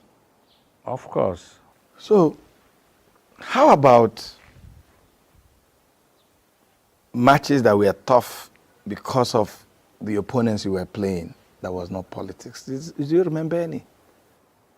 I believe all the matches were tough, especially African competitions. You know, I could remember we went to play Police of Senegal, in Senegal, and they gave us beating of our life. And Obasanjo had to send a flight to us to come back that day, that night. You won that match? Yeah. And the people got the Sierra Leoneans? Because it's second leg. They came here and got a draw, and they believe they have won. So when we went there, we said, we beat them. And they beat hell out of us. And Obasanjo had to send us a flight to come back that night. I'm not laughing really, but you mean like they descended on the players? Straight ahead, everybody. You know? So Obasanjo sent a flight that night? We came back that night. We went straight to our hotel, packed our luggages and so on. The flight was waiting for us at the airport. We have to fly back before we are killed. You don't know what they will do next minute. This must be the dangers of playing football. Yeah, a lot of Was it dangers. something that worried those of you then? Because it's not like today that there's so much security. We were surprised that the people that did this was Police of Senegal, who will have given you protections and everything. And when Police of Senegal did that kind of a thing, why are you sleeping? You don't know what will happen in the night. It pained them a lot. They never believed it. But that's football. But that's football. That's football. Yeah.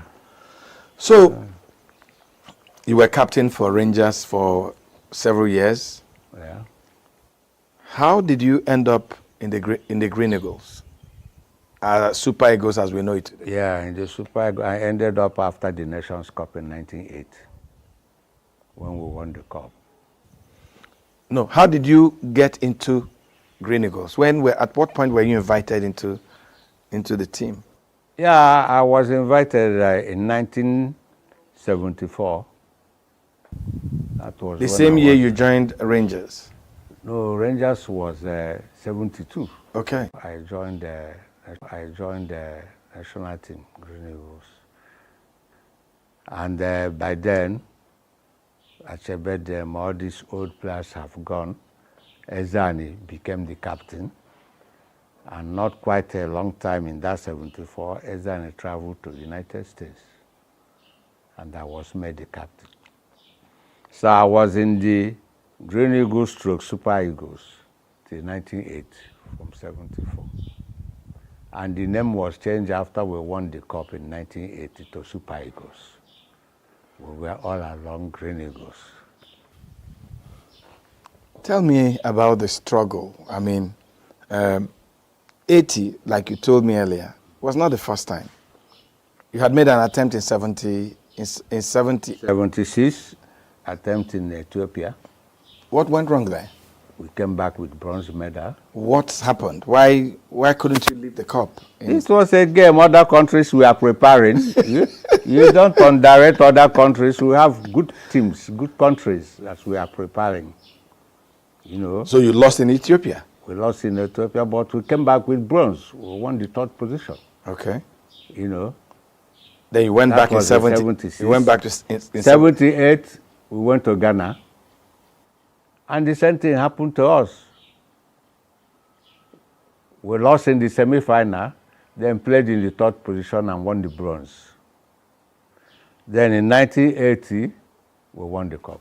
Tell me about the journey. Tell me about how it was possible. You were captain, so you knew.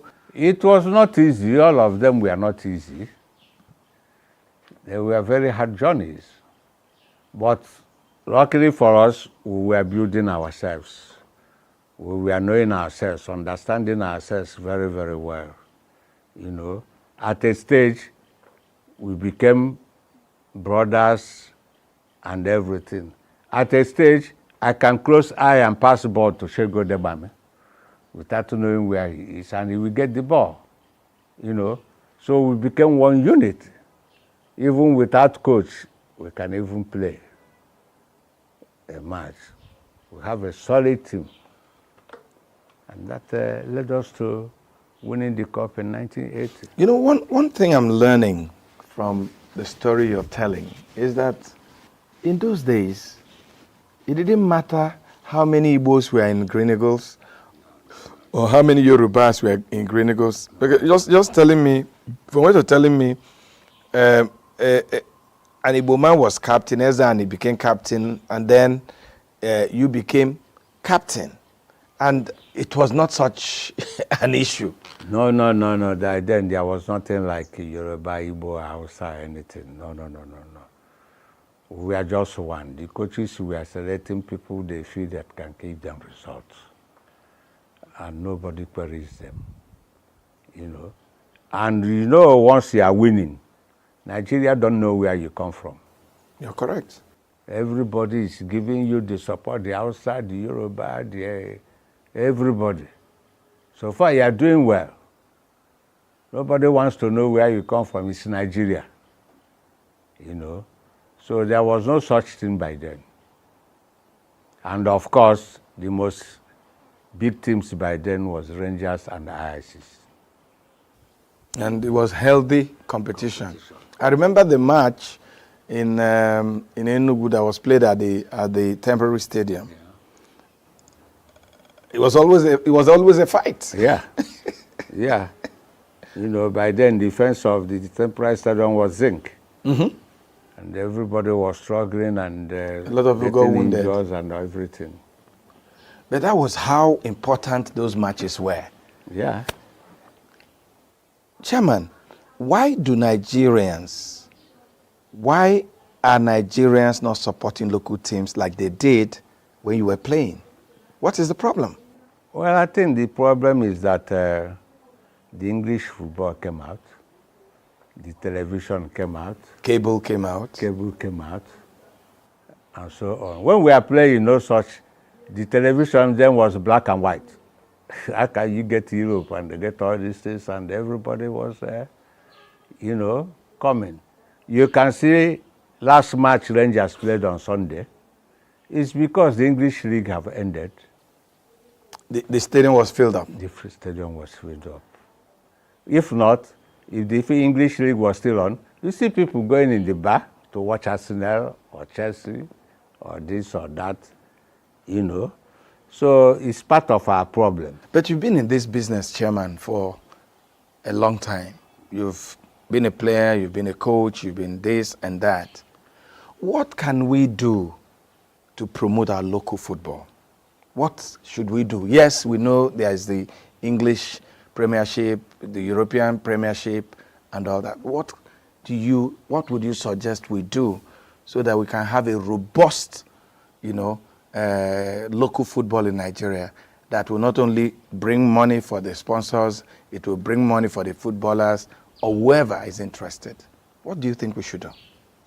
Number one, we should get people who are interested to run the football. It's not everybody that can run the game of football. And number two, in Nigeria, let me not say Africa, there's no money in football. So you see all our players moving out. Some are going even in the Benin Republic to get a higher pay. Some are going to Europe and everybody, all our players are moving out. So there's no motivation, no incentive. The money was not there. You play a match finish, there's no match bonus, no allowance, and so on. So this discourages the teams. In those days, when we are playing, before you come to the stadium, you know the 11 that will start the match. You know the 11? Rangers. Yes. But nowadays, you cannot see people will come to the stadium and say, which side is Rangers? And which side is this? And which side is that? They are not interested. They are not interested because they know the player today. Tomorrow they say the player is out. And so on. So a lot of motivation have to come inside it. No sponsors, and so on and so forth. A lot to be done. And okay, Chairman. Football will come back. Let's go back to 1980. You led the Green Eagles that became the Super Eagles to win that coveted trophy for Nigeria. So what happened after that? As I said, after that, we have to give thanks to Shagari. May he so rest in peace. Shagari awarded us with buildings in First Stack. In Lagos. We got cars. We got money. We were taking around Lagos. And that was the first time I rode a horse in Lagos. In celebration of your victory. So, in short, Shagari rewarded us very well, more than well. And that is why the football is promoted to the level it is now. Otherwise in those days, they don't take us as nothing. And we are playing it for the interest. That's the difference. People playing now are playing for money. Our only was interest. There was no money, no nothing. It was after that 1980, we got this gift and everything, that people started taking it seriously. Taking it serious, and so on and so forth. Tell me how you felt when all this was happening. You were celebrated everywhere, in Lagos, in ENUGU, on the streets. Well, we never believed it. Were you walking in the air? We never believed it. We're just playing that we want to satisfy our country, our people, and we make them happy and everything. And the response, they made us happy too. Mm-hmm. So it was that time we knew what we did. We don't even know what we did when we won the cup. It was when the showering was coming in. From everywhere? Everywhere. We said, so this is a big thing. And we thank God for it. Let me ask you a question. Was your father alive in 1980? Of course. Tell me, what happened? Because he was the same man that wouldn't let you play football. Yeah, my father and my mother considered when I entered the Rangers. As they say today, they became loyal. They wanted their son to be a doctor, mama doctor, pardon, a lawyer, something, But when I entered the Rangers, they started hearing their son's name. And when they were passing, I said, you know this woman? Mama Christian Chuku. They say, hey, I am Mom Christian Chuku. The same thing with father. That is why when they surrendered, and started giving me prayers and encouragement. And respect. And respect. because they wanted me to be one of the doctors, lawyers. That was what is reigning by then. And my mother wanted to answer one of the names. When you won the cup in 80, did your parents come to you and say, oh, thank God we didn't stop you? They were so happy, so pleased. And even they reigned more than me. Oh, they enjoyed the fame. They enjoyed the fame. They reigned more than me. Because anywhere they are going, they are being recognized easily than somebody who has a doctor and a lawyer. Those days. It looks like I'm missing something. Yeah. At what point in this, your journey, did you think oh, come, I need to settle down. I need a wife? That was after the Nations Cup. It was going to be a big challenge for you because every woman wanted you. So how did you navigate? My mom intervened. It was even she my knew mom. She knew you were in trouble. You see, it was even my mom that made me to marry. Oh. Because I was not ready. You were enjoying... those days, the parents will get a wife for you, whether you like it or not. No, but in your case, I knew... But I had so many girls. I know. I had so many girls, girlfriends and so on. They wanted to be girlfriend to Christian Chuku. My mom said, I'll find a wife for you. This is the person you are going to marry. And we respect our parents those days. We obeyed them. I said, okay, to make you happy, no problem. You have to make your parents happy. So there is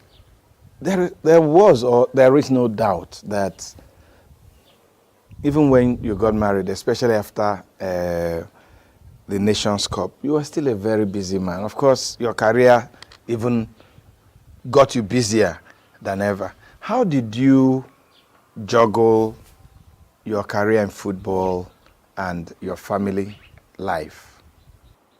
Yeah, I was very, very lucky.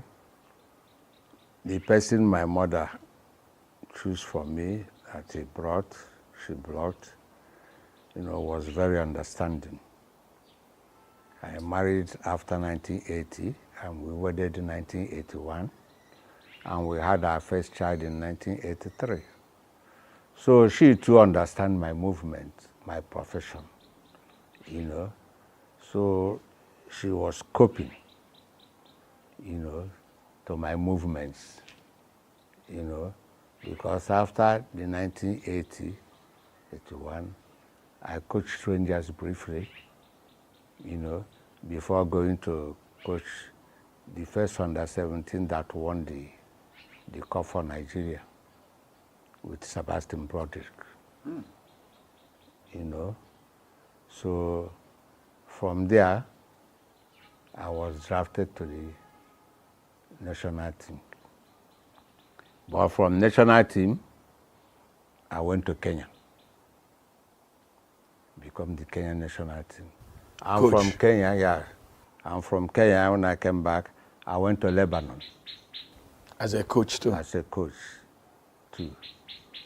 It was in Lebanon that I was told to come back and handle the national team again. But before I could come back, they said they have given Shaibu the job. I said, okay, no problem. It's all the same, but you wouldn't have told me to come back when I was comfortable in Lebanon. No, so the National Sports Commission or the NFA reached out to you in Lebanon where you were coaching a team. Yeah. And asked you to come back to Nigeria and coach the national team. Only for you to get here. And they told you they'd given the job to Shuaibu. Yeah. So what happened? Why? So from there we said, okay, no problem. It's a colleague, it's everything. So there was this one man called Noel, who is a Nike man. He brought Nike to Nigeria. The sportswear company. Yeah, Noel. Then he found me a job in Kenya. So I went back to Kenya as a Kenyan national team. Okay.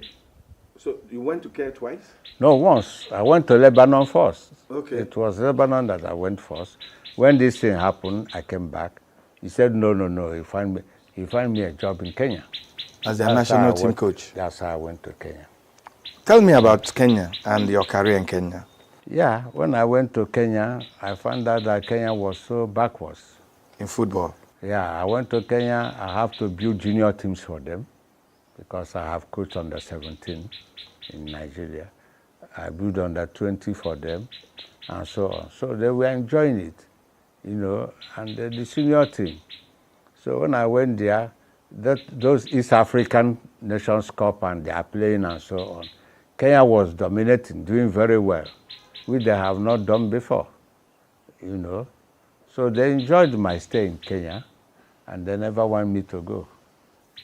So at what point did they now ask you to come back to the Super Eagles to coach? I told you when they called me from Lebanon. Mm-hmm. Kenya, my contract expired, and I said, no, I'm going home. So when I came back home, then they called me to Super Eagles with Clemens Westerhoff. Okay. So I worked with Clemens Westerhoff, and from there we went to World Cup, we won Nations Cup, and from there we dispersed again. What a journey. Yeah, so that's how it was. You played football, wonderful career, a lot of successes here and there. Do you have a regret that you didn't play football when it became gold? Do you sometimes sit back and say, oh, if it were now, maybe I'll be a billionaire? Does it occur to you sometimes? Yeah, it occurs to me. If it were now, I will invite Vin Euro to London to come and do me this interview. Because but I was not regretting anyway. Yeah. I was not regretting because I got everything I deserved because I was not playing it for money then. Yeah. It's for fame, posterity, and so on. When I look back now, I'm happy that I built the football. In Nigeria? In Nigeria. I built it to where it is now, for people to start recognizing that football is a big business, and so on. So that's my pride. Whenever you want to talk about the progress of football in Nigeria, well, we will not forget Chairman Christian Chukwu. Do you think that our country, Nigeria, has paid enough attention to footballers like you who made Nigeria proud in your retirement? Do you think Nigeria has taken good care of you and your colleagues?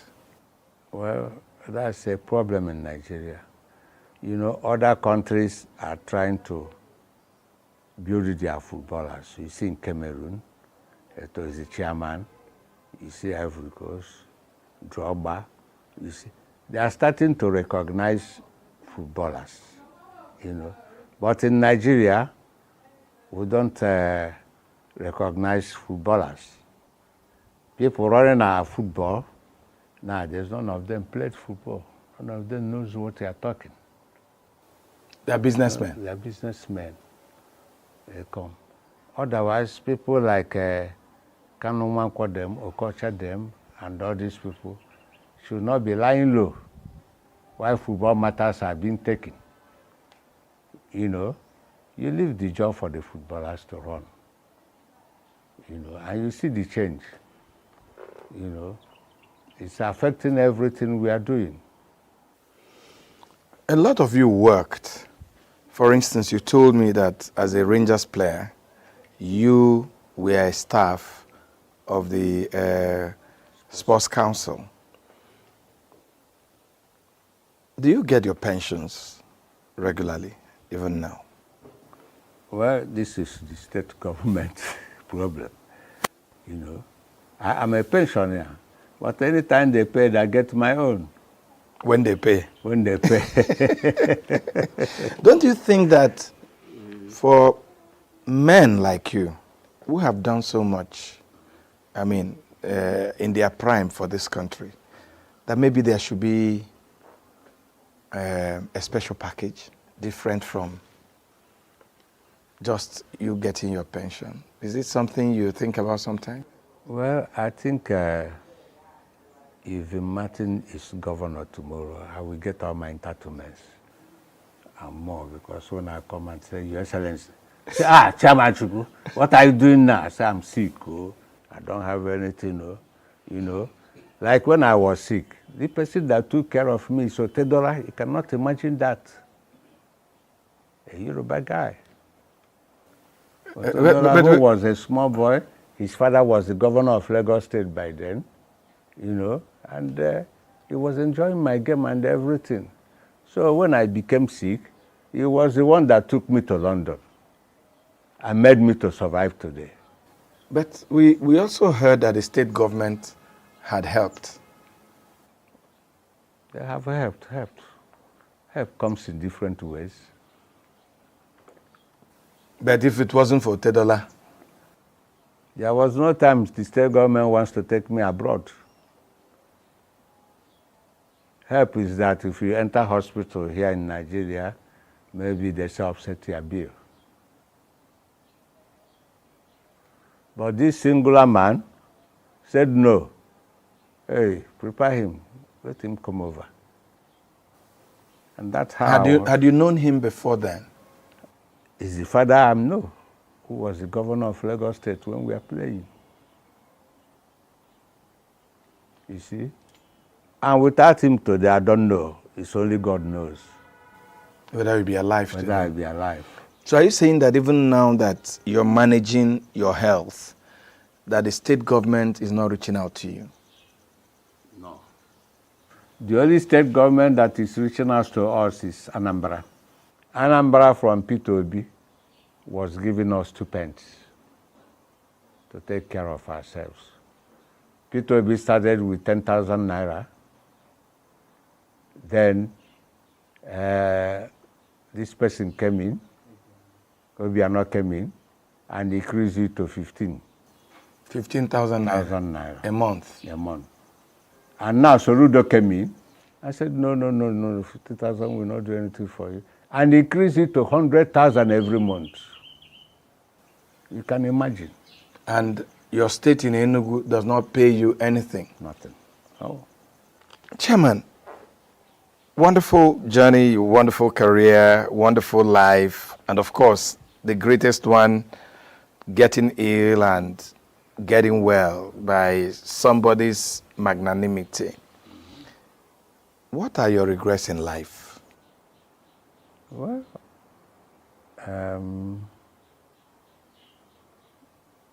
do I remember anyone now? I don't think I have any. I thank God I was alive. I was successful in what I choose, the profession I choose, and everything. So I'm not the kind of person who is expecting the nation to give me millions of naira or the state to give me this and that. I feel comfortable myself. Maybe that's what is keeping me alive till today, you know. So everything I have, I achieved myself, you know. So I think I'm satisfied with myself. I don't have much regrets. I have a wife. I have 4 children, 2 boys, 2 girls. They just married, so I'm a grandfather now. So what else? What else am I looking for? So I thank God for life. Of course, you already told me you have so much to be grateful for.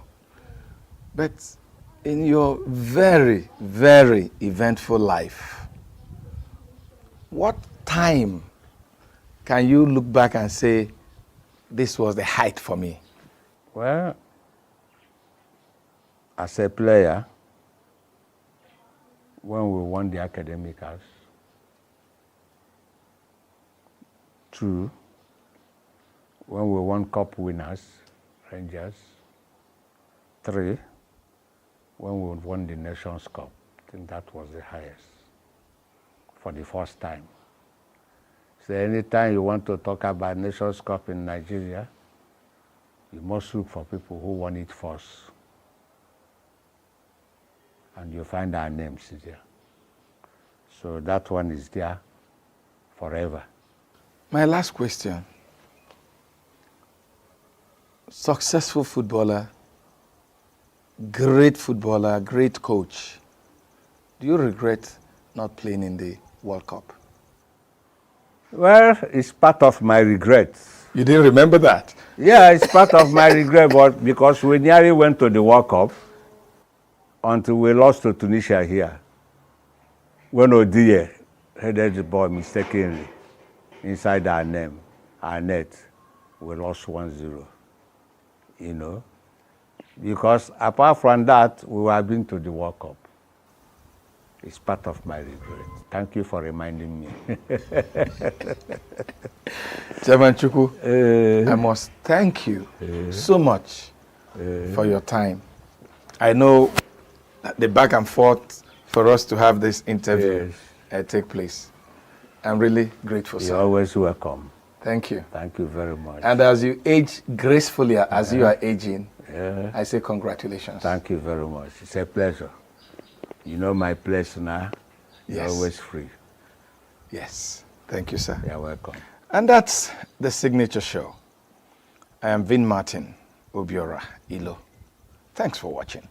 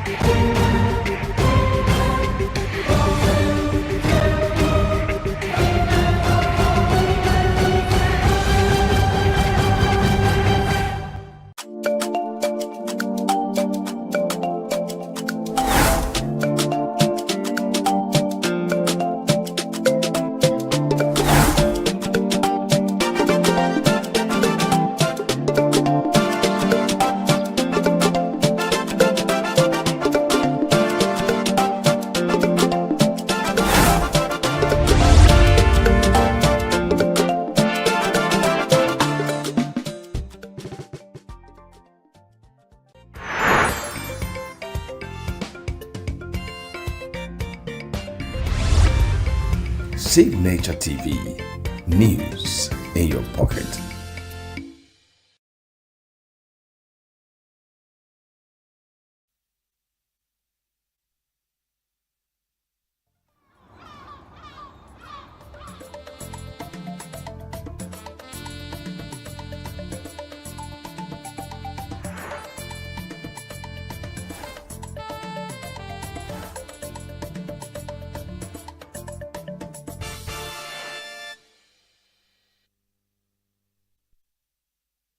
And welcome to another new week. Today is Monday, the 18th day of August 2025. Lillian, how are you this morning? I am beautiful. How are you?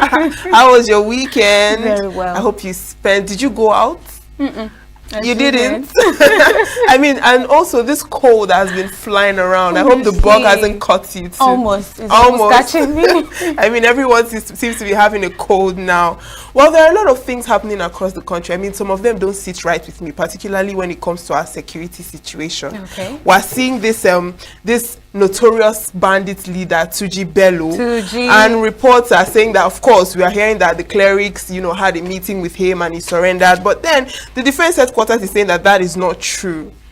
You know, I don't know who we're supposed to believe. Is it the clerics or the defense? Honestly, and then they said that the so-called bandit released 32 hostages. And those hostages, the defense headquarters saying they can't find not even one person. And even the arms that were surrendered as well.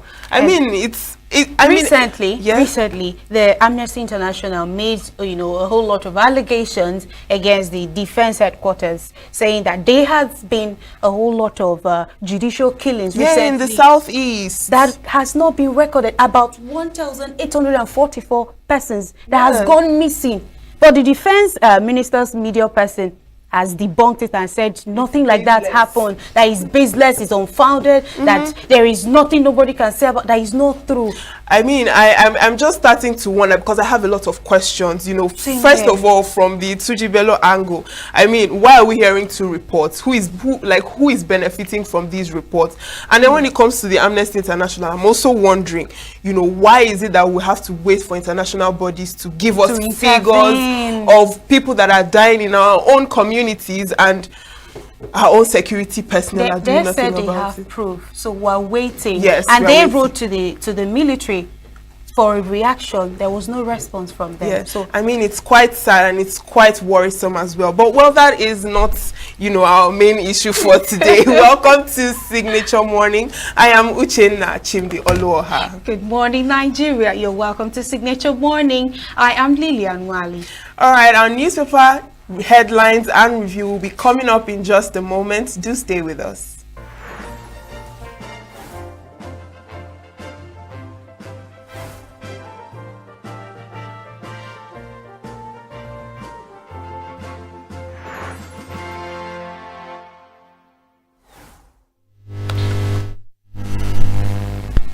Welcome back. We'll be starting with the Guardian newspaper. And on the headlines we have on page 6, over 10 banks, insurers risk forced merger in race for new capital. And Serap seeks probe of pay to present motions bills claim. Replacing Tinubu with Jonathan, not solution but system overhaul, says Farotimi. And that Lausa says we're bringing Nigerians out of school kids back to classroom. Still on the Guardian newspaper, we have EFCC NIS deport 42 cyber criminals, 150 to follow. Pensioners deserve a duty of care and prompt payment. That you're going to find on page 16 of the Guardian newspaper. Over to the Daily Trust. By elections, parties maintain strongholds, pages 3 and 4. Kano by-election, why we rejected Shanonon Bagwai State Assembly by-election, says APC. Many traders fear dead in Sokoto boat mishap. Eulogies as Emir of Zuru dies at 81. And finally, on the Daily Trust, 109 senators pay enough for 4,708 professors' salaries. Now let's move over to the Tribune newspaper. July 2025 inflation report. Despite gains, pressures persist, CPPE says, and that you're going to find on page 6 of the Tribune newspaper.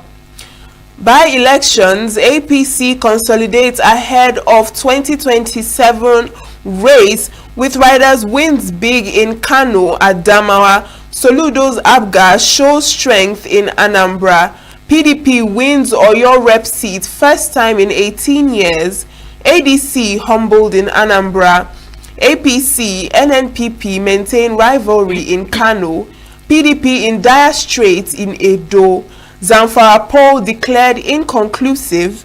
Our electoral process has deteriorated under Tinubu, ADC alleges, and results are a vote of confidence in Tinubu, our party, APC.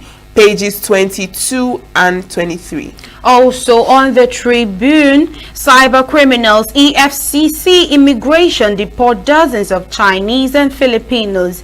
Also on the Tribune, shake up in the army. COAS redeploy top generals that you're going to find on page 4 and page 3 of the Tribune.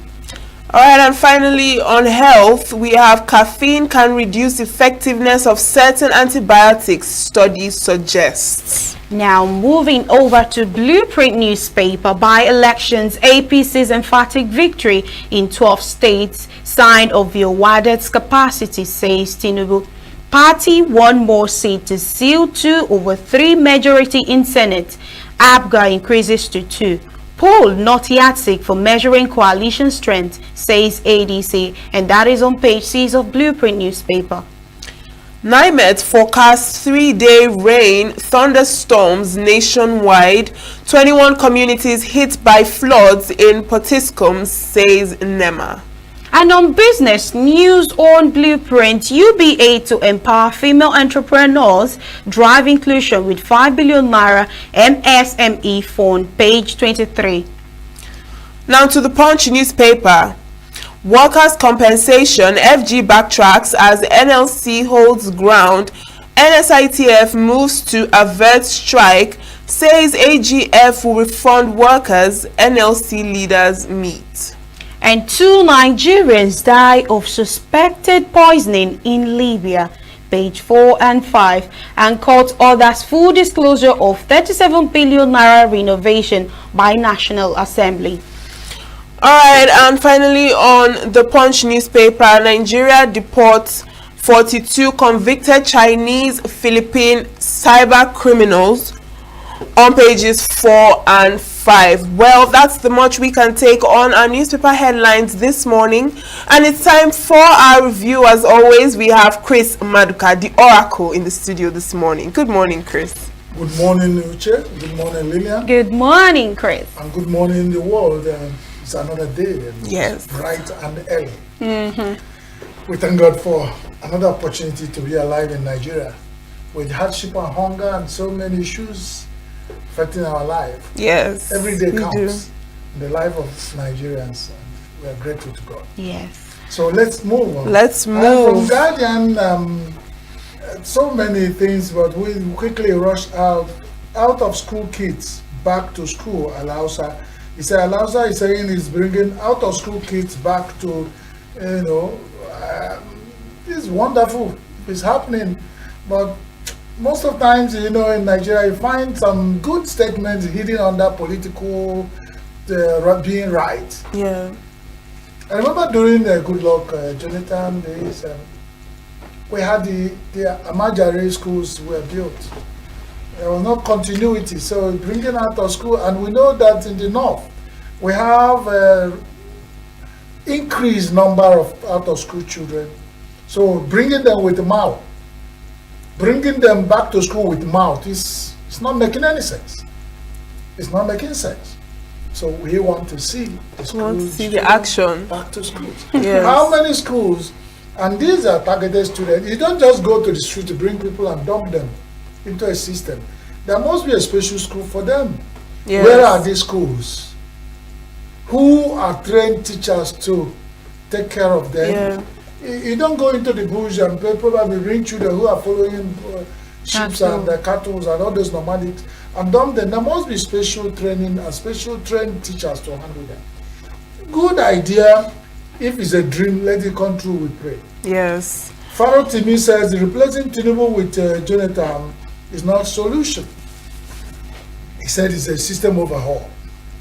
Most of these activists, in the way they attack things, I do not think, it is his own opinion anyway, his own opinion.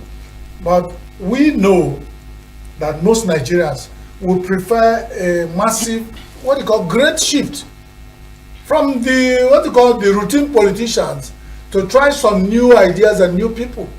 Because it's still like the Igbos we say, one pot is boiling and cooking all the ones we have had in the recent past and the ones who are showing interest in the recent future.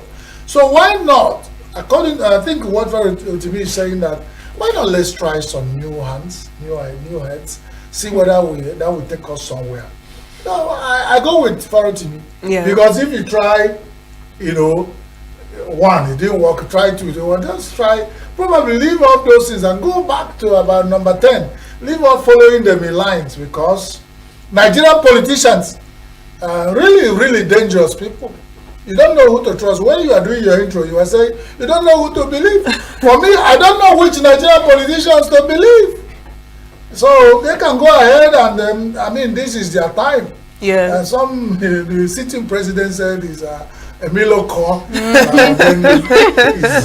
right, still on Nigerian politicians. On the Daily Trust, we have 109 senators' pay is enough for 4,708 professors' salaries. Wow. That is massive. Very. It appeared in all the news. I think as byline, and it was.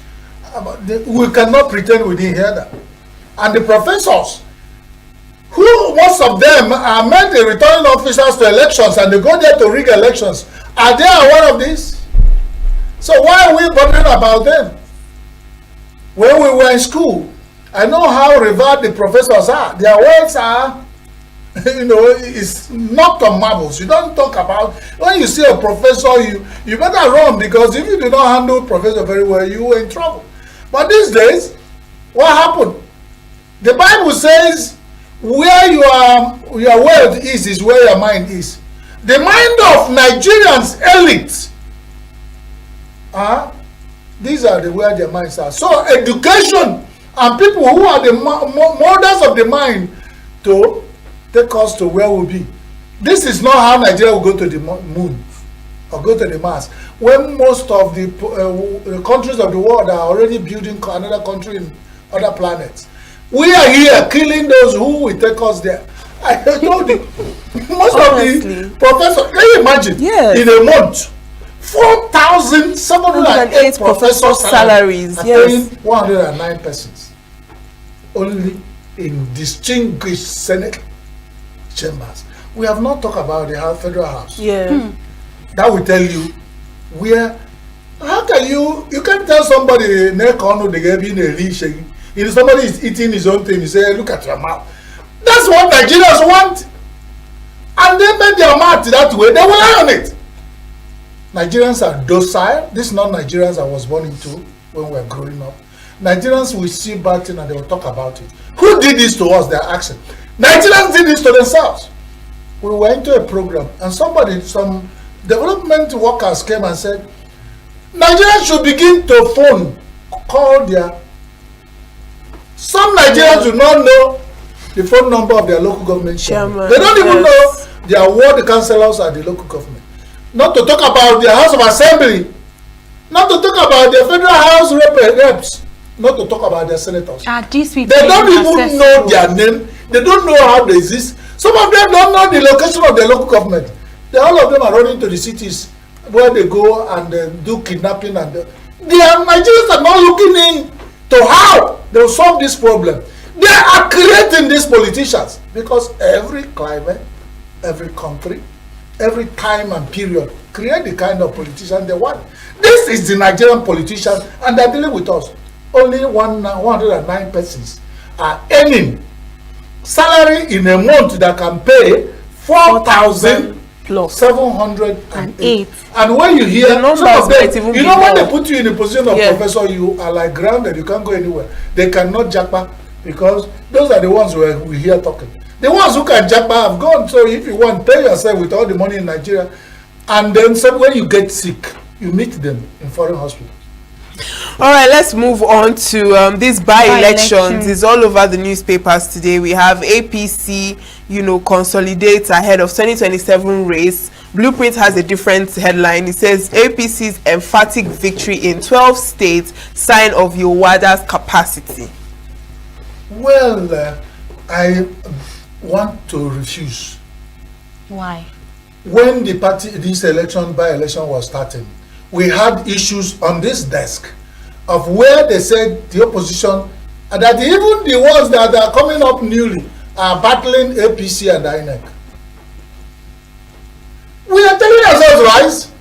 They are looking for So we tell them, when we did the local government election at the states, I sat on this seat, I told them, all the governors in their parties will clean up, and I think we are making progress. So why should I blame APC at the center?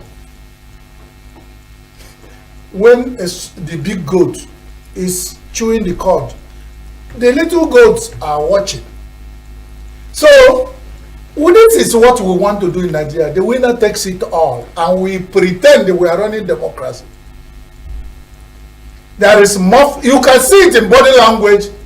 There are some things that happen. Even some people are self-sorry. Hey, the fear of is good wisdom, and they are running up, rounding up, and these are all, I don't know. So if you say is the power, yes, they are consolidating, yes, they have power, and they are using the power to protect, to muffle.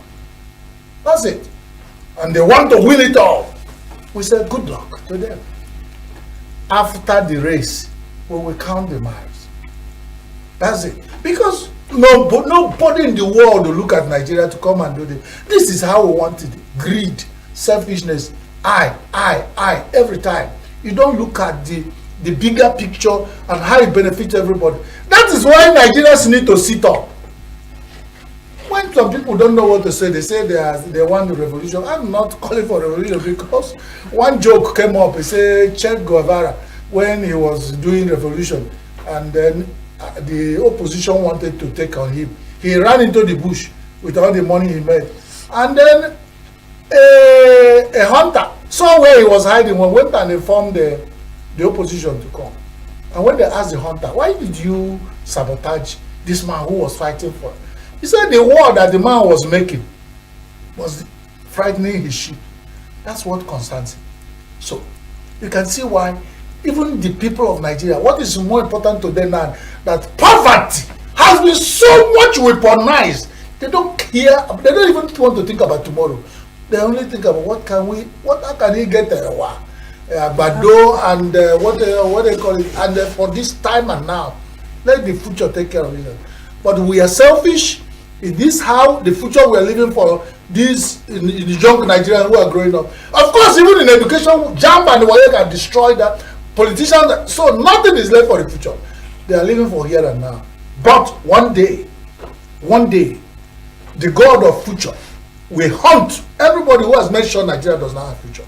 This is not, if the people who handed over Nigeria to us did it to us, there won't be Nigeria today. So why in their own time they are allowing the light given to them to quench? That's what it is, out of selfishness. So let's go. So APC swept up. There's a boat mishap in Sokoto. Yes. And it's an aberration. Sokoto is known for dry and harsh weather and all. So when it rains there, I will tell you that this climate changes. When we begin to have boat mishap in Sokoto, maybe due to flooding and so many things, and whatever had happened there. Because what you hear there is that the dust and desert encroachment. Now we have, yes, it calls for attention. Out of all the people of the world and the countries talking about climate change and the implications, Nigeria is worried about 2027. Well, Naime, just talking about, the climate change, Naime forecast 3-day rain and thunderstorms nationwide on the blueprint, and 21 communities have already been hit by floods. But NEMA is giving this report, and yes. NEMA and NEMA, they are working and giving reports. And incidentally, there is data you can't refuse with now here. What we do with them is what has been haunting us. Because by as eggheads to help them think about solutions. Because we have a lot of environmental experts in several universities. In fact, the university has become a problem that has to be banned. Remember, you can't establish new technical institutions in Nigeria. Yes. It's now under ban because Nigeria is overwhelmed with education. What we are not overwhelmed is corruption. So we can't ban corruption. Education is giving us a problem. Ban that. Let's run with corruption. Let's run with insecurity. All those things are. Let's run with the election rigging and vote buying. Let's run. And they will tell you stories. I read in a newspaper of somebody who was caught with 29 point, almost 30 million in a booth to buy. And In Nigeria, you don't believe all you see because they can tell you it's Uche. Why Uche has been put there to use it, Uche to discredit another person? Yes. You know, politicians in Nigeria, they are fond of knocking on the door and running around and ask, who is knocking? All right, we're seeing FG backtracks as NLC holds ground on their strike. Yes, because in Vanguard, their NLC strike notice. Yes. That organization that actually making them go, ITF admits 50% deductions. So what did they use the deduction for 50% to do? There are so many things in Nigeria that cannot be explained, and it's an issue. It's an issue, and only God can help us. So what nobody is explaining what they're using that to do, but we didn't hear that NLC has backtracked. Are they backtracking? They are still holding on. So if you have admitted 50%, you are justifying the strike that the NLC has. So if they have admitted that, what solution? We are not told. But I'm sure the details might be there in the newspapers. But now what baffles me is that Nigeria deport 42 convicted Chinese and Filipinos for cyber crime, and 150 more to follow the deportation. Yes. And I wonder what is working. Why couldn't they have joined all of them at once? Because Nigeria is we have enough trouble. So when you notice any of them, that's a good one, because I know the Chinese. I know how they want to get involved in any situation where they can find loopholes. They make their goddamn use of it. So if Nigerians see that a rat in the home goes to tell the rat in the bush there's a fish hung over the fire, that is what the Chinese and the Filipinos has come to do. Nigerians are not going to go out of the blame. As we make our math, so shall we lie on it. So, exactly. Our time is up, and there's one more. I just saw customs intercepts containers loaded with 130 million naira expired pharmaceutical drugs. That's no new. Somebody in Nigeria, and is coming from somewhere. It's high time in a diplomatic circle we begin to look at the source where these goods are coming from. Because if you check the manufacturing date of expired drug, how long has it stayed in transit? In transit. Who exported that to us? That is another diplomatic war to fight, because somebody cannot look at the amount of money involved. Yes, 130 and these things have million been naira. expired, and somebody knew that before this ship get to destination, this drug will be expired. It's only anyway. Don't blame them. They know. And this thing is going into the market, and people are buying it and falling sick. This one that expired, because a system allows it and it's coming from somewhere. Nobody is checking from the source. You come and start killing yourselves when you know you are common enemy. If this drug thing had come from China, for instance, you attack Chinese. Why are you sending us expired drug? Because a businessman who invested that kind of money, you trust my people, if they come into this country, they will try to start changing the expiry date. Yes. And we die of cancer and all these diseases of the, don't want to say the Egyptians. And we will not know all right. But let God help us. God bless Nigeria. God bless the people of the world. For those who desire and deserve to be blessed. Thank you so much, Chris, for your wonderful. Thank you. All right, with that, we've come to the end of our newspaper headlines and review this morning. Coming up next, we have other conversations coming your way. Do stay with us.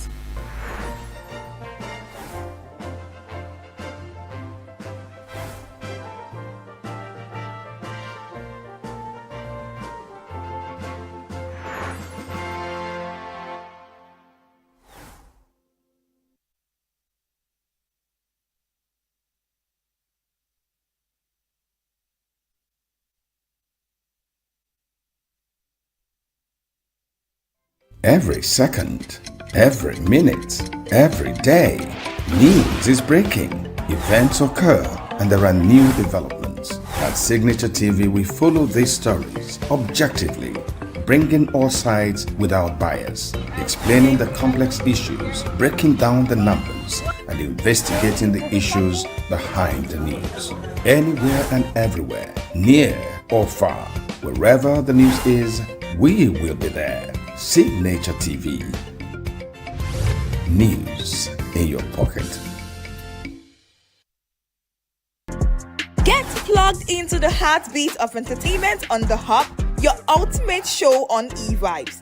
From trending stories and social media drama to top charting music, must-watch movies and exciting moments from the world of arts, we've got it all. Join us for unmissable conversations with your favorite entertainment personalities, plus fun segments every week. So I should try harder. So Okay, I don't know that one.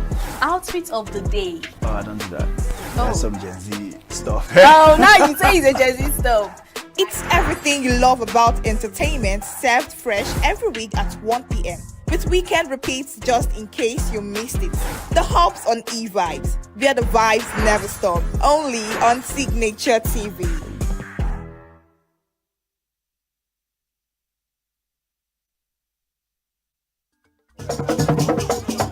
With a population of about 36 million people, the Southeast is awash with stories. Every day on Southeast News, we tell the peculiar story of the Southeast and her people. Our Southeast should be the Silicon Valley of Nigeria. Their successes, achievements, and daily challenges. Do you have a Southeast story to share? Community achievements and challenges, completed and uncompleted projects, bad roads, water scarcity, erosion, flooding, insecurity, or even disagreements? Bring it on to Southeast News. On Southeast News, no story is too big or too small. Southeast News. Let's tell our story. Showing on Signature TV every weekday at 4 p.m. WAT, 1600 hours GMT.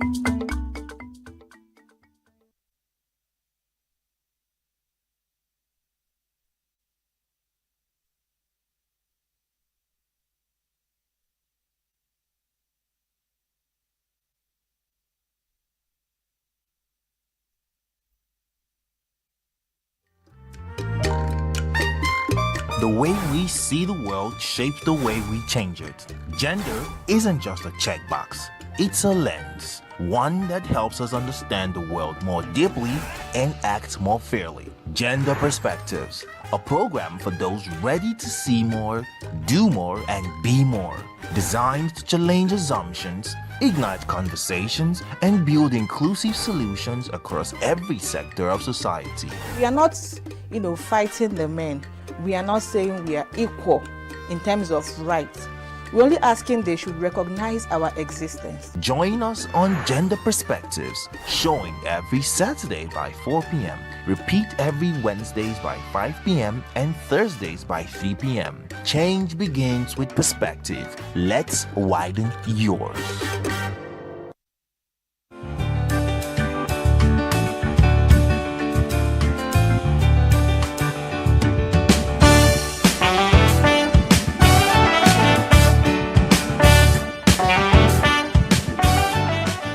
World Trade Organization Director General Ngozi Okonjo-Iweala says Nigeria's economy under President Bola Tinubu has achieved a measure of stability, but warns that the real challenge lies in moving from stability to strong, sustainable growth. Speaking after a closed-door meeting in Abuja, she urged the government to focus on expanding productive sectors, encouraging investment in technology, and building social safety nets to cushion vulnerable citizens. She highlighted that global economic headwinds combined with domestic inflation require Nigeria to diversify exports and strengthen manufacturing to create jobs. According to Okonjo-Iweala, this next stage of growth must be inclusive, ensuring that the benefits of reform are felt across all income groups. The federal government has announced that it has cleared over 2 trillion naira in outstanding capital budget arrears from the 2024 fiscal year, with Finance Minister Wale Edun confirming that there are now no pending unpaid obligations to contractors or suppliers. Edun described the clearance as a sign of fiscal discipline and renewed commitment to timely project delivery. He pledged that the capital funds for 2025 will be released promptly, avoiding the delays that have historically stalled infrastructure work. According to the minister, this approach will speed up the completion of roads, bridges, schools, and other vital projects, while also strengthening investor and contractor confidence in government contracts. The Nigerian Senate has granted a second extension for the implementation of the 2024 capital budget, moving the deadline from June to December 31st, 2025. Lawmakers say the decision was necessary to give the executive arm more time to complete ongoing projects funded under the 13.19 trillion naira capital budget. The extension means that both the 2024 and 2025 capital budgets will be implemented side by side for the rest of the year. The Senate urged ministries, departments, and agencies to make effective use of the additional time, stressing that Nigerians expect to see tangible results from capital spending before the end of 2025. The Nigerian Institute of Building, NIOB, is intensifying its push for the full enforcement of building control regulations across all states to curb the frequent cases of building collapse in the country. Speaking at the 2025 Builders Week in Lagos, the Institute's Lagos chapter chairman, Thomas Adeoye, stressed that beyond having policies on paper, Nigeria must ensure strict compliance and remove what he called quackery from the sector. He explained that only certified professionals should be allowed to oversee construction projects, warning that substandard practices endanger lives and property. According to the NIOB, improving oversight will boost public confidence, protect investments, and contribute to sustainable development. Nigeria's Eurobond market closed steady on Thursday, August 14, 2025, with activity recorded across various maturities. According to the Debt Management Office, the 7.625% Eurobond maturing in November 2025 traded at around $1.118, while longer-dated bonds saw minor yield adjustments, reflecting shifts in investor sentiment. Analysts say Eurobond prices and yields remain a key barometer for Nigeria's external borrowing costs and global credit perception. The latest data suggests that investors are still closely watching Nigeria's fiscal and monetary policies, as well as global interest rate trends. And that's business news on Global News. In Abuja, I am Tomsinime Natus.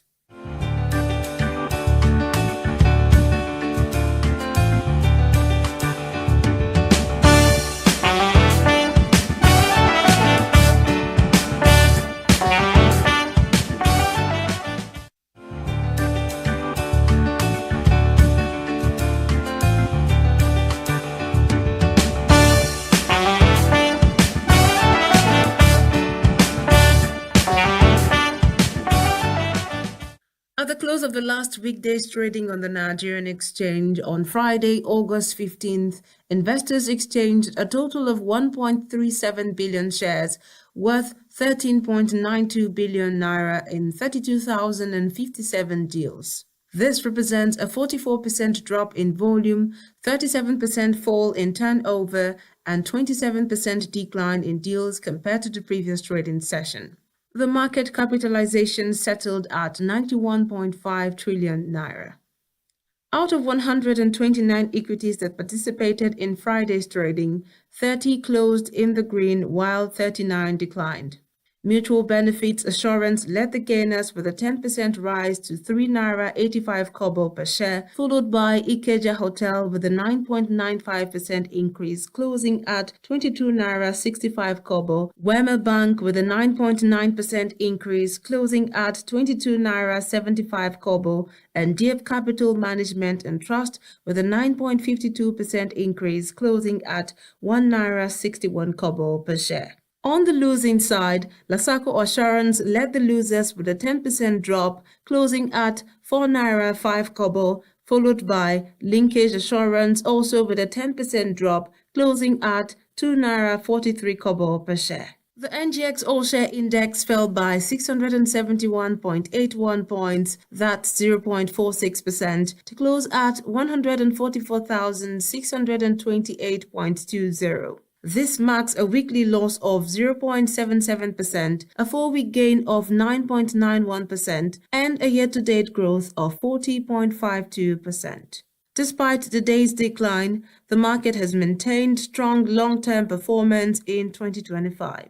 The Naira held steady at the official window rate of 1,534 Naira 52 kobo per US dollar as confirmed by the Central Bank of Nigeria's data through the official Nigerian Autonomous Foreign Exchange Market (NAFEM) segment. Meanwhile, on the parallel market, the Naira is trading at around 1,560 Naira to buy and 1,545 Naira to sell per dollar. The gap between the two reflects ongoing demand pressures in the informal FX market, even as official rates remain relatively stable under current monetary policy dynamics. That's the update from the Nigerian stock and money market this Saturday morning. In Abuja, I am Tomsinime Natus.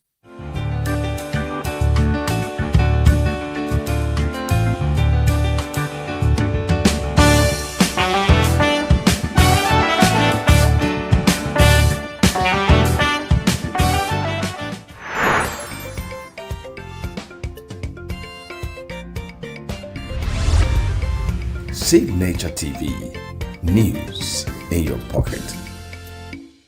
This is entertainment news. Nollywood actress Kate Henshaw has called for justice following a tragic road accident in Auchi, Edo State, that left the younger sister of reality TV star Fina critically injured. The accident, allegedly involving a truck linked to Dangote Group, occurred just 6 days after the victim celebrated her graduation. The young woman underwent an amputation of one leg and now faces the risk of losing the other. According to Henshaw, the truck driver fled the scene immediately after the crash but was later apprehended by a lecturer who witnessed the incident. The actress also claimed that the truck's license plate had been removed, raising suspicion about an attempted cover-up. Henshaw urged the Nigerian police force to carry out a thorough investigation and ensure those responsible are held accountable. Earlier, Fina, a former Big Brother Naija winner, took to social media to publicly accuse the Dangote Group of attempting to protect the individuals involved rather than cooperating fully with authorities. Henshaw's public calls add to growing pressure on the company and law enforcement to deliver justice in the wake of the devastating incident. Yinka Tyson, the former partner of Link Edochie, has publicly accused May Yul Edochie, the estranged wife of Nollywood actor Yul Edochie, of being behind a wave of online harassment against her. In a recent outburst on social media, Yinka alleged that May's fan base, popularly known as May Nation, has subjected her to relentless cyberbullying. According to her, the group not only launched coordinated attacks online but also went as far as submitting a petition to her employer in a bid to have her fired. Yinka further claimed that the harassment extended to her family, with her children being dragged into the situation and her personal information allegedly exposed online. Issuing a stern public warning, Yinka demanded that May take responsibility and put an end to what she described as a targeted smear campaign. Singer Iyanya has spoken out in defense of music executive Ubi Franklin following online allegations that he stole a luxury wristwatch during Davido's wedding in Miami over the weekend. The claims began circulating on social media after the blog published the report on Wednesday, sparking widespread reactions. Addressing the rumors, Iyanya dismissed them as baseless and malicious. According to Iyanya, the false allegations were deliberately fabricated by individuals within their social circle who have personal issues with Ubi Franklin. He described the incident as an attempt to damage Ubi's reputation. And that's all in the entertainment news. I am Queenette Mukunta for Signature TV.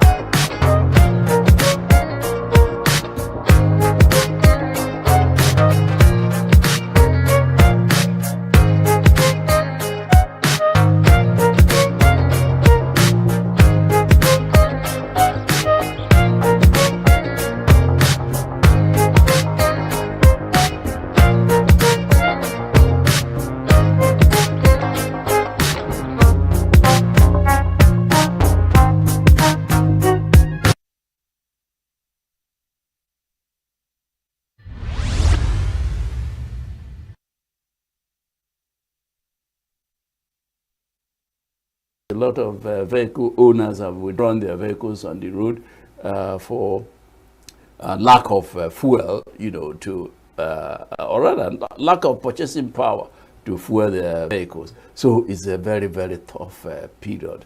A lot of people are agonizing over it, and except government does something and does something urgently, the situation might get out of hand. And don't forget the fact that this is just the tip of the iceberg, because for me, I feel that this is September and December is fast approaching. We may get to that situation at that point where a liter of fuel will cost 2,000. Already it is 1,400. By December, we'll be talking about 2,000 naira. It's an industry that is infested with corruption, and that's why we have the situation we have on the ground. That's why we are facing this problem. And you ask yourself, you know, this is a product that is excavated from Nigeria. In the wisdom of our past leaders, beginning from the military government, you know, they had the wisdom of constructing refineries, first in Port Harcourt in 1965. You know, we have the Port Harcourt refinery. We have a second refinery in Port Harcourt. Then we have Warri refinery. We have Kaduna refinery. And today we have Dangote refinery, which is about 650,000 barrels of oil per day. And we have other modular refineries. There is one in Edo. There is one, I mean, we have, on the whole, we have about 8 refineries in Nigeria. And you ask yourself, why are these refineries not functional? Welcome back, and now we're going to be looking at, you know, the issue of human trafficking. Now, I mean, human trafficking is now taking new and dangerous turns in Nigeria, and particularly in the southeast is also becoming a very worrying hotspot. And so the question now is, why is the surge happening in the southeast, and, you know, how are our communities and security agencies prepared to respond to this issue? Now, joining us this morning to talk on this, you know, increased cases of trafficking in persons and allied crimes in southeast Nigeria is Mr. Upai Jonathan Awa. He's the Zonal Commander, National Agency for the Prohibition of Trafficking in Persons, NAPTIP, ENUGU. Good morning and welcome to the program. Good morning. Good morning.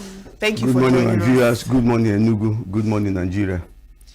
All right. Now, first of all, let's look at, you know, this increase in human trafficking. We're hearing reports of more people being trafficked, and now it's not just through the highways, even through the rivers and waterways in the southeast.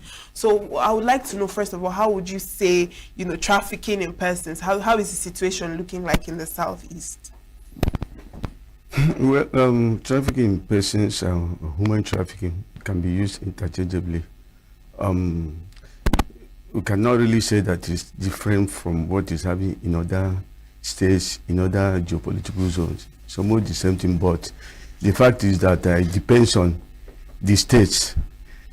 For example, if it is in Uyo, it's issue of baby harvest, baby factory, which is also predominantly done in Abia State, in this all the southeastern states. If you go to Borno, for example, in the northeast, what you have is domestic servitude. You also have begging. You also have exploitation in the form of child labor. So it's actually very, very alarming, honestly. As I speak, there is no week that passes by without we getting, the zone, getting one report or other from this ENUGU state. There's a place, the local government they call ENUGU. There's another one they call Aniri. Before I assumed office here as the zonal commander, I was told that those two states were, those two local government were one, but they are now each. They are now they are on their own now, and ENUGU has actually become a heaven, an endemic local government in all the ramifications, especially sexual exploitation, trafficking out of the country. About 3 weeks ago, I think about 4 weeks, a month ago, we had cause to arrest a family, a mother, a son who has been helping the daughter in Libya to traffic their own from Ogun. So when we got them, we brought them to the zone and remanded them until when they fulfill their bail condition. But one thing I want to say is that those Ogu people are marvelous. They are very wonderful. They have a vigilante. They are on their guard. They are always coming. There is one that one doesn't even, in quotes, doesn't even like want me to drink water and keep calm. It's always on my toes. I think they are doing very, very, very well, marvelously. They have a president who is raising out of the country. I think it's Luciana, that's the name of it. He's a pastor. He's always been calling me. And that is what we'll be looking for. That issue of a synergy, that collaboration, that assistance, because we cannot do it alone. You know, human trafficking is a security issue. Yes. It's also a political issue. When you remember, we as Christians, what happened in Exodus chapter 1 in Israel, in the Bible, when Pharaoh that does not know Joseph came up, he made sure that male children were killed, even in their infancy. When he was like, he said that so that these ones will not join foreigners to come and fight us when they will have war. So this issue of moving people out of the country by deceit, because human trafficking thrives on deceit. It thrives on the vulnerability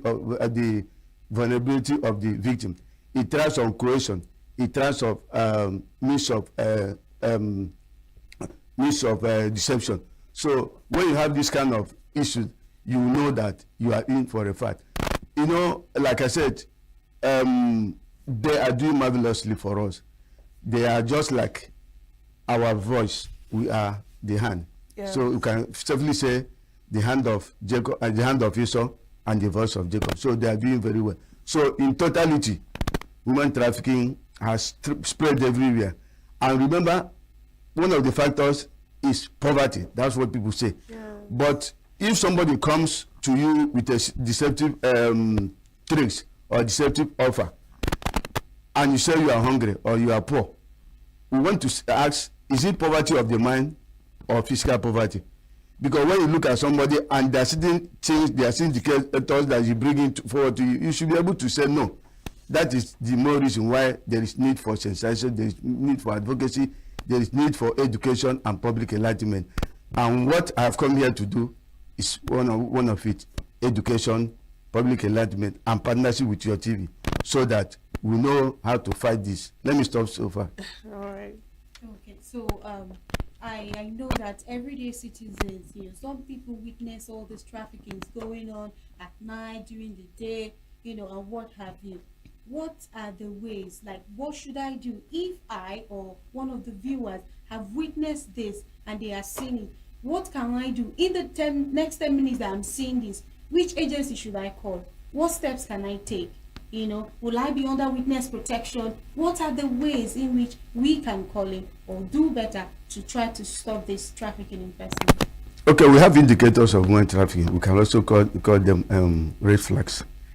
When you see a group of children in a particular vehicle, moving vehicle, or they are just on transit, whether using the official line, whether control post or unofficial control post, you see them and you see one particular person, an elderly person among them, they know that there is human trafficking. And that thing is that when you see them, they are always they look tattered, they look unkempt. Another indicator is that they're always traveling with provision, foodstuffs, gari, agbo, ogba in their possession. And that thing is that when they are getting to a control post where security agencies like us, they will be fidgeting because they cannot speak for this. They have already been coached on what to say. Then be sure that that's a human trafficking activity. You can also see them with bruises, especially on transit, because human trafficking is all about exploitation. A issue of bondage, issue of threat, intimidation, coercion, so that they make sure that you do not talk. And that one is that most of them, they don't know where they're going to. They don't actually know where. They don't even know who is going to receive them there. And that thing is that the person that is the trafficker will always want to be very friendly with you. When they get to where we are now, they will be very friendly. Officer, before you say something, they would have dipped their hand inside their pocket to want to give you money.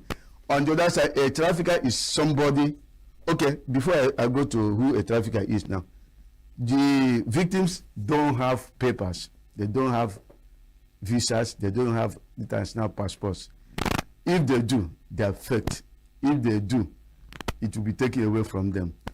Then the opposite is a trafficker, who is the person that's trafficking them, taking them out of the country. You know, human trafficking has 3 elements. Okay. One is the act, what is done.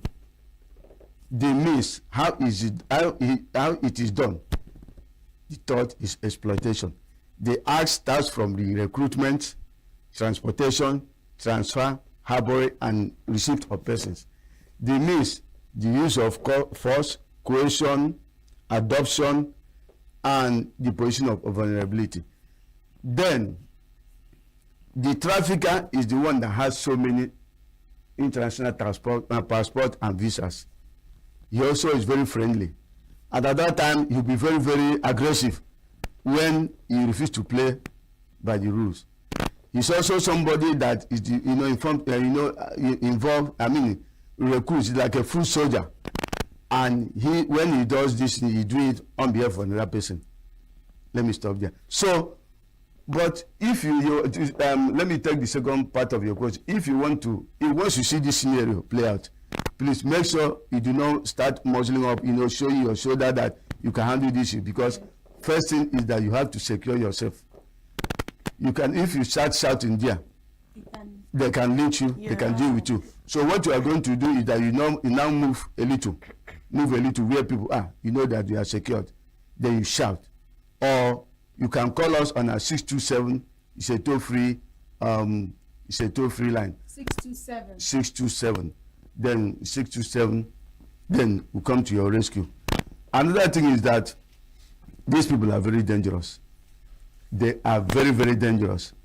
That is the more reason why you must make sure that you get in touch with other security network, because you can see what happened just recently when one Ansarudin terrorists have been captured. I'm sure people are even that's what I was watching before I started coming, before they came and picked me, because of the whole.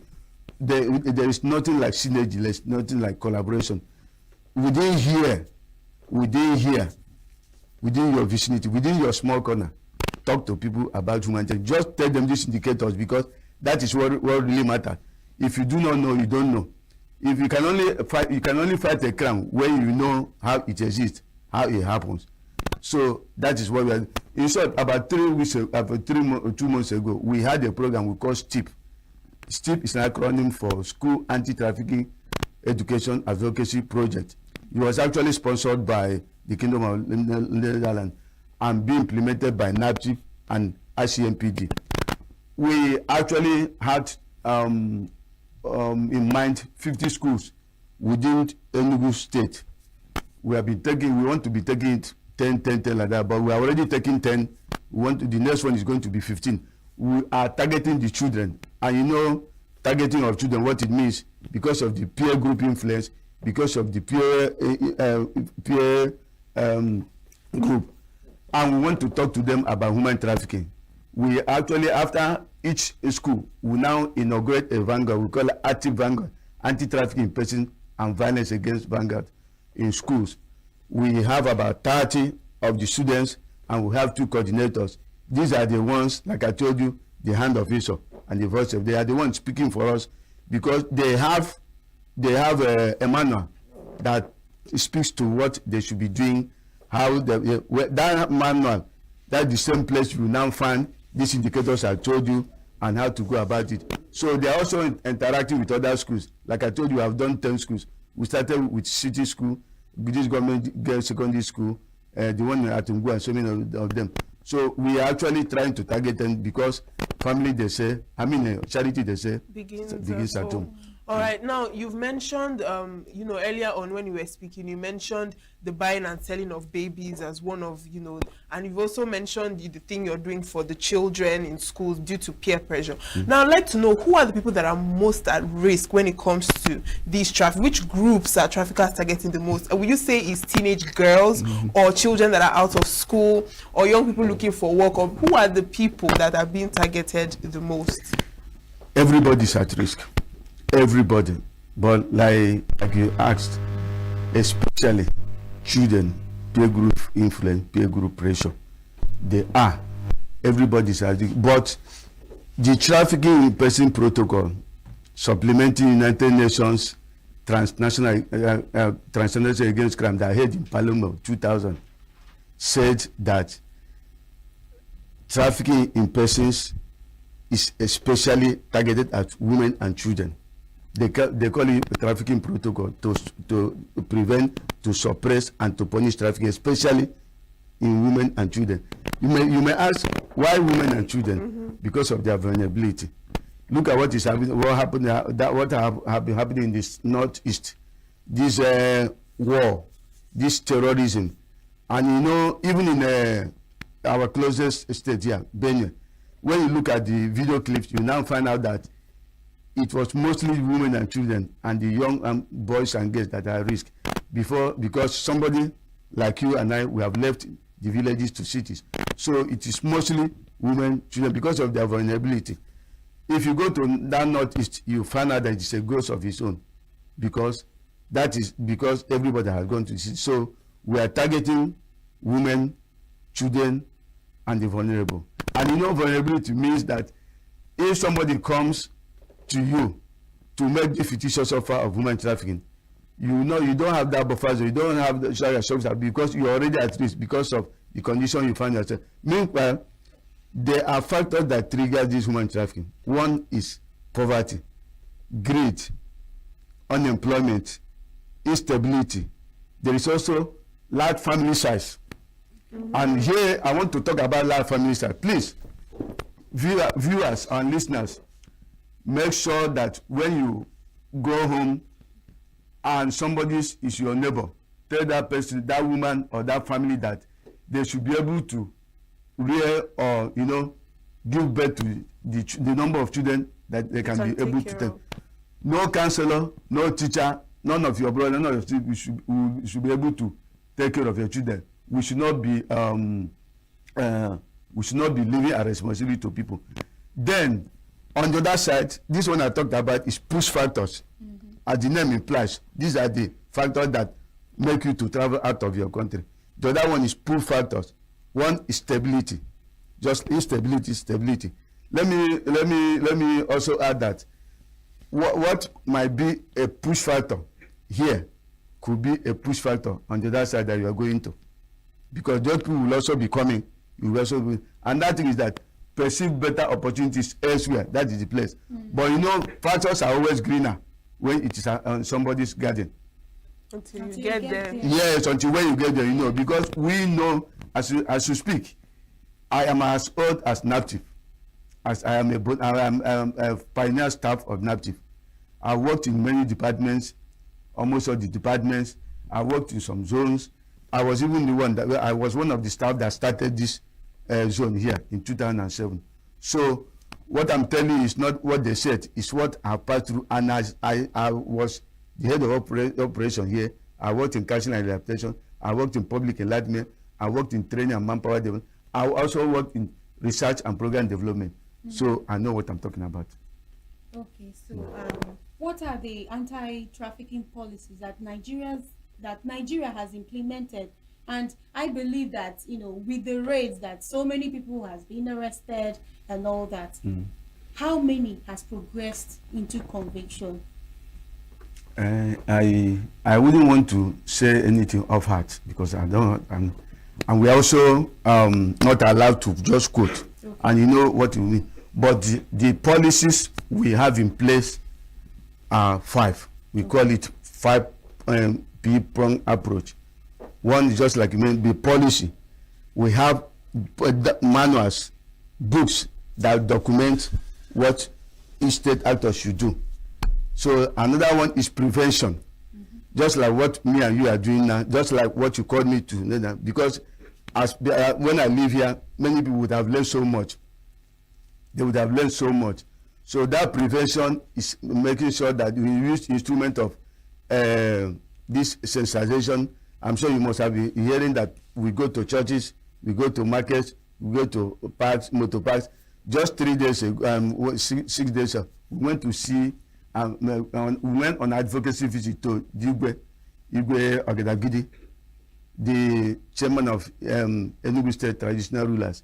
This also also a means of preventing. Then also arrest, because we have been empowered with the power to arrest persons suspected to have committed human trafficking, or a place, a house, a yacht, a plane, or whatever that be used, that we got information that they must have been used. And that one is protection. All our victims are put, are housed in a shelter where we provide them with the advice, counseling, or whatever they want to do. The first commission we had in 2006 came from some girl in Edo State, in Bini, that was trafficked to outside of the country. So because the girl came and sat and make sure that those people who traffic her were made to answer. So she came. And that one is prosecution. As the name implies, we make sure that we do not just take somebody. After the statement, it will now be subjected to legal analysis and legal opinion, after which we now decide whether we can go to court or not. Then finally is partnership, which we are doing, which we are encourage other sister law enforcement agency, stakeholders. We also have state task force. This task force comprises on NACTAL, that's Network of Civil Society Organizations Against Trafficking in Person. We also have police, other agencies, army, immigration, and the rest, and road safety. So these are the policies we have put in place to make sure that we fight this and bring it to logical conclusion, because we know that we cannot do it alone. Exactly. Thank you so much, Mr. Upai Jonathan. I wish we had more time, because I mean this conversation is something that we need to go into. I wanted to ask about the tricks traffickers use to lure people and the rest, but we don't have time anymore. But thank you so much for this interesting conversation. It's okay. Thank you so much. So much, Mr. Upai. Thank you. And we have come to the end of our discussion this morning, and we'll bring you more insight, more discussions and conversations to explore this morning. Do stay with us. Thank you so much. We are local. The international community is observing When the main market is in chaos, people are... We are national. Those in support of this motion as amended, say aye. Aye. We have taken the bill by default. We are international. Israeli airstrikes. Donald Trump left us the worst unemployment.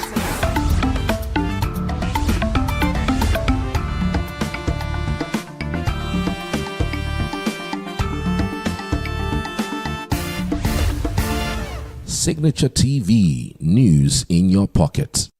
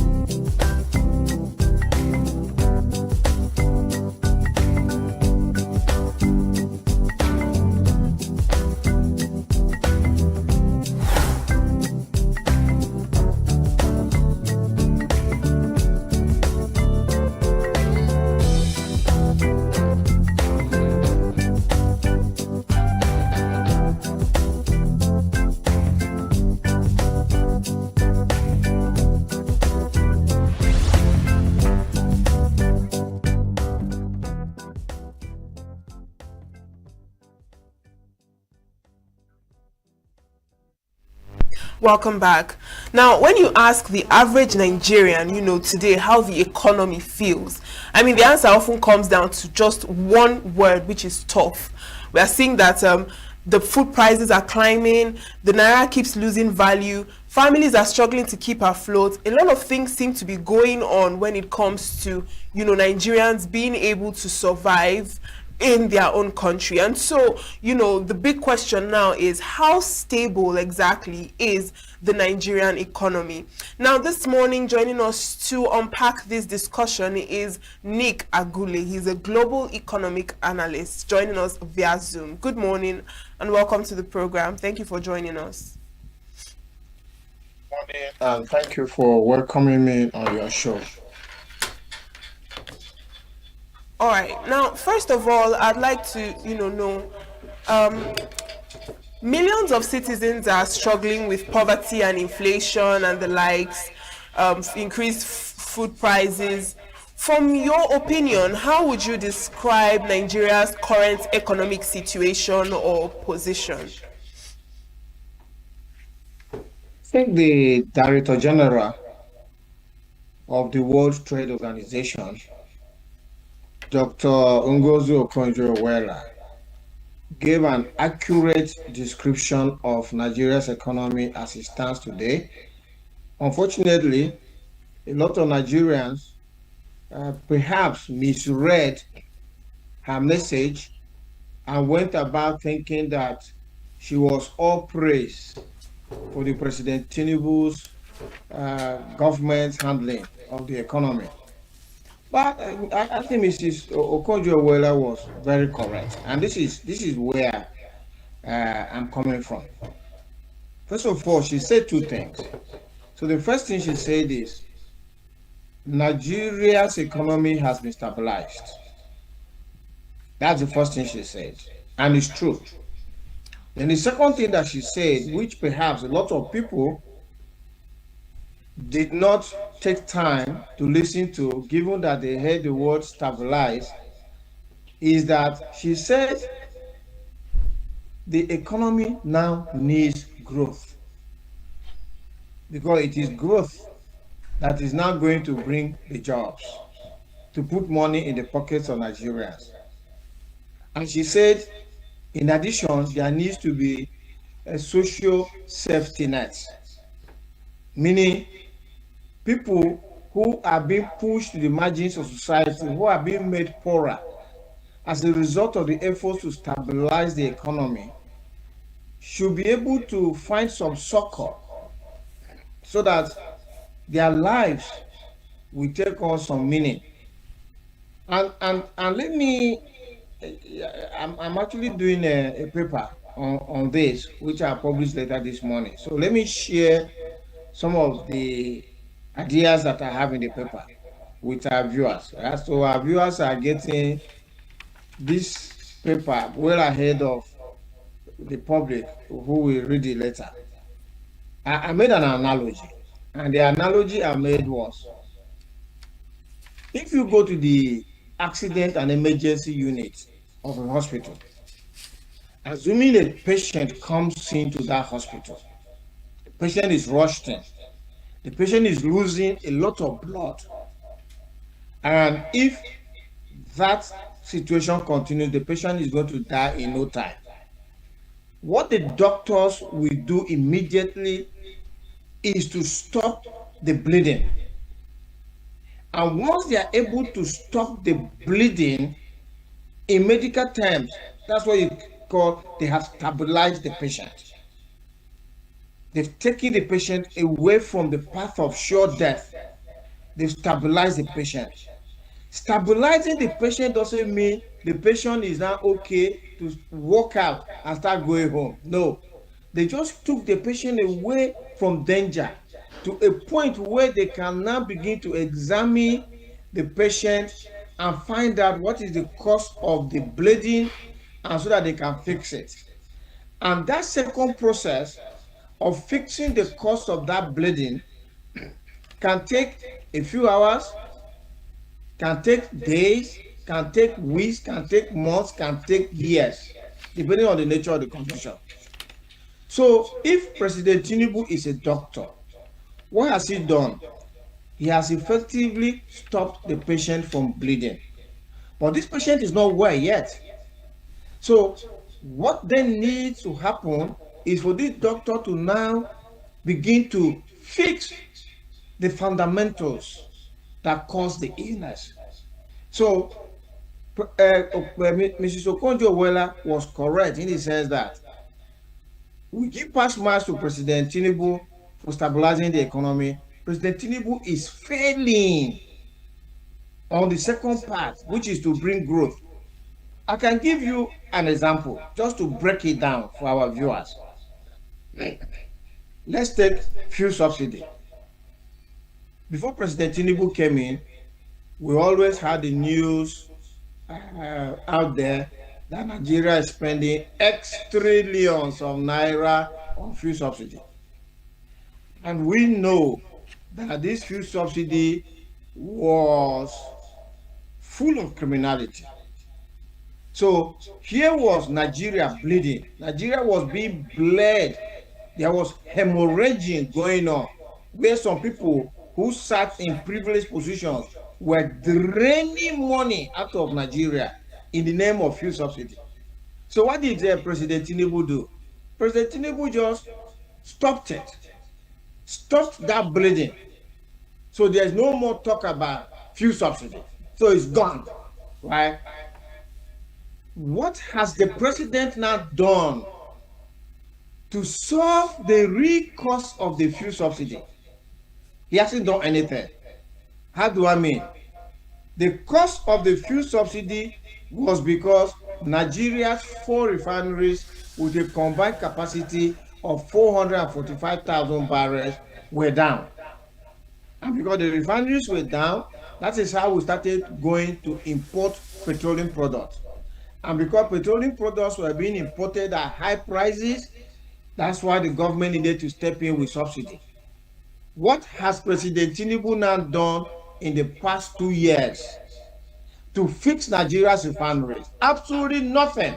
As we speak today, the refineries are a game that they are playing. Because if you recall, the group managing director and CEO of the NNPCL, which is Nigeria National Petroleum Company Limited, was in a forum, was that in Dubai, where they asked him the question, what are you going to do about the refineries? And he said, all options are on the table, including the sale of the refineries.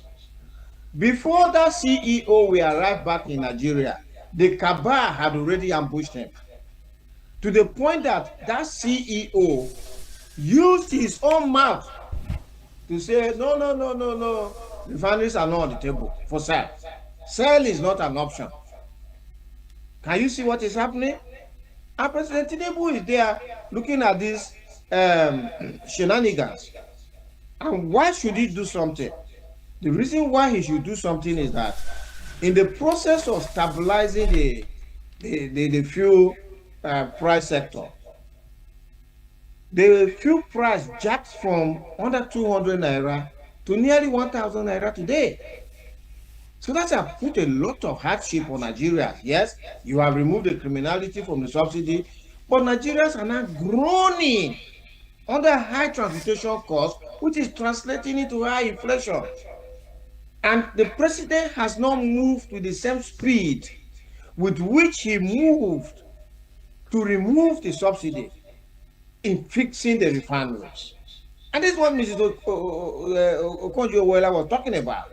Mr. President, you've done well by stabilizing fuel subsidy, but you have not done anything with growth in the sector, because growth means we now have more petroleum products in the market so that there will be more jobs created. As we stand today, it's the Dangote refinery that is refining petroleum products in Nigeria. It's a monopoly.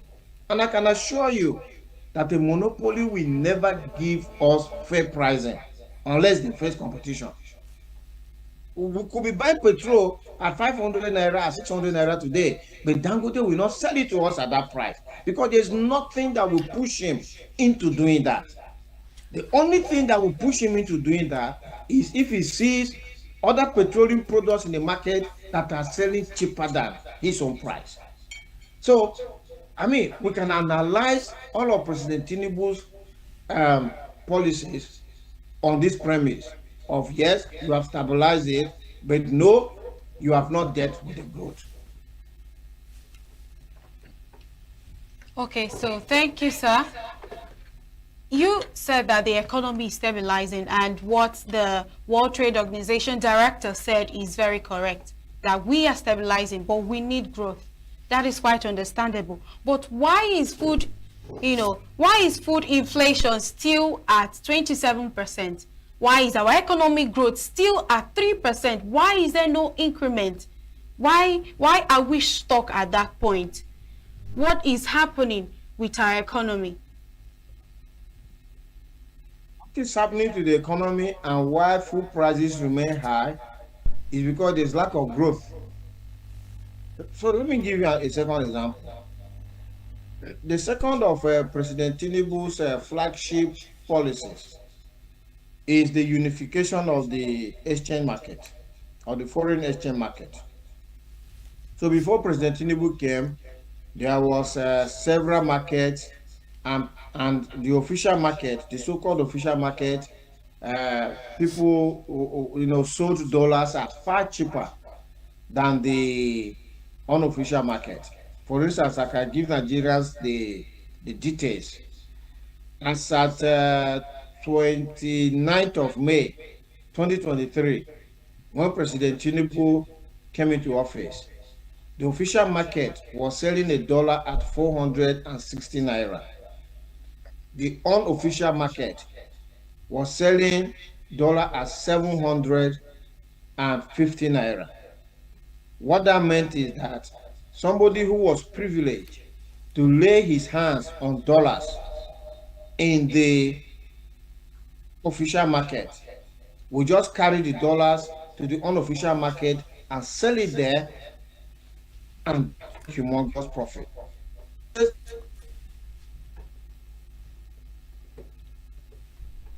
He went and bought $1 million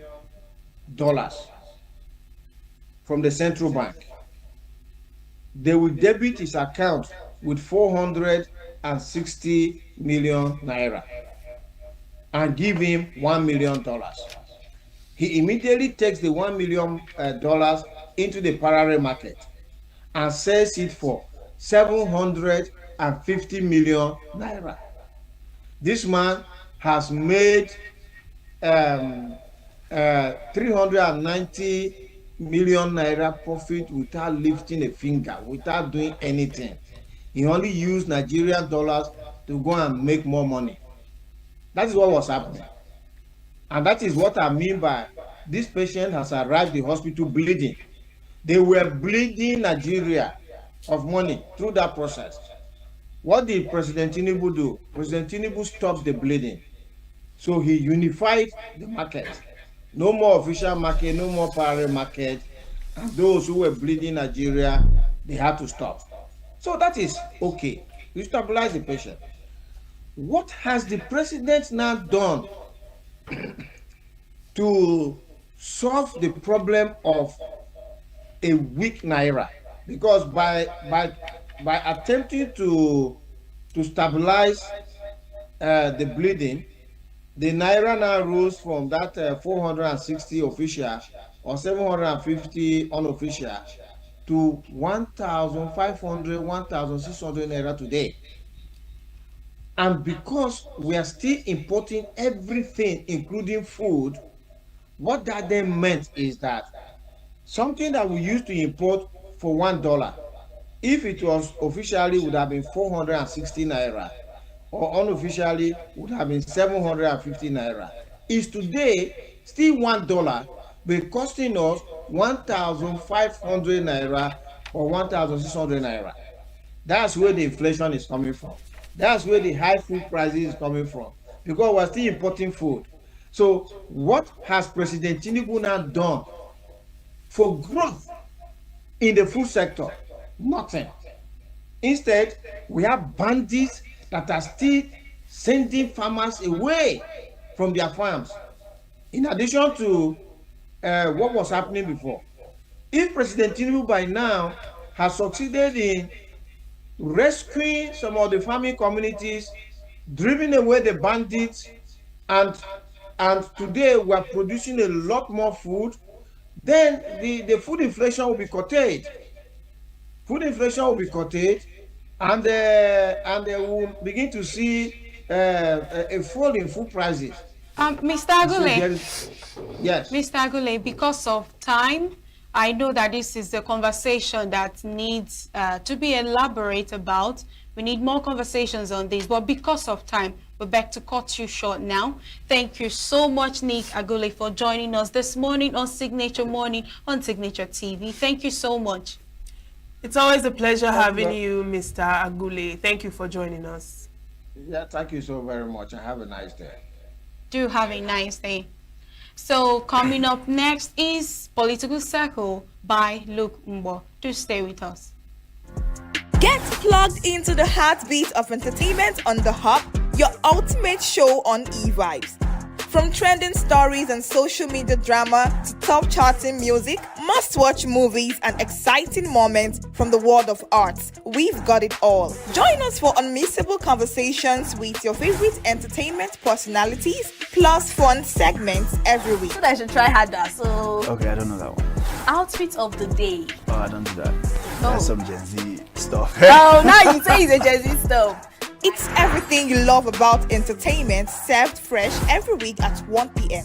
with weekend repeats just in case you missed it. The Hub's on eVibes, where the vibes never stop. Only on Signature TV.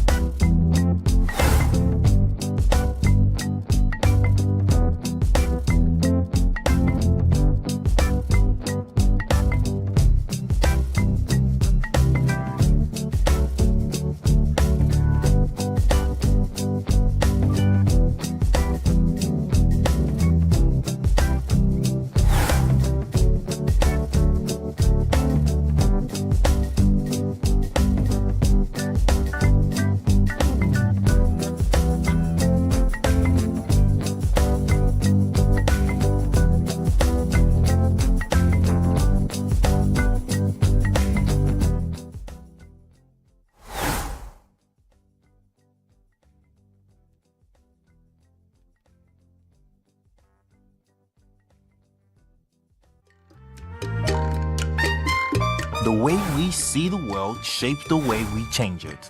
Gender isn't just a checkbox, it's a lens, one that helps us understand the world more deeply and act more fairly. Gender Perspectives, a program for those ready to see more, do more, and be more. Designed to challenge assumptions, ignite conversations, and build inclusive solutions across every sector of society. We are not, fighting the men. We are not saying we are equal in terms of rights. We're only asking they should recognize our existence. Join us on Gender Perspectives, showing every Saturday by 4 p.m. Repeat every Wednesdays by 5 p.m. and Thursdays by 3 p.m. Change begins with perspective. Let's widen yours.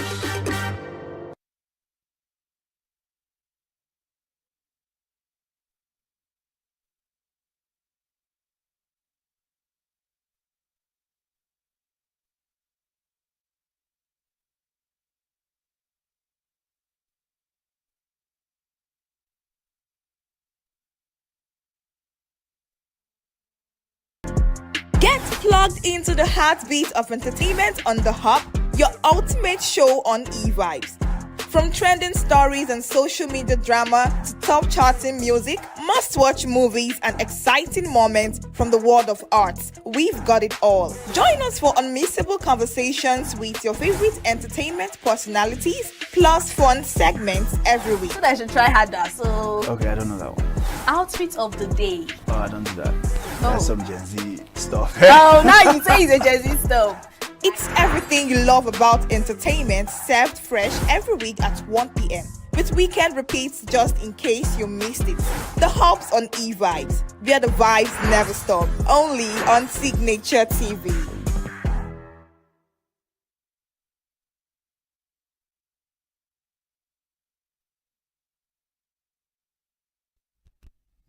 Is it okay?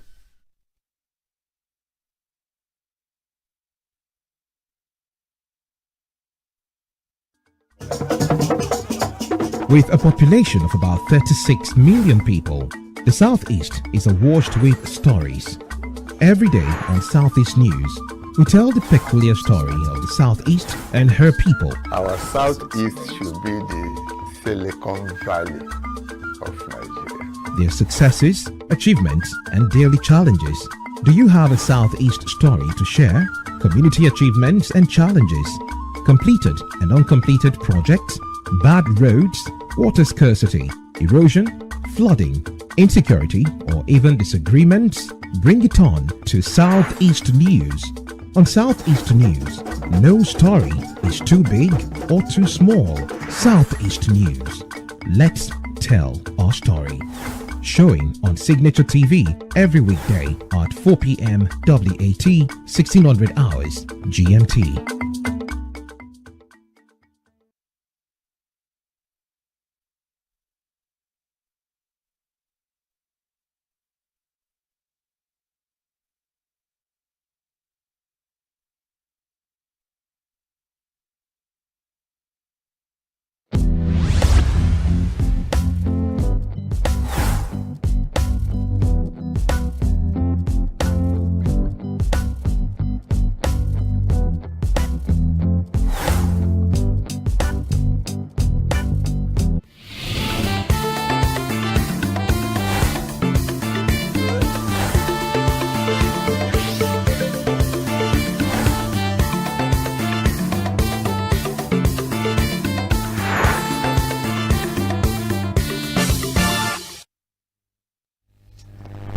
Hello, welcome to Political Circle on Signature Television.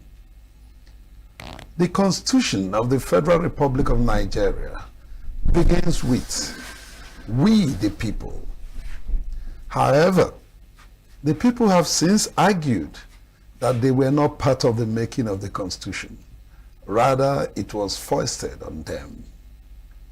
Since 1999, the Constitution of the Federal Republic of Nigeria, which is the supreme law of the land, have passed through several amendments.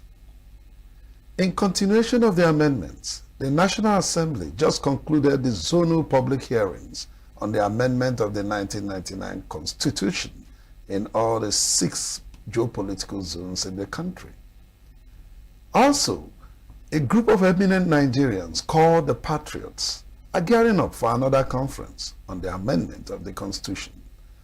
The question is, how long shall we continue to search for a people's Constitution? That's our focus today on Political Circle. Search for a people's Constitution in Nigeria. I am Luke Mbo. Joining me is Barrister Chijoke Abu, PhD, a legal practitioner and lecturer, Faculty of Law, ENUGU State University of Science and Technology. Dr. Abu, welcome to Political Circle. Thank you very much for having me. It's been a while. It's been a while. Yes, we the people. How true is this assertion? Well, thank you again. It's obvious that the Constitution, the 1999 Constitution, the Federal Republic of Nigeria that we have today, was really not enacted by the people. It was not made by the people. It was not given to the people by the people, as that Constitution falsely states in its preamble. that constitution was annexed as a schedule to the military decree that brought it into being. And so to that extent, it is not autonomous. It does not flow from the people. It is not an organic document, as most constitutions are, that are people-oriented. That is why we have continued to have the disconnect. And for a long time, all these amendments cannot be a cure. They are mere palliatives. Oh well, the Nigerian Constitution is a written constitution which provides fundamental guidelines on how the people are governed, the rights of the citizens, that of the leaders. Is it part of our problem?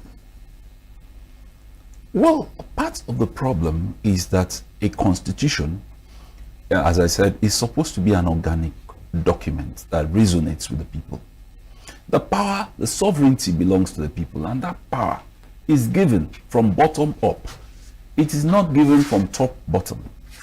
And so what we have in that constitution is a decree, is a military type of centralized command where power flows from top to bottom, is centralized. That's part of the problem. And an organic document like a constitution should create various organs of government and allocate to them various powers and functions. But if you look at our constitution, particularly the what we call the legislative lists, you will find that the exclusive legislative list is quite unwieldy. Almost all the powers are concentrated in the center. For a pluralistic society like Nigeria with our diversity, I believe that a federal constitution should devolve powers to the constituent units. And I am careful not to talk about subnationals, because in a federal state, it is a misnomer, and certainly in my view, a misconception to talk about subnationals. They are just coordinate federating units who operate in their at their various levels with powers that they derive from the Constitution. But most of the powers are concentrated in the center. And so the people appear to be alienated from the system. And this has been causing some disquiet and disconnection with the people. That is a basic problem that constitution has. So what can we do? I think really, in my view, that we need a new constitution, because the amendments have turned out to be a mere ritual that is routinely done and that has not addressed the fundamental issues, the fundamental defects of our constitution. If you go to the 1963 constitution, for instance, you will see that the center is not too attractive. And so the struggle to go to the center is not intense as it is in Nigeria of today. Because the various federating units are given enough powers to deal with issues in their localities. And that is why, if you look at the First Republic, it was a golden era of Nigeria. The regions had their constitution. They developed at their pace. The regional governments were able to establish institutions like universities, properly so-called industries, and so on. How can states now that rush to Abuja to collect allocation be able to do that? So much powers are concentrated at the center. I think what the center ought to have retained are things like currency, things like defense, things like foreign affairs, and so on. Those things that unify us as a nation. And then devolve powers.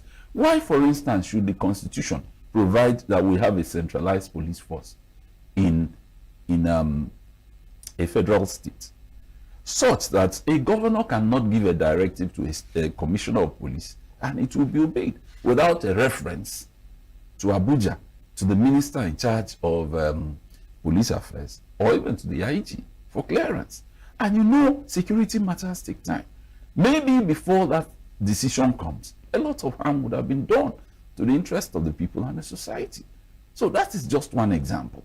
If you go to the local government system, for instance, why should in a federating states the center be dealing directly with local governments? It's not done. These are local matters that states can create as many local governments as suits their administrative convenience at the local level, so that the people can take power and participate at that level and then give development to our people. But that's not the same. even despite the judgment of the Supreme Court, you know, for instance, that local government should be funded directly and so on, it has not been working because there's a basic disconnect. The Constitution, on the one hand, if you go to Section 7, for instance, of it, says that the states will be responsible for the existence of local governments. Their structures, their functions, their finance, and all that. So it gives the legislature at state levels the powers to regulate states. However, and even to create states. However, it also says that it also provides that those local governments are listed in the schedules to the Constitution. So that makes it that even if you create states, it will still need an input of the National Assembly and perhaps the concurrence of 2/3 of all the states in Nigeria to bring it about. So how can it work? You know, under the military, some areas had advantage of having many local governments created in their areas. Take, for instance, Kano State. At that time, they had a population of about 20 million. Lagos State has similar population of about 20. Kano has 44 local governments. Lagos had 20. So what is the rationale for the discrepancy? And so the current president, Bola Ahmed Tinubu, was then the governor of Lagos State. And he decided he would create more states. And he went ahead to create states. To create local governments, sorry.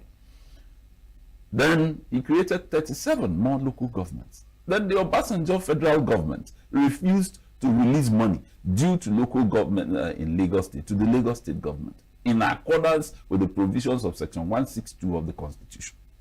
So Bola Tinubu, as governor of Lagos, went to the Supreme Court. And the Supreme Court ordered that the money due to local governments in Lagos State should be released to the local government, to the Lagos State government. That President Obasanjo refused and went back.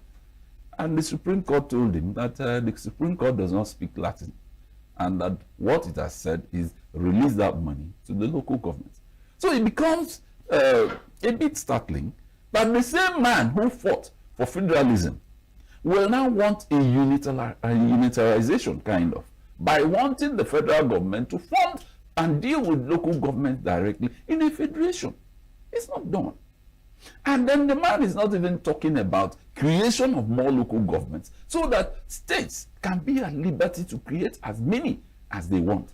In my own local government, for instance, one of the oldest in Nigeria is large, too large, and needs to be split into 3 to 4 local governments. But we can't do that because of the constraints of what we call the Constitution. That has been a problem. And despite the judgment of the Supreme Court, it has not been put to place. Because Section 162 provides that there will be a joint account for states and local governments. And so all the money should go directly to the states, and then it will be subdivided to local governments for the functioning of local government systems. And if you look at it, the Supreme Court itself is a creation of law, is a creation of the Constitution. And it cannot turn itself into a phenomenon unknown to law. So one thing is to give judgment, another is for that judgment to resonate and be practical in terms of implementation. That has been a problem, a big one, and it is caused by this Constitution. So what can we do? Let's look at the several amendments in this Constitution. Look at the constitutional conferences we've had. The most popular, which is that done during the Goodluck Jonathan administration. Let's take a look at them and see what they brought to the table and why they are being rejected, because it seems they are gathering dust somewhere.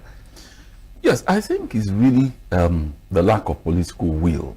I think President Jonathan should have given it an executive push to get it done, that of 2014 confab. Because the decisions taken by those representatives, even though many of them are appointed, not elected, unlike what we had in 1978, when there was a Constituent Assembly for the ratification of the 1979 Constitution. I think that basically they had unanimous decisions, the entire confab. And therefore, that should have been, the foundation of our takeoff in constitutional engineering, so that it will be a people's constitution. But that didn't happen because the APC, those in the APC refused to participate. And they are in government now. So you wouldn't naturally expect them to want to implement that. But I also know that a group of patriotic Nigerians are also operating under the aegis of the Petrons, led by Mr. Emeka, Chief Emeka Anyoko, former Secretary General of the Commonwealth. I think really they mean well. That is a contribution by a group of individuals. They have not been constituted. And so what they are bringing to the table is also a suggestion. And I think it is good to also look at it. Can we say that at the level of our development and given the cost of governance, that executive presidency is most desirable for Nigeria? Can we sustain it? And assuming we can we sustain the strict structures? Because the confab was talking about creation of more local government, more states, for instance. Have we been able to fund the ones existing?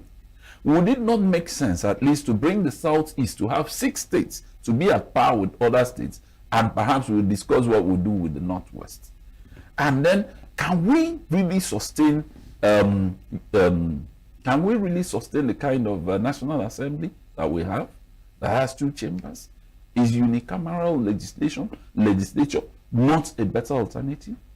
Can we not devolve powers so that most of the items in the exclusive legislative list can be tucked into the concurrent legislative list so that states can participate effectively? Now, if the states are not functioning optimally as we should, is it not possible to also consider the strengths of our regions? Not abolishing states, but having a region, as a layer of government before the federal, so that coordination and pooling of resources can be done, so that we see whether we can reenact what we had in the 1960s in the First Republic. Because in the East, for instance, it was reckoned that the economy of the Eastern region was one of the fastest in the world, not just in Africa. And we had several industries established by the Right Honorable Dr. Emma. Do we have those industries today? Building roads are good, though. Restructuring roundabouts, as we are seeing, all those are good. But in terms of real development, we must be talking of industrialization. We must be talking of real transportation. We must be talking of making things easy and cutting the cost of governance. The present people who are in positions of exploitative advantage, can they give in to that? Well, that brings me to the next question, but it's just in line with the first one. The patriots, you have said that whatever they come up with will be just suggestion. Because of what? They were not elected. Exactly. So they are not representing the people. Are they representing the people or themselves? Well, they are Nigerians, and they can make suggestions for the betterment of Nigeria. They are not saying you must adopt what we have said. I think they are bringing it as a proposal for discussion. I think theirs is more meaningful than the jamboree we have from the National Assembly every now and again. They set up committees, they go around at the end of the thing. My old school teacher at DMGS will say, the continuity continues. That is what we're saying. Now, let's talk about ethnicity, religion, and of course, the presidential system of government. Is it part of the problem? Yes, it is really. I cannot say that, Nigerians are, as Mbiti said, Mbiti is one of the writers from Ghana. He wrote African Religions and Philosophy. And he said, Africans, including Nigerians, are notoriously religious. However you look at it. But whether indeed we can, for instance, give consideration based on national imperatives above our religious persuasions is a big question. Nigerians are sentimental about religion. You have seen how people were killed because they made statements. It happened in Sokoto State. What's that young lady? Deborah was killed because of a comment in their platform. There are also killings where we have seen in Kano and so on. So those things are sentimental. and they will continue to play a part. Unfortunately, ethnicity has been manipulated by those our political gladiators to their own advantage, not necessarily to the advantage of the people. And that has been what has been holding us down. Look at, for instance, in the First Republic that Dr. Azikiwe was to form the government in Western Nigeria. All of a sudden, the issues of Igbo Duduwa and all that came up, and scuttled the emerging nationalism. And so he returned to the East. And coming back to the East, maybe with some degree of force, he also displaced the man who was leader of government business, who was not from his own ethnic group, Eyoita. And so that seems to create some kind of misgivings between the ethnic nationalities in the South, in the Eastern region of that time. So those things have continued to play their roles, you know, in our politics. Even up to today, people still make, you know, sentimental resort to ethnicity, to religion, and all that. It's unfortunate. Very unfortunate. Now, what are the impacts or effects of not having a true people's constitution? Well, the impact is that it's enormous, because the constitution will not resonate with the people. The constitution will not be autochthonous. In other words, it's not a people's constitution. They will see it as a document. And one of the parliamentarians I respect in Nigeria, the former senator representing Osun Central in the Senate, Professor Adeyeye, Olushola Adeyeye, many times he raised this document and said, the problem of Nigeria is this document. And as long as we continue with this document, that Nigeria will never make progress. On the floor of the National Assembly, he said it 3 times, and I watched it. I tend to agree with him. Because if the constitution is like a foundation, if we don't get the foundation right, then whatever you are putting up will eventually crumble. There's a political thinker from Germany, a very popular one, is called Friedrich von Savigny. He propounded that, you know, the development of every society must be historical.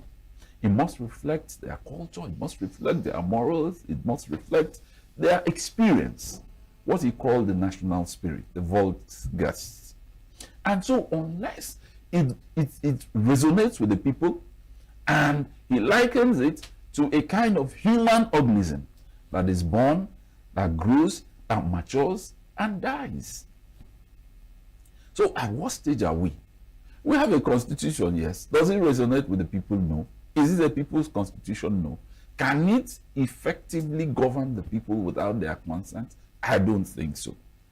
And so that appears to be a problem. Why what Chief Awolowo said many years ago appears to be manifesting. And the Nigerian nation is yet to emerge. And now what answers Nigeria at this time is a mere geographical expression. And unless a document that governs the people resonates with the people, then it will be a waste of time trying to coerce them to fall in line. It cannot work. So, as a legal practitioner, what areas do you think needs urgent attention now? There are many, many, many areas that need attention. First of all, we must ask the people whether executive presidency is what we want at this time, given the level of our economy, the level of our economic production, and all that. Can it sustain executive presidency? Let's not just play to the sentiments of, well, America has executive president, therefore we should. Because it's expensive to maintain. But if it were a parliamentary system, you pick your ministers from those who are elected. It costs. And then when the government is not performing optimally the way you like, you can get them out. And the society moves on. But this one is that if you enter what Nigerians call one chance, by way of bad government, you stick into it. And you get there, you wait until it is election time next time. So these are problems. Thank you very much, Dr. Chijoka Abu. It's been my pleasure and always a pleasure to have you. Thank you very much.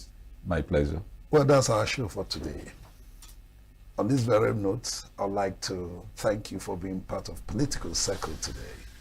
I've been talking with Dr. Chicho Kabo, a legal practitioner and a lecturer, Faculty of Law, ENUGU State University of Science and Technology.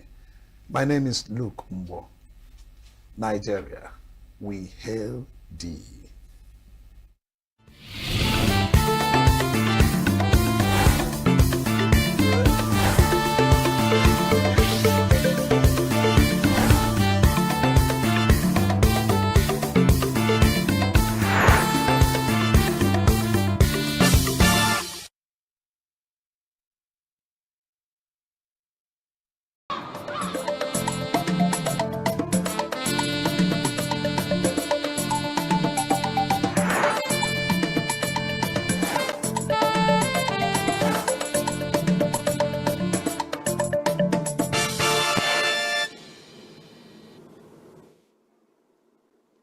Well, thank you very much, ENUGU, for holding the fort. I'm just looking at my watch a little bit behind schedule. Not to worry, from time to time, this kind of thing happens. The Nigerian political turf is warming up, even though many of us ask the question, is it not too early? Now, remember that last week when we hosted the former governor of Anambra State, Chris Nwabueze, he said to us that politicking now is distractive, that 2027 is so many politicking miles away. Why are we beginning too early? He said that it doesn't help governance. But whatever Ngige says, the polity is heating up against 2027. And yesterday, that is on Thursday, one of the strongest voices on Nigeria political turf, the obedience movement, called a press conference. We covered it. And they raised two fundamental issues by our own assessment. The first is that they were going to burn the grass, as we say it, reaching the electorate to make the 2027 election citizen-friendly, citizen participatory. But the second strongest thing they said was that they were going to make rigging difficult. Somebody asked them a question. How do you manage the glitches?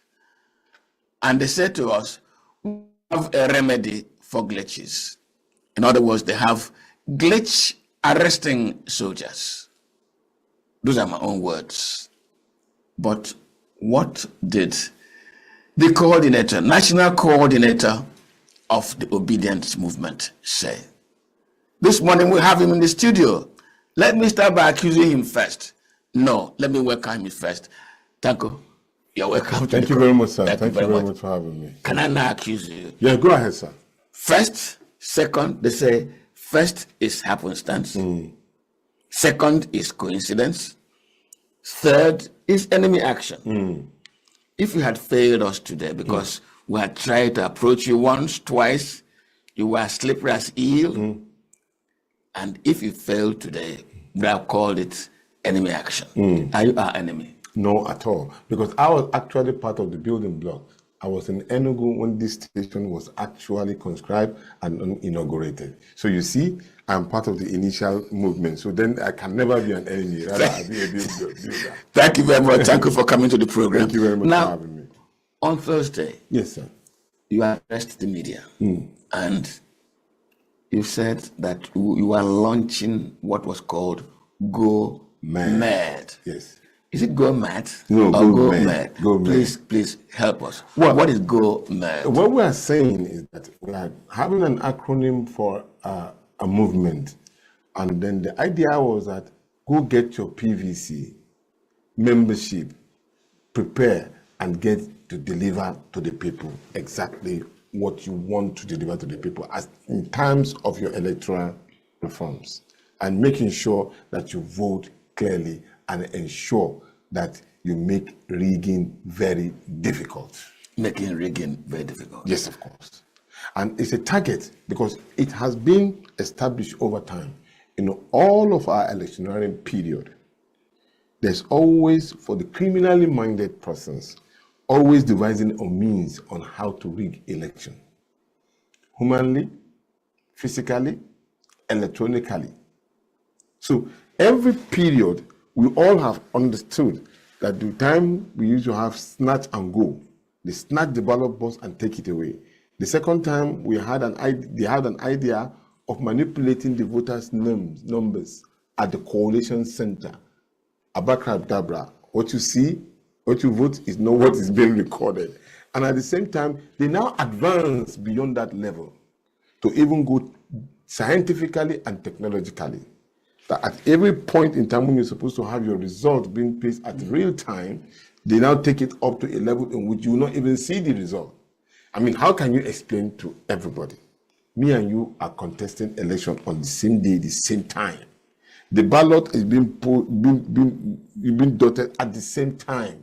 The result supposed to be almost the same thing. Then your own result will come out and my own result will not come out. Through the same machine. That is scientific and technologically rigging and stealing the people's money. But that's a technical mistake. No, but you got to learn it. You know that things happen in different ways. No. There's no way you could explain to me while I'm cutting a tomato and then the tomato remain close at the same time. It's not possible.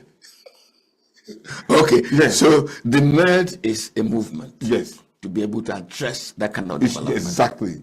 It's part of our project because we learned from our study, when we reviewed the last election, we learned that there is a technical way of rigging. In fact, to a point that they are trying to advance to a point that the election may not even take place.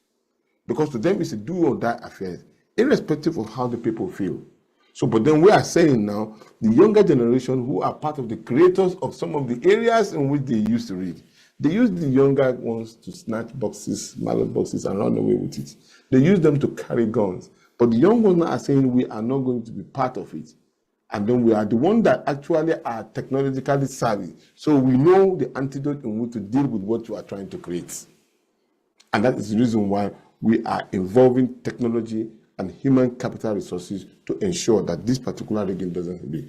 What you vote for is what you will see. Tanko, let me ask you, please. Did you campaign yesterday? No, I did not. I can't campaign. So what was it all about? The idea was that... Because you are recruiting voters. Yes, we are... No. It was INEC. You see, as I was a chairman of the Inter-Party Advisory Council. Yes. Apart from that, I was a national chairman of the National Conscience Party. Yes. In some of our meetings, we have quarterly meetings. Professor Jega, before Professor Mahmoud, will always say that the political party have left their duties for us only to do. And what are those duties? When we are doing advocacy for registration of voters, they are supposed to be the beneficiary of the voters, but they don't talk, they don't even advocate. I led a campaign for political parties registration, political party mobilization, political party voters advocacy and all. It's part of the duties of the political parties. And it's a part of duties of political gladiators. If I want your vote, if I don't tell you to go and register, you don't know when to register, how can you vote for me? Very correct. So that is the reason why we took this particular advocacy early, just like the way INEC was set us to do. So what we did was to help INEC and help ourselves to tell the people that this particular process of the voting has started. Because actually, elections start with the registration of voters. If you don't mobilize, you get nothing. And people don't see you mobilizing them to go and register. At the end of the day, you plan to fail. So we are not planning to fail, you are planning to succeed. Dr. Tanko, you all that said yesterday was on the platform of the obedience movement. Yes. Are you a political party? No, we're not. So for whom were you mobilizing? For Peter Obi. Of which party? The parties are of different. In fact, can you believe that Peter Obi has about 8 political parties asking him to run for election? At the moment, Peter Obi is a member of the Labour Party, but he is in alliance with the members of the Advanced Democrats, that's the ADC.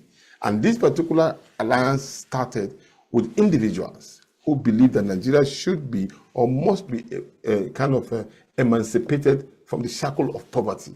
And he said it clearly that I am going to be in an alliance to deal with the issue of poverty, to deal with the issue of security, to deal with the issue of economic in health, to deal with the issue of education. And these are key words that have bedeviled the growth of Nigeria for years. And that is the reason why it's in alliance with those. So, but individually they are, but when it comes to the party, political party, they are yet to congregate as political parties. And so the ADC, which is the vehicle of the coalition, has also exempted him and other political leaders until when they are ready, they cannot declare sharply for whatever political party. And don't forget, other political parties may also join the alliance. As we are moving on, we are transforming, it may be bigger than what you are saying. And the vehicle may even be changed. Anything can happen. Because this, just like Dr. Ndige said, yes, 2 years is too early for some. But if there are abysmal performance, people are not feeling governance, and the opposition government in power feel insecure, because for the first time in the history of Nigeria, there's only one person who have been able to put and checkmate the government in power, and that's Peter Obi. Most of our political in the past have always been the moment election is done, people go back to their shell and then they keep quiet. That is not democracy. That is not democracy. Democracy requires a constant check on the activities on the government. What they ought to do was to counter those particular criticisms that we as issues being raised against them. Yes, so that way they will improve in performance and the beneficiary will be the but they voter. also say, I don't want to be distracting because there's a dimension to what you're saying. Yes. Well, let me address it very quickly. The government itself says that you are just creating confusion. No. P2B is creating confusion. Let me ask you, accountability is part of democracy.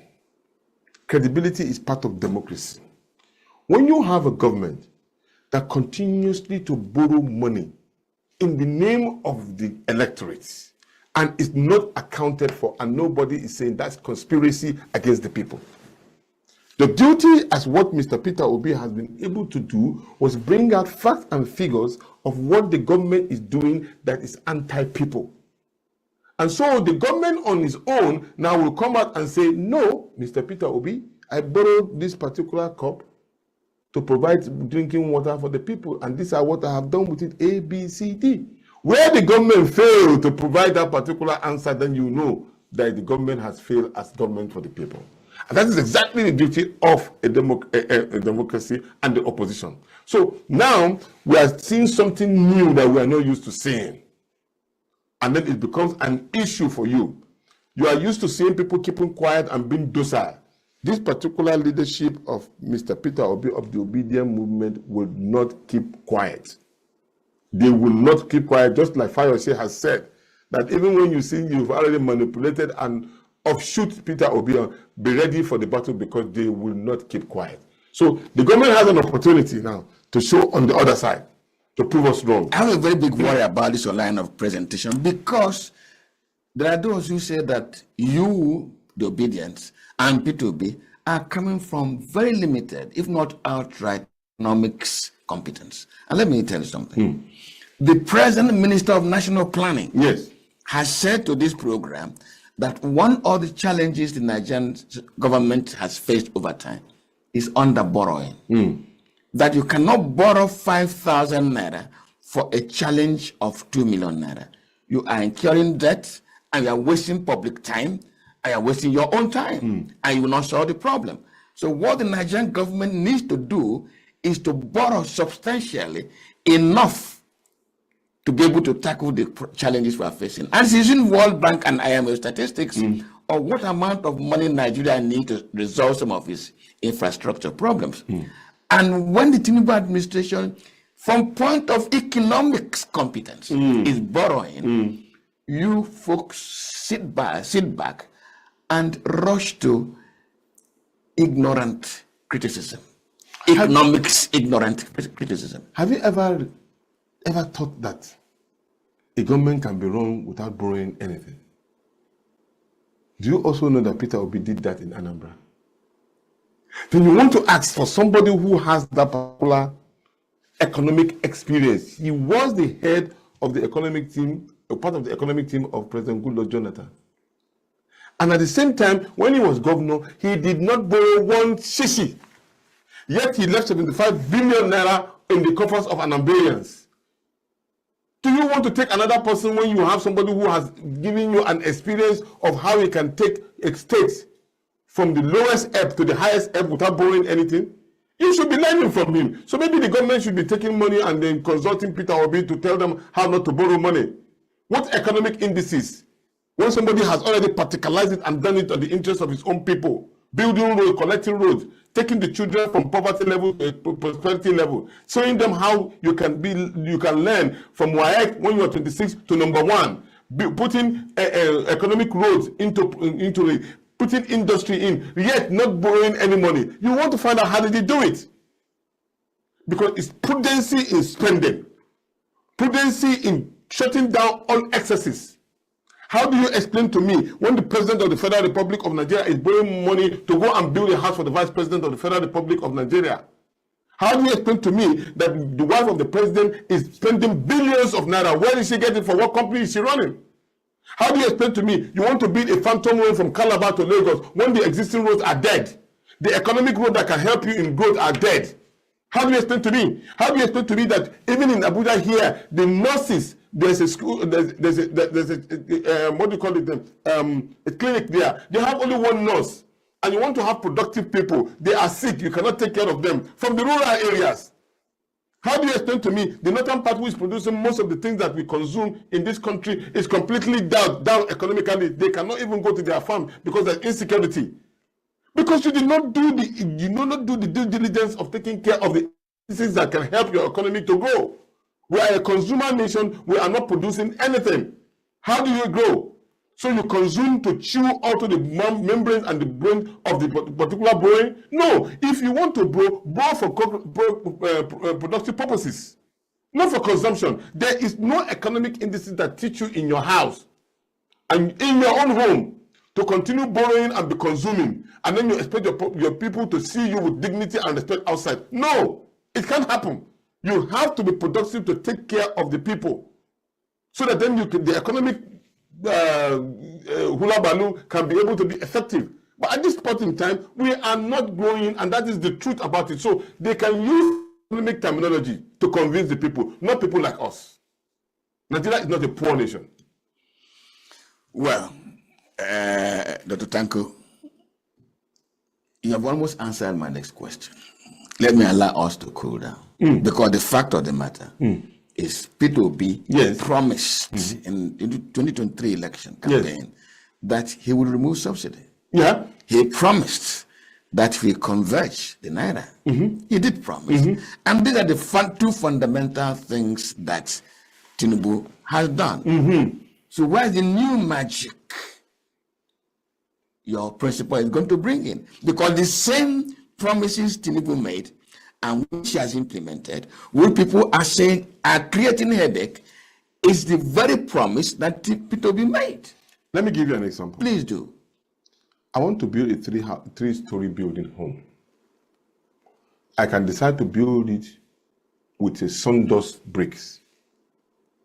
I can decide to build it with woods. I can decide to build it with bamboos. I can decide to build it with clay. But I need to justify the cost of each of that particular building processes. A government of the day said they are going to remove subsidy. Me too say I'm going to remove subsidy. The manner in which I remove the subsidy that will not have a negative effect on my people may be different. But in their own case, they remove the subsidy, it has a negative effect on the people. I am talking about removing the subsidy that will have a positive effect on the people. A case study, MTN, Airtel, and all of those ones. At the point in time, their prices, I bought my line at 22,000 naira. But when they liberalize the system, it's now almost free. Now you understand. So, in the case of Mr. Peter Obi, he's not going to play to the gallery the way these people play to the gallery. They thought they were going to play to the gallery and give the people. And when they announced it, on the first day, you didn't even plan on how to provide a cushioning to the people. You just jump ahead, and maybe because they own some of the filling stations, so they can easily benefit from it. It's clear. Most of our subsidiary companies and all exporting and all are already being owned by these particular people who are in government today.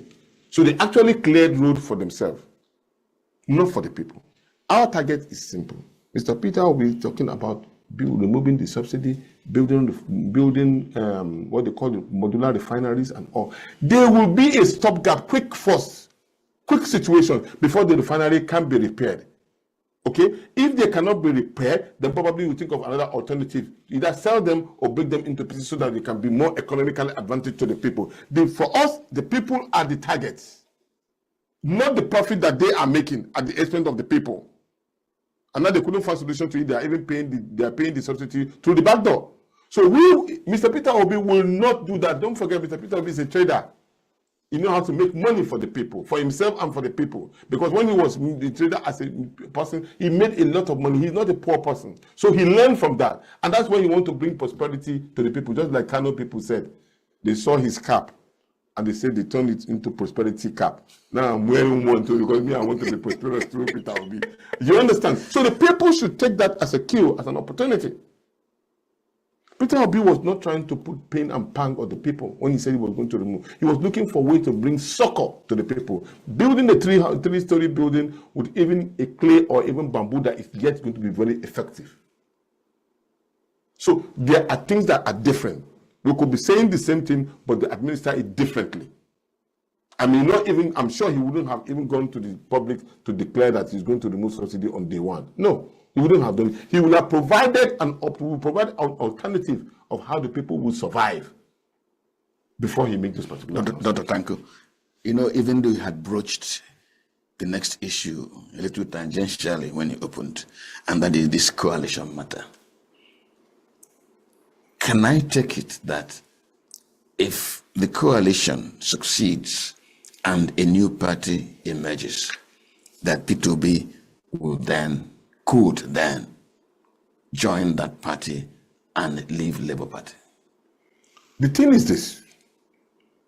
He said we need a fair playing ground for everybody. If there are 3 gladiators, everybody should have a fair share of probably how to impute into that particular place and see whether if we are going to primaries or not primaries and all, we will now examine this particular procedure to know that it will be fair to every concerned person. Because you need everybody. Even the madman on the street in politics is very important. If you put him in a place where you know that they just put him there, everybody will run away. You have to be to your own advantage. Okay? So everybody is important in the coalition. And as we are moving, there are more people, as I said earlier on, showing interest. There's nothing wrong with us bringing them in. Because truth be told, no single person will be able to defeat this particular canker. They are very strong in their determination to remain in position of power, whether democratically and undemocratically. And so the Nigerian people need to be prepared to be able to take this particular meat that they are enjoying at the expense of everyone. So it depends, you need a lion, a hyena, and at the same time, you need even snakes to be able to deal with the matter. Please, let's not swallow the money. No, they cannot. They should not swallow the money. So probably the poison that they will use is for the interest of the people. It's a positive thinking. So as we know, and as he said earlier on, when the time is ripe, we will pick the low-hanging fruits for the benefit of the people. The people are the first thing Peter Obi has in mind all the time. I wonder how he sleeps, because somebody who deals with issue from 7, 8 to 2 a.m. and yet wake up 5 a.m. You can imagine the energy that he has. Has been to almost everywhere, seeing people in the Almajiri school, going to motherless homes, building schools, supporting entrepreneurs. Irrespective of whether you are a Muslim or a Christian, it doesn't really mind. The point is that let us deal with the issue of Nigeria, and that is Peter Obi. So I don't think any group or any country should shop for another person when you have such a character of an individual in Nigeria. Is a Labour Party as a political party talking with P2B in respect of this coalition? Is it taking the party along? You know, the party is fragmented because of issues. So at the moment, a lot of discussion is going on with the party. It's always telling everybody that needs to know that we need a bigger umbrella. So on his part, he's doing his due diligence to communicate with the party and letting them see reasons why we need to expand and collaborate with a lot of people. On a constant basis, he does so. And I think he's getting a lot of support from Senator Nanadi and the rest and everyone. But then, because of the internal crisis, hopefully the judiciary will do due diligence, just like the Supreme Court had done, and then expecting INEC to take decisions as at when due to ensure that then I'm sure the Labour Party will come to play. Let me even ask you about Labour Party, if you don't mind. Where is Lamidi Apamba? Well, I think in closing ranks, gradually, everybody's understanding that if you go this way, it will not benefit anybody, and everybody is cooling down to go back to his share. So that's much as I can say. Okay, the Bible says, lead us not into temptation. Yes. I'll not lead you into temptation. Let me leave you with that. I'm sure that you are following the conversation in the media, where the People's Democratic Party is asking P2B to return to the umbrella. And those speaking about this are some respected Nigerian politicians, in fact, statesmen, who have told him, look, the umbrella is waiting for you. You, his obedience. Are you hearing that? Are you comfortable with it? Will you follow him, just in case he decides to return to the umbrella? We're humble by such very important requests. I was part of the team that went with His Excellency to Bauchi, and then the Bauchi governor, Bala Mohammed, said it openly, even though Professor Jerry Ghana also has made those statements and all. So we are humble with that request. P2B is a humble person, and he is happy that he'll be able to get the traction from the PDP. And at the same time, it is important to know that you don't let it get into your head and you look at all options. We in the Obedient movement have made it a point clear from the beginning, ab initio, that anywhere Peter Obi is going, where his foot soldiers will support him. We'll go with him because we believe he has the capacity, he has the competency, consistency, credibility, and compassion to lead this country. He has shown it not once, not twice, not thrice. And he's a person that what he promises, he keeps it. The Edo people will say he's a Tokunadu person. Tokunadu. Yes, he talk and then he do it. I've given example on several occasions. He just went to Kano, Triumph Mosque, and then we broke fast with them. And then the reception was unbelievable. We sat down and we ate with them and all. And then he said, Tanko, I'm so happy with these people. Please, I'm going to come back and I want to donate something to the mosque. And indeed, they couldn't believe it when he sent them 2 million naira as his support to do one or two things in the mosque. Even if it's the kettle that they use, it's something. And then those are the kind of things that endear him. Now the people in the north are seeing him as a different kind of a person. In Pantami, for example, in almost every state in the north, he has put boreholes, entrepreneurship exercises and helping them. In Pantami in particular, he built the borehole very close to where they sell ramps and all of that. And then the people also are doing their business in GCA, GSM and all. And when you build that particular borehole, even if they don't have water around the states, do you know what they do? They will say, go to Peter Obi borehole and give me water. Water is life. And all those boreholes, all of them, amazingly, none of them have stopped working.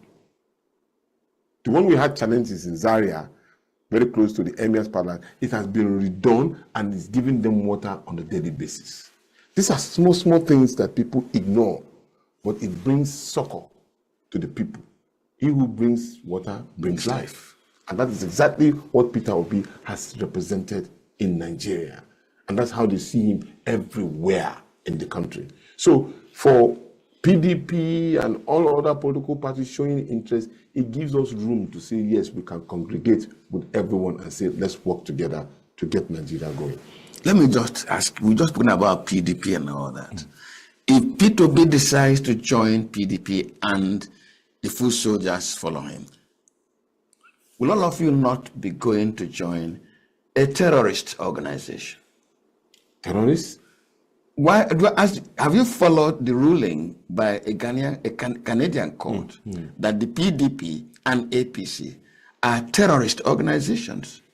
Have you followed that story? No, This new on you? It's new on me because as a Nigerian, these are political parties that I know that in the court of Nigeria have not been proven guilty of any terrorism activity. But the Canadian court said that the number of Nigerians killed under the very supervision of these two political parties is a clear indication that they are terrorist organizations. Would you want to be associated with terrorism? No, not at all. But if I'll be glad to be associated with revamping a system to make it better than it is.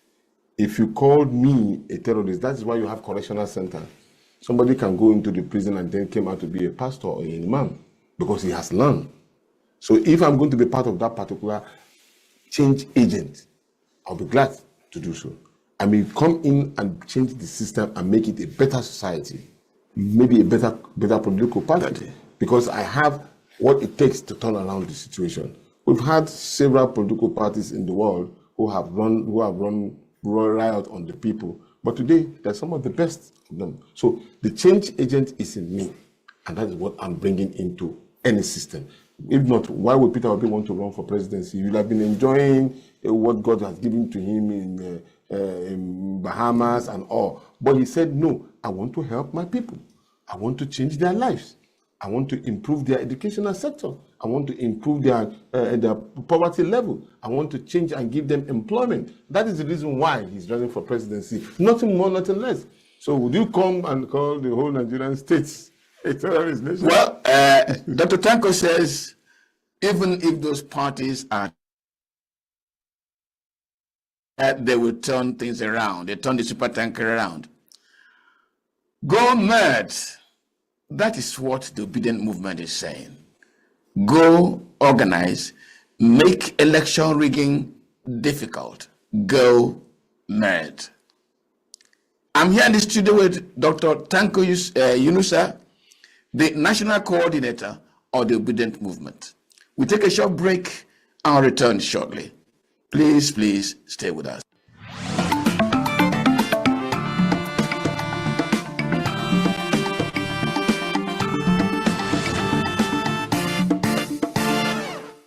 Under the umbrella of the obedient movement, P2B supporters told journalists in Abuja on Thursday that unsecured votes, low voter turnout, and poor sensitization were among the factors that created apathy in the 2023 elections.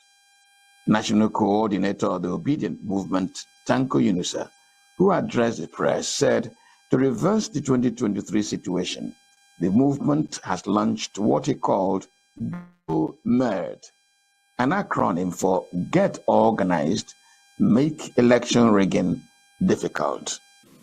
It is our plan to mobilize millions of Nigerians into organized voting blocks, ensure that every eligible citizen has a permanent voter's card, and protect the integrity of the 2027 elections. Tanko explained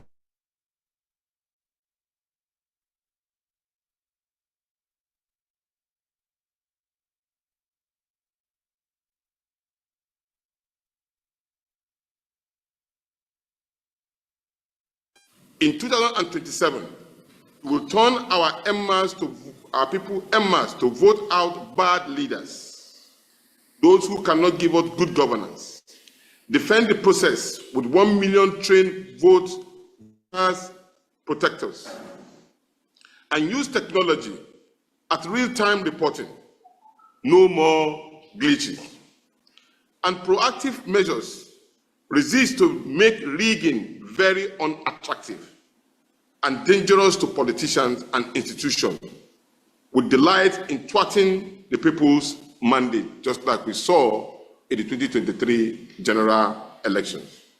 The Obedient Movement says it has not broken any law nor undermined rules for election campaign by announcing its program of activities, but rather carrying out a responsibility of civic education and voter registration to make the 2027 election register more citizen participation so that its outcome will reflect the will of the people.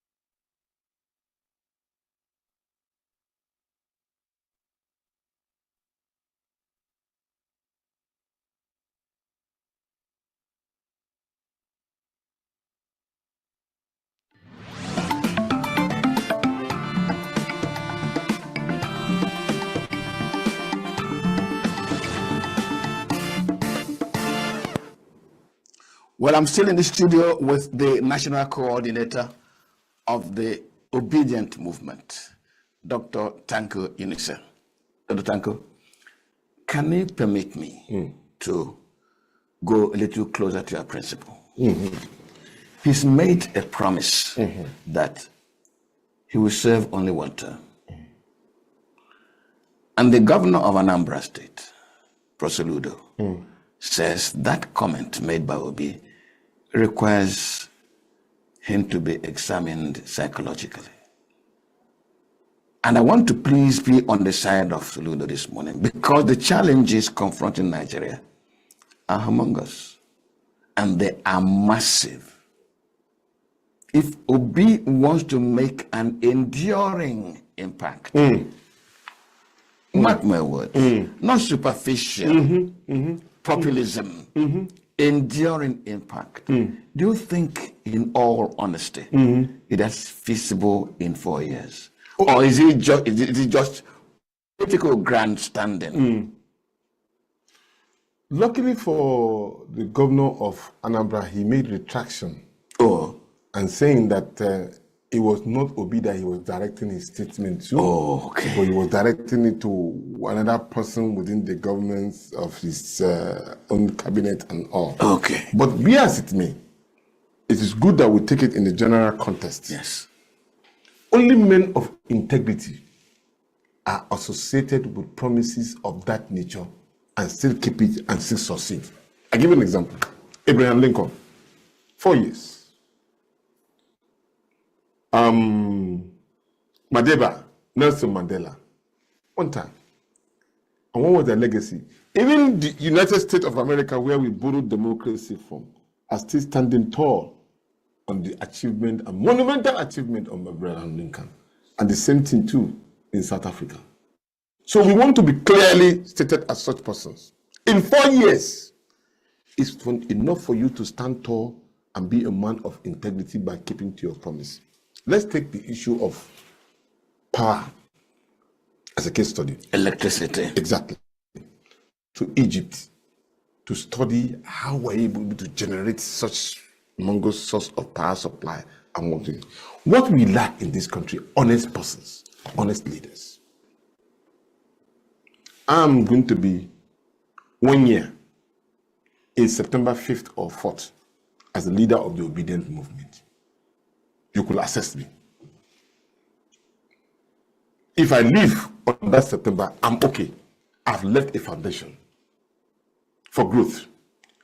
If anybody would talk about the obedient movement, he can never talk about the obedient movement without mentioning my name. It's just 1 year. So imagine if I have 4 years. What would I have achieved? That's one.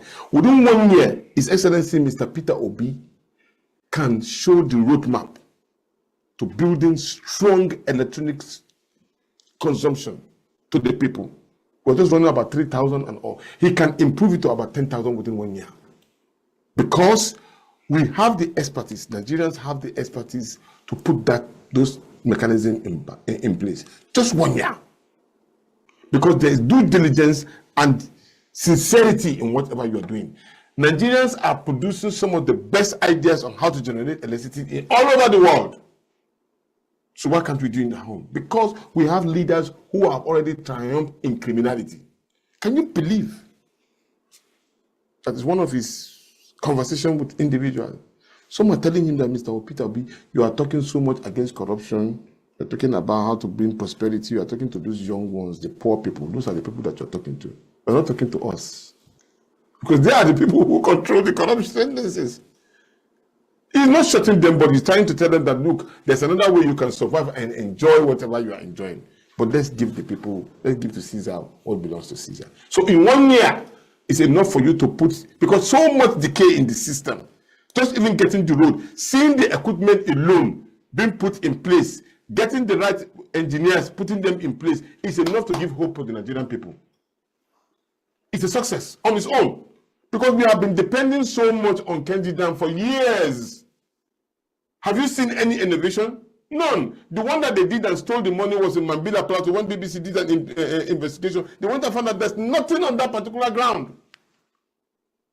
A Peter Obi will never do that. In fact, he will go there almost on a monthly basis to ensure that the project is up and running. That's enough to make people believe that he can do it. Talk about education. ASU have made consistent requests on how to make the educational system in Nigeria more comfortable. They've requested for salary, they've requested for equipment, putting those particular schools, making them comfortable. How long would it take you to put all of that?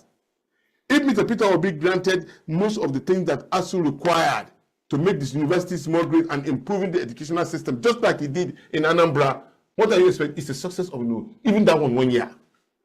Now let's talk about the issue of our general economy, agriculture in particular.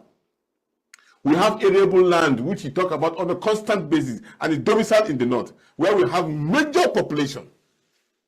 And insecurity is more dominant in the northern part. Now he said, okay, every local government, I'm dealing with the cooperative society, I'm dealing with the emirs, I'm dealing with the farmers directly. When your farming season starts probably in June, for example, I've already provided you in January tractors and seedling that you require. Within a short period of time, less than just 1 year production, massive production, you will see the dynamics and changes that will affect the younger generation in the north. That is of the success. Those three things enough has given you a legacy for 100 years. Those three things enough.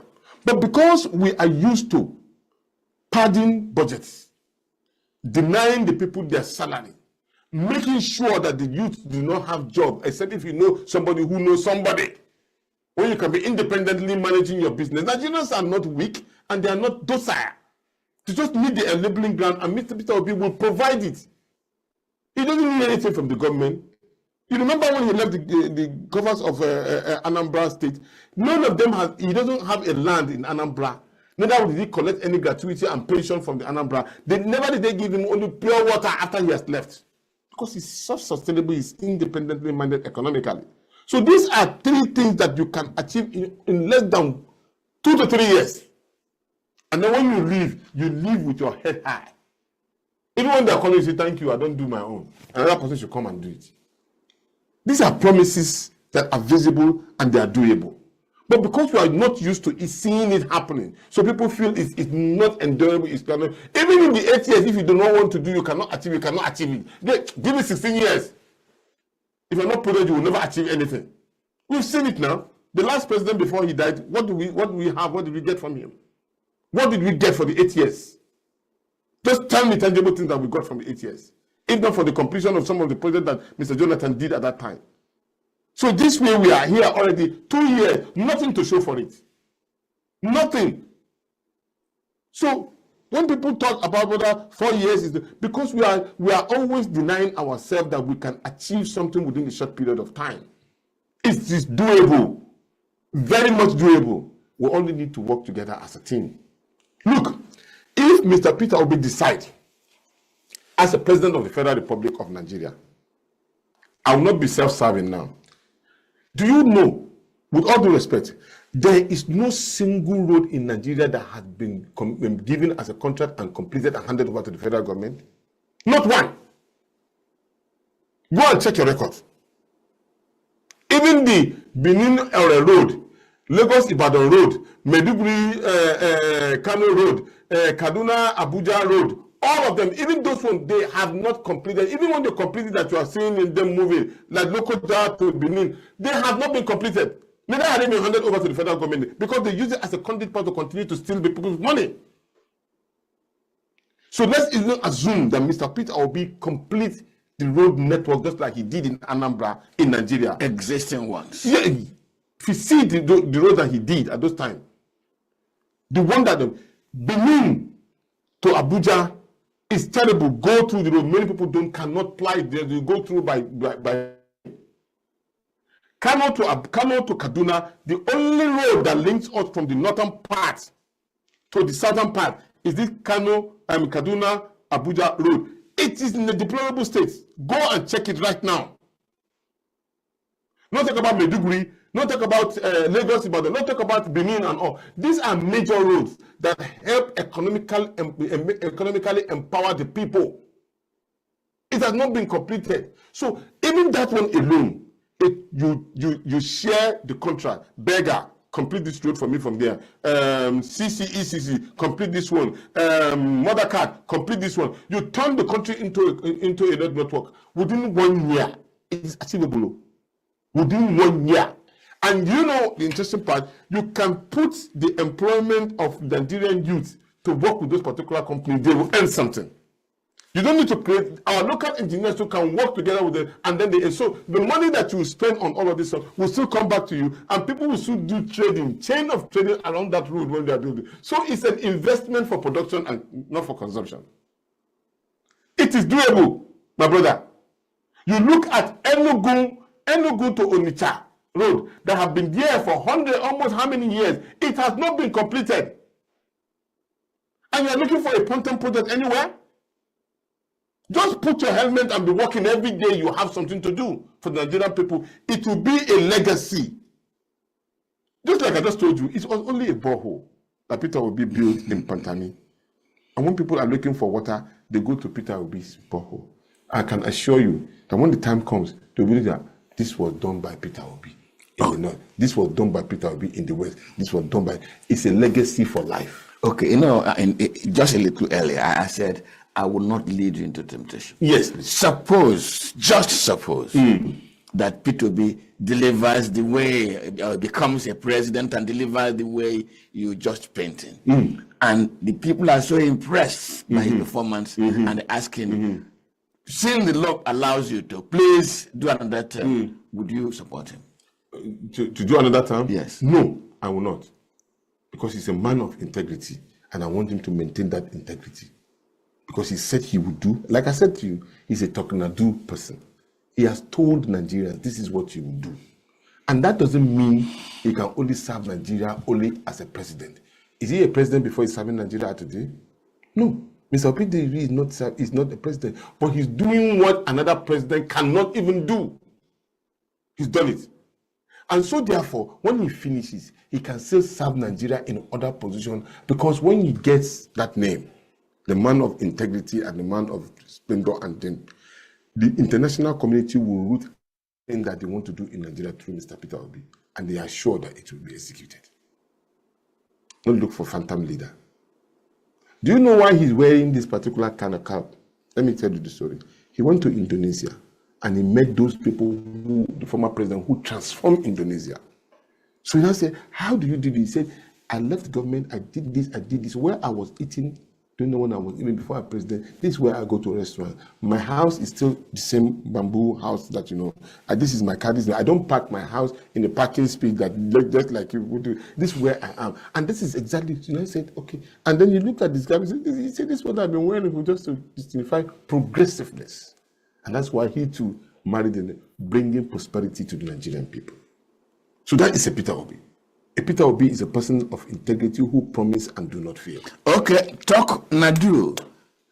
The obedient movement insists that Peter Obi does what he says he will do. And is giving an example of what and what he did before. But let me take from what and what he did before. Dr. Chris Mwabozengige was my guest on this program about 6 days ago. Yes. And he raised something that seems to query the information in the public domain coming from your principal. He seemed to take all the credit as if Anambra was a no place before he came. He improved education. He cleared indebtedness. He improved the hospitals. He made sure that the civil servants were looked after. And he took nothing away. You virtually repeated these lines here this morning. Yeah, proudly so. But Dr. Chris Ngige says, please, I will caution my younger brother. You are taking credit for what even you did not do. You only entered a well-serviced vehicle that was already in motion, and you just walked and sat down, autopilot, and we are moving ahead. And because you arrived at a destination, you are taking all the credit. As if nothing was done before him. In other words, Obi and his obedient supporters do not want to give credit to another person. Now let us start from Anambra State. Okay. Do you also know that if Peter Obi had decided, he would have made this particular, what he called a moving vehicle, that he now made a well-serviced. Well-serviced. He can decide to ground it. Chris Ngige also acknowledged that indeed Obi was prudent with Anambra State money. But he said that the prudence as a value did not start with him. But he also... No, the truth about it is that in a general market, me and you are doing the same business. We're selling this cup. If you decide not to market your own cup, you think people will buy into it? I am marketing my own cup. And people are seeing value to market your own product, what you have done. Sell it to the people. I'm marketing my own. And you can't deny me that I didn't do it. They had a debate even. His Excellency was telling us about the debate that day. He said, this is the kilometer road, and he did. And then the Excellency said, I took it from there and I took it higher. Your own stop just a few kilometers. My own take 10 kilometers more than your own. This is what I had done. Tell them what you have done. If your own is more superior to what I've done, people will say, you did better than me. But in this situation, it was clear that Peter Obi did better. So sell your product. But let the goodness continue. Yes, just sell your product. Sell your market. At this point in time, Peter Obi is giving you chronological things that he has done with sequence and facts. Even to a point that the money that he left, he called, for verification purposes, he called all the bankers to confirm it openly. He didn't call it from behind. No. They were there. Alex Oti, you are so person. This is what I left in your bank. True or false? He said, yes. This is what you left in my bank. This is what I left in your bank. True? He said, yes. The man was marketing what he did. And at the end of it all, it was either the governor of Taraba State or one of the governors who was asking the predecessor of Peter Obi and asking that, gentlemen, we know all the money that government is giving all of us. Where did you get money to build airport in Anambra? He said it was the money that Peter Obi left behind. Clear. Because he didn't have the money. But you know that there's money left behind. Nobody is contradicting that. Nobody can contradict that. Because if you ask him, where did you get the money? It is there. The banks are there. The payment and the contractors are there. They should tell you. So if he had not left that kind of money, would they have gotten that money? Would they have gotten an airport that many Nigerians are enjoying? Not only Anambarians, Nigerians have flown that particular airport, not once, not twice. So imagine if there was no airport in that place, nobody left money for it. I would have gone through the very treacherous road of going through Ewu Junction, going to where before I get to Anambra. But now I can fly. Because due to the prudency of Mr. Peter Obi. Okay, thank you very much. My producer is giving me a signal, Dr. Tanko. I will not fail to ask this question. It arises from what you said in the course of this conversation. Thank you. I can see your cap. Yeah. The Suharto cap. Yeah. Coming from Indonesia. Yeah. You've told me the story. Yeah. In other words, Obi went to Indonesia and he met a governance philosophy. Yes. Arising from a political party philosophy. What philosophy is P2B infusing into Labour Party? Oh, very philosophy. Yes. That he will now take with him. Yes. Wherever else he wants to go to contest in 2027. You know, the Labour Party has its root from the Nigerian Labour Congress. Many people don't know that the wheel in the Labour, that particular wheel that you see around the wheel, is a wheel that transforms on a working position, the workers' movement. And then the Papa Mama Pikin represented the interest of the family, which is the breadwork of any community. And those are some of the major principles of the Labour Party. Is people's driven political party, ideologically turned into almost like a socialist interest of the people. And that is the reason why that particular obedient movement from consumption to production resonated with the Nigerian youth. Philosophically, saying that all we demand in Nigeria from the obedient movement is just good governance. So the principle behind it is that it's a people's driven ideological. Is this negotiable? Not negotiable. So when you go into the coalition, Yes. suppose a new vehicle emerges, Depends how on- will you adapt? It depends on the leader. The leader drives the principles and the philosophy. Aminu Kano did. Alan Balarama Musa did. Otto Nwankwo and all of them did, including the former president of the Federal Republic of Nigeria. Peter Obi said there are only two persons in Nigeria who left money in the coffers of their government. Him who left 75 billion naira and Yaradua who left 5 billion naira. So you can even see the vast difference, 75 to 5 billion. Yet they are principled enough to say, look, this must not be spent. Peter Obi doesn't spend security votes. He doesn't spend security votes, and he uses it for the benefit of the people. So he has particularized it. He has denied himself from greed and annihilated selfishness. That's the kind of person. That's the kind of person and that's the kind of philosophy he wants to infuse into Nigerian politics. 1 hour almost gone. I've been speaking with Dr. Tanko Yunusa, the national coordinator of the obedient movement. I accused him of from the beginning of this program that he's been as slippery as eel, but somehow we've got to net him this morning so that he can be our guest. What can I do, Dr. Tanko? Thank you very much. That shows you more. I'm more stronger than even an elephant. Not silky. You're very welcome. And this conversation never ends. It continues day after day. Thank you very much for investing your time with us. My name is Mwabo Zenjoku. Good morning. Thank you very much for having me. Thank you.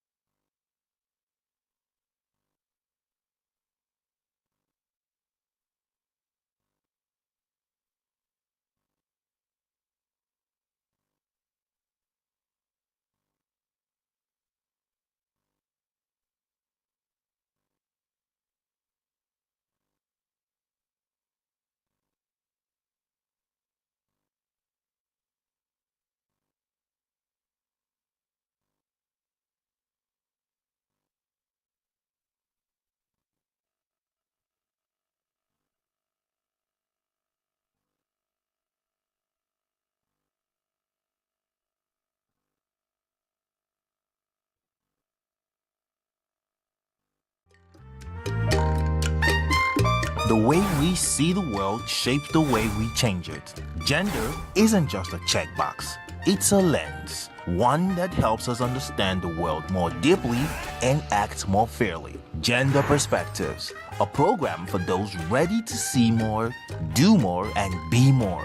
Designed to challenge assumptions, ignite conversations, and build inclusive solutions across every sector of society. We are not, fighting the men.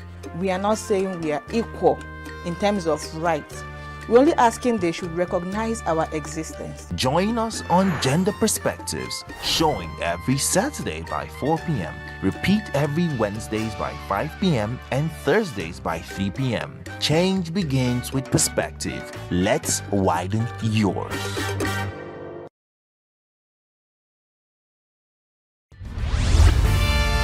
We are local.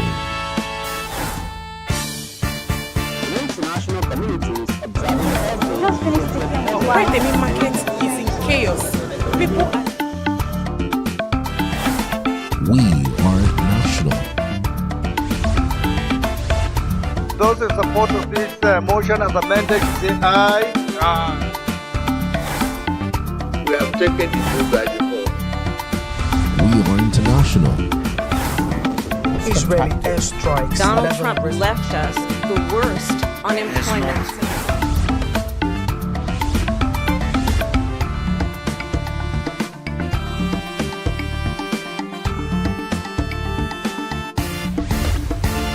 Signature TV, news in your pocket.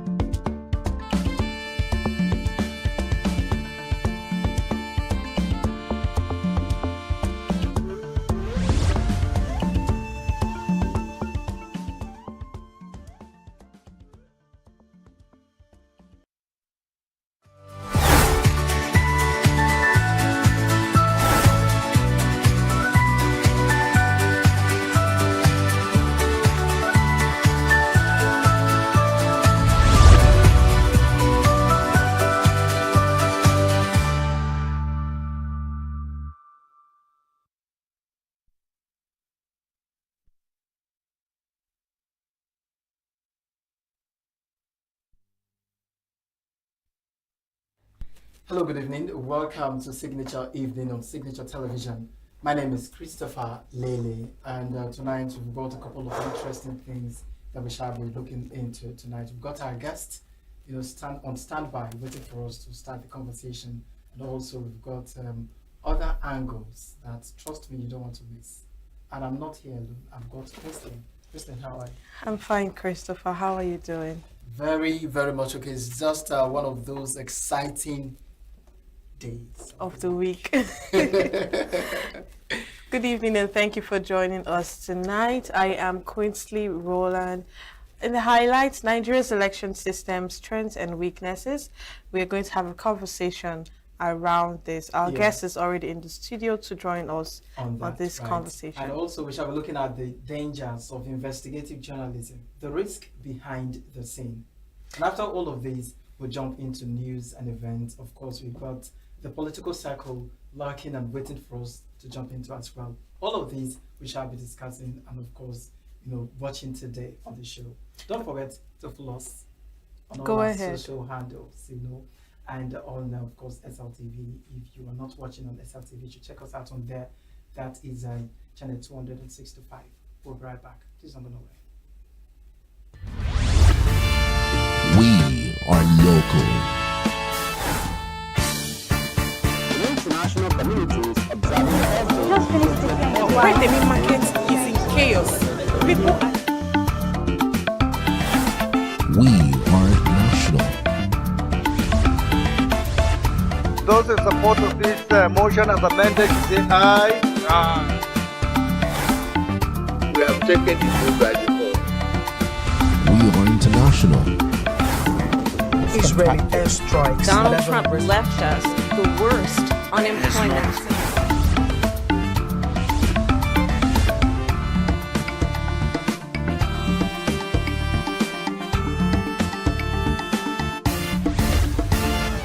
Signature TV, news in your pocket.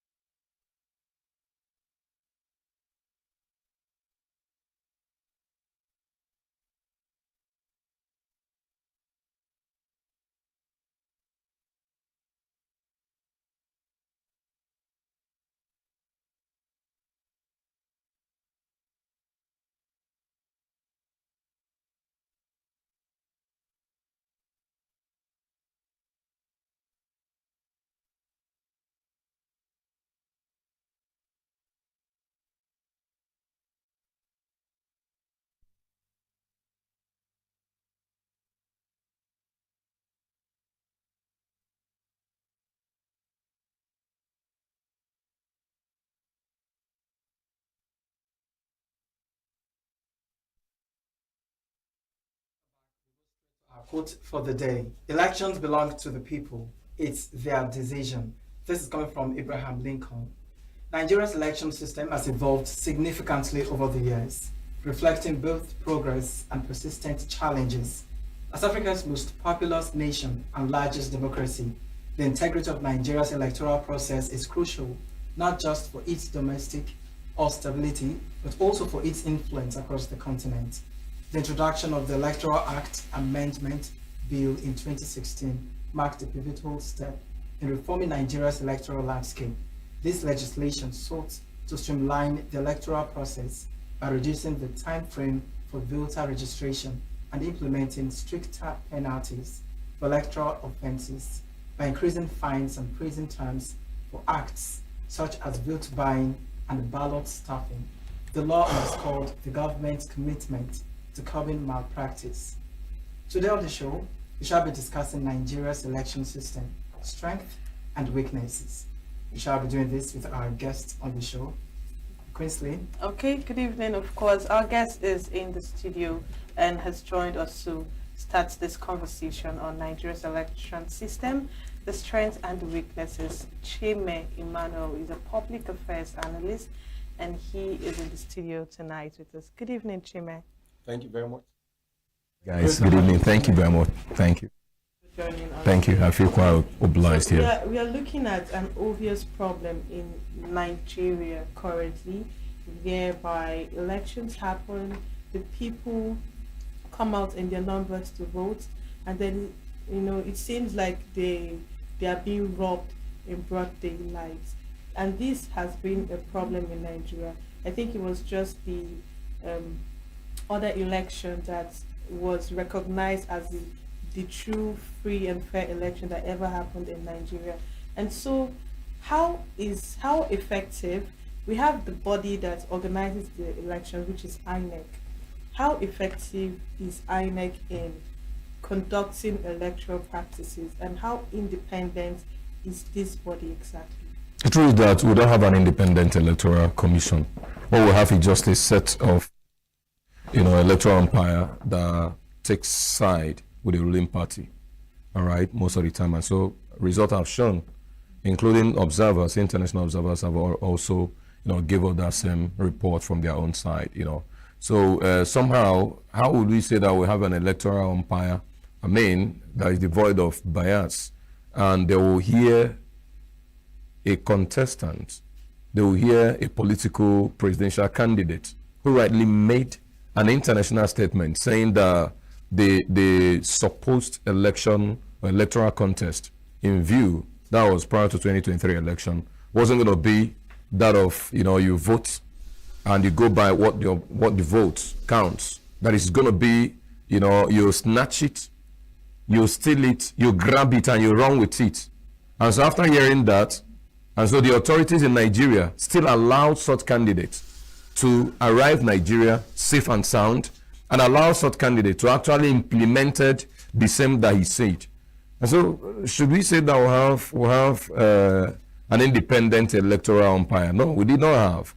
And so the other way around, when we are talking about INEC, remember INEC is not doing the job all alone.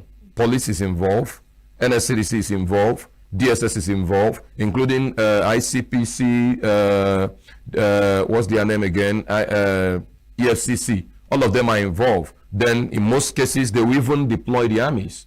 And so, but the problem is that after deploying all these factors to come in, to hit free electoral process, only but for us to see that these persons or this personnel now come to play a part, supporting the ruling party. And so we begin to ask, are we really independent? Is the Independent Electoral Commission really independent? And the answer is in the negative. They are not independent. They are not. And so a lot of factors have actually marred our political process. A lot of factors have actually marred our political process here. When you guys were talking about the strength, then yes, we believe we have strength. But you know what? We only have strength in the area of infrastructure. We have the vivas, we have the basic equipments that other nations of the world where which democracy is working fine. What they are using, we have it here, we acquired them. And so we have the personnel, we are not lacking. At least we have the basic personnel. Then we'll begin to talk about, what is it again? The ad hoc personnel, we have them. We have the security agents, we have them. And so the only thing we did not have is an umpire that is ready to deliver a hit-free, fair and square election. Say in 2023, we had all this. We mapped out getting to almost 400 billion naira just to conduct an election, to create beavers, to bring forward beavers and create IREF. And after all this, only but for us to see that all these equipment worked perfectly well. But the person that refused to work, intentionally refused to work? It was INEC. They intentionally refused to work because we saw where we did election, we casted vote for 3 different positions. That was the presidency, the one of National Assembly, that is the rep, and the Senate. It was casted at the same time, in the same polling unit, by the same process. And after everything, uploading of the results now started happening. Only but for us to hear that that of Senate was uploaded, that of reps were uploaded, but the one of presidency could not work. And who are we telling that kind of jobs? The most important, actually. And so the most important that everybody was interested in. And so just to tell you that what refused to work wasn't the equipment, it wasn't the internet, it was actually the personnel, the INEC, that refused to work. And so we begin to ask, or does it mean that somebody manipulated them, or does it mean that what happened? So they are not independent. They are not. And they are not standing in the middle. They are supposed to be like referee, where 2 teams are playing their football in the field. And so the referee is not supposed to be supporting, the referee is not supposed to be a fan of a particular club. All right? It's supposed to be so neutral, blowing the whistle according to the events that are taking place in the field. But what we now see is an INEC that is siding. INEC is just standing today. The INEC we have today. It's just standing more like a parastater of the ruling party. All right. Thank you so much, Chime. The ENUGU South Urban Constituency by-election that was supposed to hold at Wani Secondary School on Saturday did not hold. The reason is, I don't know, but based on the reports, is that the sensitive materials that were supposed to be around did not come up on time. And then as at 3:20 p.m., voters were yet to cast their vote. And then somehow INEC staff started to pack up because the day was already done. And that led to protest in that area. At this stage, in the life of INEC, at this age, in this point in time, are we still supposed to experience something like this? And this is not like a general election, no. This is just for this section of the states in the country. What's your take on that? Okay, just to tell you, these are just gimmicks. These are just strategies. Just like when I told you that INEC is not independent. What they are doing is that they are playing by the rule of whatever the ruling party says they should do. Now, the ruling party in this context is that of Enugu State ruling party. All right. Now, remember, someone has contested for that particular position and has won the election in the past. During the general election in 2023, someone won the election. But this person that won the election, he came from an opposition party. And this person, after winning the election, some narratives had it that the ruling party now approached him and said, defect and join our team. But he blatantly said, I'm not going to do that. And so the ruling party now felt like, no, we're not going to let this slide. And so they went to court. And now alleged that there was overvoting in about 2 different polling units. And so there was a reschedule for a rerun. For them to now approach the pool to go for a run, the next thing was that this ruling party now went and revived a case of 2017 lying fallow somewhere, and use it against these candidates whom have won the election prior to time. And so the next thing was they brought him before a magistrate, whom the magistrate just maneuvered the entire court process and quickly sentenced him to 7 years imprisonment.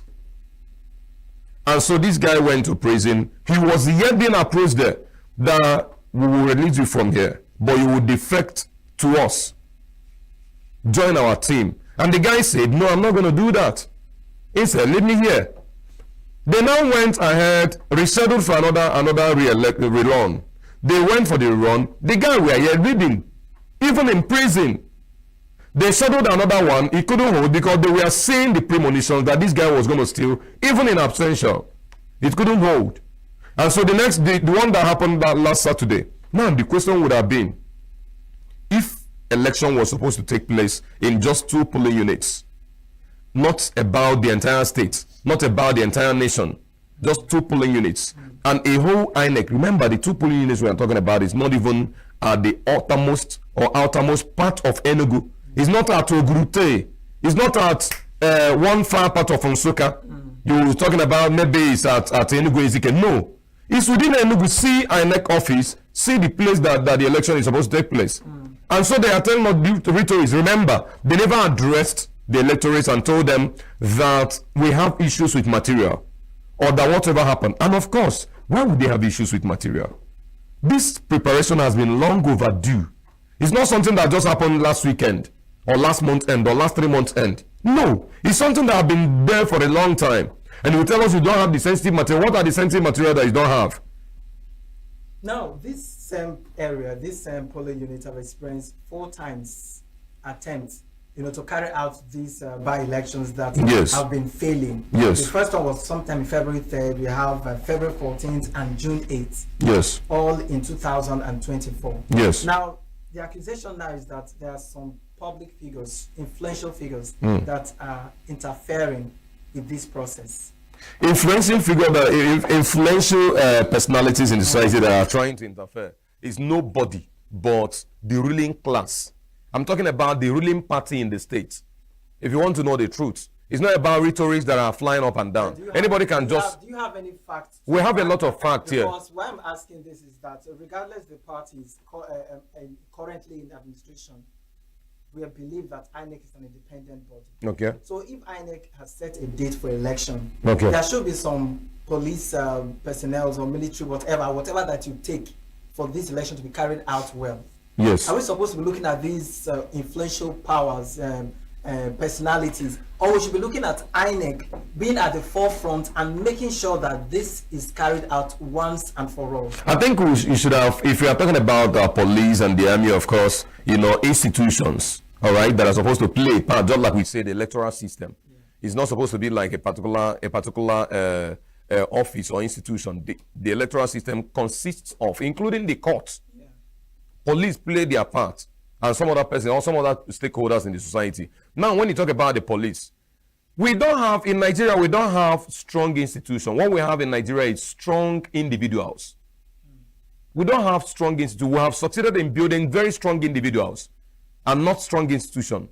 I'm sorry, you can kill somebody today in Nigeria and go scot-free just because you have one phone call that you put up across to a particular man or a woman, very powerful individual, in one office or the other, and you see yourself going scot-free.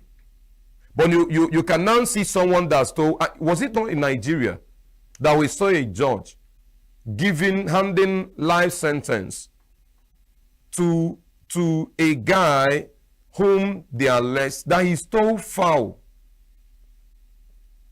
That was in Ekiti State, that he stole fowl.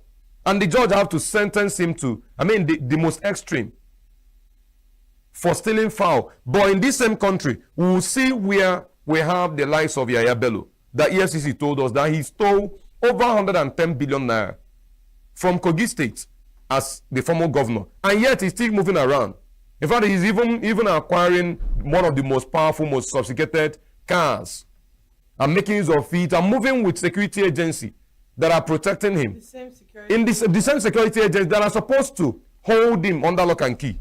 They're supposed to take him out of where the public are, so that he don't infect other people with such ideology that helped him to steal such amount of money. And so in this same country, so the country, for goodness sake, we don't have powerful institutions. The police will tell you, do you want me to lose my job? And so they are doing exactly what the organs say they should do. Is it not in this same country that will have a retired IGP that is supposed to leave office by the act establishing police? But the retired IGP is still there because he have a powerful individual sitting as president who refused to let him go.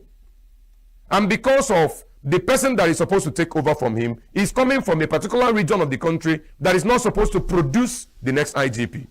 Is it not in this same country that will have a retired DG of custom that is supposed to leave office? We are talking about institutional issues. The quagmires we have in various institutions. Where we have a particular DG from custom that is supposed to leave office after retirement. But do you know that this same DG is being given an extension of 1 year simply because the person that is supposed to succeed him is from a particular region that is not supposed to, that is forbidden from coming up to the top. And that 1 year, by the time the 1 year will be expiring, then this particular fellow that is supposed to take over from him must have retired. And another person that will now take over will now be from the same region where this person that have retired, who is supposed to leave office, have been retained back. And so we don't have institution that is, what we have here in the country is actually individuals, very powerful individuals that once they put up call, everywhere we just, whatever you're talking about the law, will just be swept under the carpet. All right then. So let's look at another issue that happens during election, where we have electoral violence. Most times, people that don't go out to vote is not because they are not interested in the affairs of the country, but it seems like you're putting your life at risk by stepping out to perform your civic duty. And also, looking at the situations where you have cases like this, it could result to death. We saw that happen in 2023 election. What's your take on that? What happened is that the worst electoral violence that we witnessed in this country was INEC declaring results in the midnight in the last election. And it was again INEC declaring results that never happened in any polling unit in the history of this country. All right? That was the very worst. Because remember, immediately after that declaration of the results, that was on the very 1st of March, then coming to that of governorship, we discovered that the voter participation dropped drastically because people got discouraged. The worst way of it.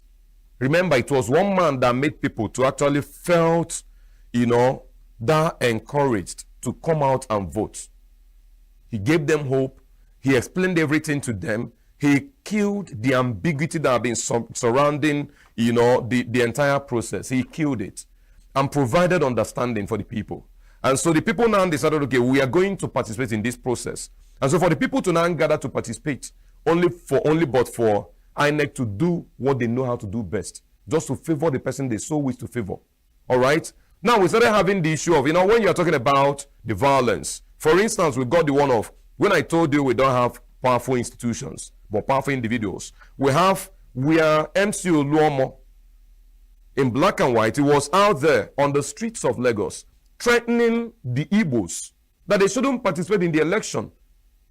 He was telling them, if you must participate, you must vote for APC. If not, they will kill you. And he was saying this openly. He was saying it openly. It was going viral then.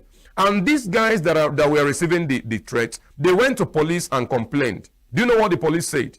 It was Nigeria police that told Nigerians, the Igbos, that came to report that they should not bother, that he was just playing, he was just joking. But Post-election, when after the result was declared and they saw what actually played out during the electoral process, and the next thing was that the guys that believed they were the owner, the customary owners of Lagos, they started destroying the properties, businesses, lives of the Igbos in Lagos. And so the SND Igbo of Lagos now said, if government cannot protect us, we are going to invite our own people to come and protect us here. The next day, he was being arrested. He was being arrested and charged with treason, charged with a whole lot of things. In this same country, the same people that said that MC Onuomo that said he was going to kill, they said that he was playing. The same people, when after the election, then they now saw that actually these people voted against their wish. And they started destroying their lives and the source of their livelihood. And for them to now shout, government, come and help us, they refused. The police refused to come and help. The army refused. The DSS gave a deaf ear. Until the man now, the leader of the Igbos out there, now said, if they refuse to protect us, then we're going to invite our people to come and protect us. They now said that he is a terrorist for saying that. And he got arrested. So would you say... And so in this country, remember, a lot of people were butchered in Lagos. A lot of people were butchered. Videos were making around where you will come to polling units, they will come there and give you order. If you did not vote for APC, with evidence of you will show it to us, then your life is at stake. It was making round. And so, but we have a police that is moving around, that we are there, we have police. The police were standing by the side, watching these threats happening. And so we saw even where they were carrying ballot boxes. And we saw police van, official police van, escorting the arbor guys, the thugs that were carrying the ballot boxes. So are we now saying that we have an institution that is standing in the middle? We don't have any institution that is standing. No institution here. What we have is powerful individuals. Emmanuel, let's look at the implications of all of these things you just mentioned. Because 2023, we had great numbers, in their numbers of youths that came out, to vote. And the different malpractices, talking about electoral malpractices that happened in different polling units, by now with discouragement of these youths that came out to vote. And then let's also bring it down to ENUGU State. 4 times at a particular polling unit, they've been attempting no success 4 times. What effect will this have in the electoral process? Okay, remember. Also looking at the voter apathy. Thank you. You talk about that voter apathy, you talk about that voter suppression, you talk about the inefficiency of the entire operation. You talk about the beavers, the technological issues as well surrounding the entire process. Then before you now begin to talk about taking the case, maybe aftermath, going to court, what are you going to meet in court? Is it justice or judgment? All right. In Nigeria today, what we go to court to get is simply judgment, not justice. You go there, you bargain. If you are the highest bidder, you take judgment and you go. And that was why we have a president who rightly, after all the shenanigans, he went to court. In fact, INEC, after declaring the result, what he ended up, the full stop was, the INEC chairman, the full stop he made was go to court. And so because they know that the system has been taken. And so when they went to court, the court now told us that the case between our sitting president today, the then candidate, of APC, that the case he had with, the US over issues of narcotic proceed in US, that case, that is not been proven, that there are no evidences. And Nigerians went there, demanded for evidences, brought it down. The chief judge decided to pick it and throw it under the bus. And the issue of his certificate. We're having a president that is sitting today, a president that graduated from a particular school that started existing 4 years after he graduated from the school, from the secondary school. That's the president that is leading us today. So in all of this, and so if you bring it down to what we are talking about now, whether in ENUGU or any part of the country, the implications is this, that the people are further becoming discouraged. Simple. The people are further becoming much more discouraged. But I'm telling our people, you do not get discouraged because the oppressor is yet, mounting more pressure. What you do is that you fight back. And the only way we can fight back is to stand resilient, to resist whatever they are bringing to us. After all, we have been dying without doing anything. So if we can do more, If we can do something to defend ourselves and die, no problem. Until we get there, we get results. With the effect of the 2023 general election, the outcome, do you see the youths and other Nigerian citizens coming out in their number come 2027 to vote? What will guarantee such happening in 2027 is that we're demanding for electoral reform, but we're not getting exactly what we want in electoral reform. We're demanding that INEC should be mandated by the next electoral reform to transmit from the polling unit directly to the IREV. But it's not happening. We have a legislative session now that is not interested in giving us that credible, hate-free election. That's what we have now in the 10th Assembly, and it's unfortunate. We have been demanding for it, making a whole lot of voice, known, heard about it, but it's not working. And so, for goodness sake, when we determine that our people should troop out to go and participate in the forthcoming election 2027, it's going to be how we are being able to tell them, okay, if you vote, your vote will count. A lot of guys will have to take a trip from wherever state where they are and go to wherever it's going to be for them to be able to cast their votes. Remember, people sponsored themselves, took a trip from Lagos, from Kano, from different places, got down to Southeast to their various localities to go and vote. And so those people are not going to do same again, knowing too well that after spending all this, they only go there to go and involve themselves in efforts of futility. No, they won't want to get that done. Let's look at ethnicity as another major problem, just like the example that you had made, where someone made a statement against the Igbos, and then an Igbo person, the Ezendibo, is that who you Ohanes? Yes, just Ezendibo. It's not even the Ohanes. That you had mentioned, made another statement and was arrested. Could you say ethnicity is a big problem in Nigeria now? People are not focused on policies and whatsoever that has to do with the country in terms of election. They're always looking out for who is from my place. Do you agree with that? Yes, originally we have the then presidential candidate of the PDP, that was in 2023, that was Atiku Abubakar, right? We have him. He rightly told his people in the north, he told them that the only candidate, the only president that will govern the northern people well is only a president of northern extraction. That a northerner does not need to vote for a southwesterner or that of southeasterner. He said it in clear terms. The videos are making rounds. I still have the video even in my phone as I'm speaking. All right, and so he said that it's only a northerner that will give them what they want. In other words, and we began to ask questions then, why not then the north go to north and begin to do your thing? The south, go to south, southeast, go and do your thing. These other guys, go and do your thing. Now remember, it's not about only ethnicity. Remember religion. Remember tribe. Thank you. They have a whole lot to play here. All right. So all those sentiments, when they come in, you discover that a lot of things goes bad. But what is now bringing us together is poverty and hunger. All right. We're bringing everybody together now. All right. Thank you so much. We'll be jumping up for a short break. Please do stay with us. We are local. International communities observing every Just finished the Why the main market is in chaos. People are... We are national. Those in support of this motion as amended, say aye. Aye. We have taken the bill by default. We are international. Israeli airstrikes. Donald Trump left us the worst unemployment.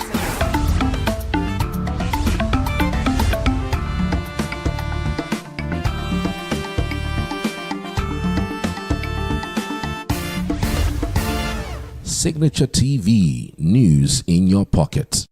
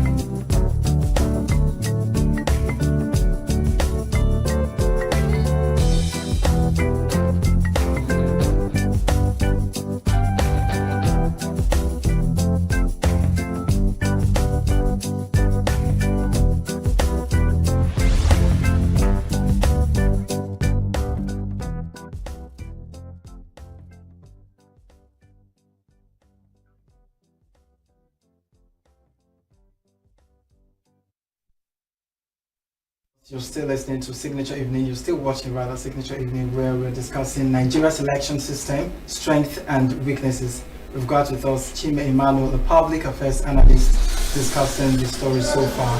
And this is how far we go on this segment of the interview. We still have another conversation that will be coming up shortly. Please do stay with us. Thank you so much, Chime, for joining us this Thank you, guys. Thank you. Thank My you pleasure. so much. Thank you. All right, then, please stay with us as we come back for the next segment of the interview. We are local. The international community is observing every Just finished taking why the main market is in chaos. People We are national. Those in support of this motion as amended, say aye. Aye. We have taken the vote by default. We are international. Israeli airstrikes. Donald Trump left us the worst unemployment.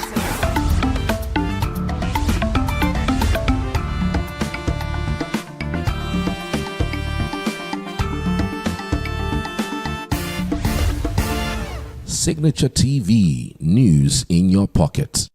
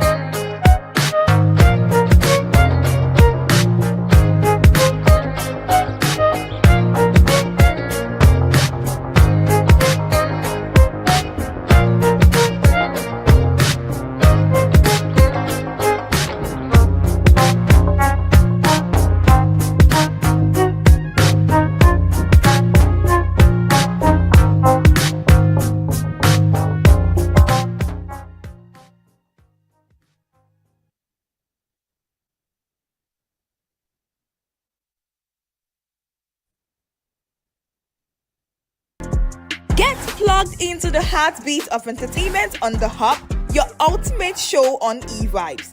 From trending stories and social media drama to top charting music, must-watch movies and exciting moments from the world of arts, we've got it all. Join us for unmissable conversations with your favorite entertainment personalities, plus fun segments every week. So I should try harder. So Okay, I don't know that one. outfit of the day. Oh, I don't do that. Oh. That's some Gen Z stuff. Oh, now you say it's a Gen Z stuff. It's everything you love about entertainment, served fresh every week at 1 p.m. with weekend repeats just in case you missed it. The Hubs on e-vibes, where the vibes never stop. Only on Signature TV.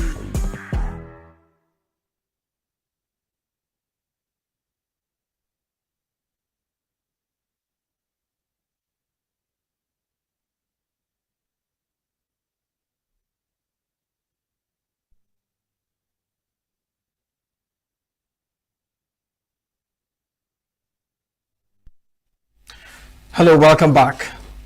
The quote for this very segment: going to where the silence is, that is the responsibility of a journalist, giving a voice to those who have been forgotten, forsaken, and beaten down by the powerful. And that quote is coming from Amy Goodman. Behind the scenes of investigative journalism lies a complex, methodical process crucial for societal accountability. Journalists employ diverse research techniques, including public records, social media, crowdsourcing, and data mining to gather information. Source verification is critical as credibility and authenticity guaranteed the reliability of reports. Ethical dilemmas frequently arise requiring a balance. Requiring a balance between transparency and protecting informants. Legal challenges likewise pose risks, necessitating ongoing consultations to navigate privacy laws and defamation risks. Today, we shall be discussing dangers of investigative journalism, the risk behind the scene. And Quinsley, I don't know, what have you, is there any serious or deadly risk you've experienced as a journalist in the business? When you mean serious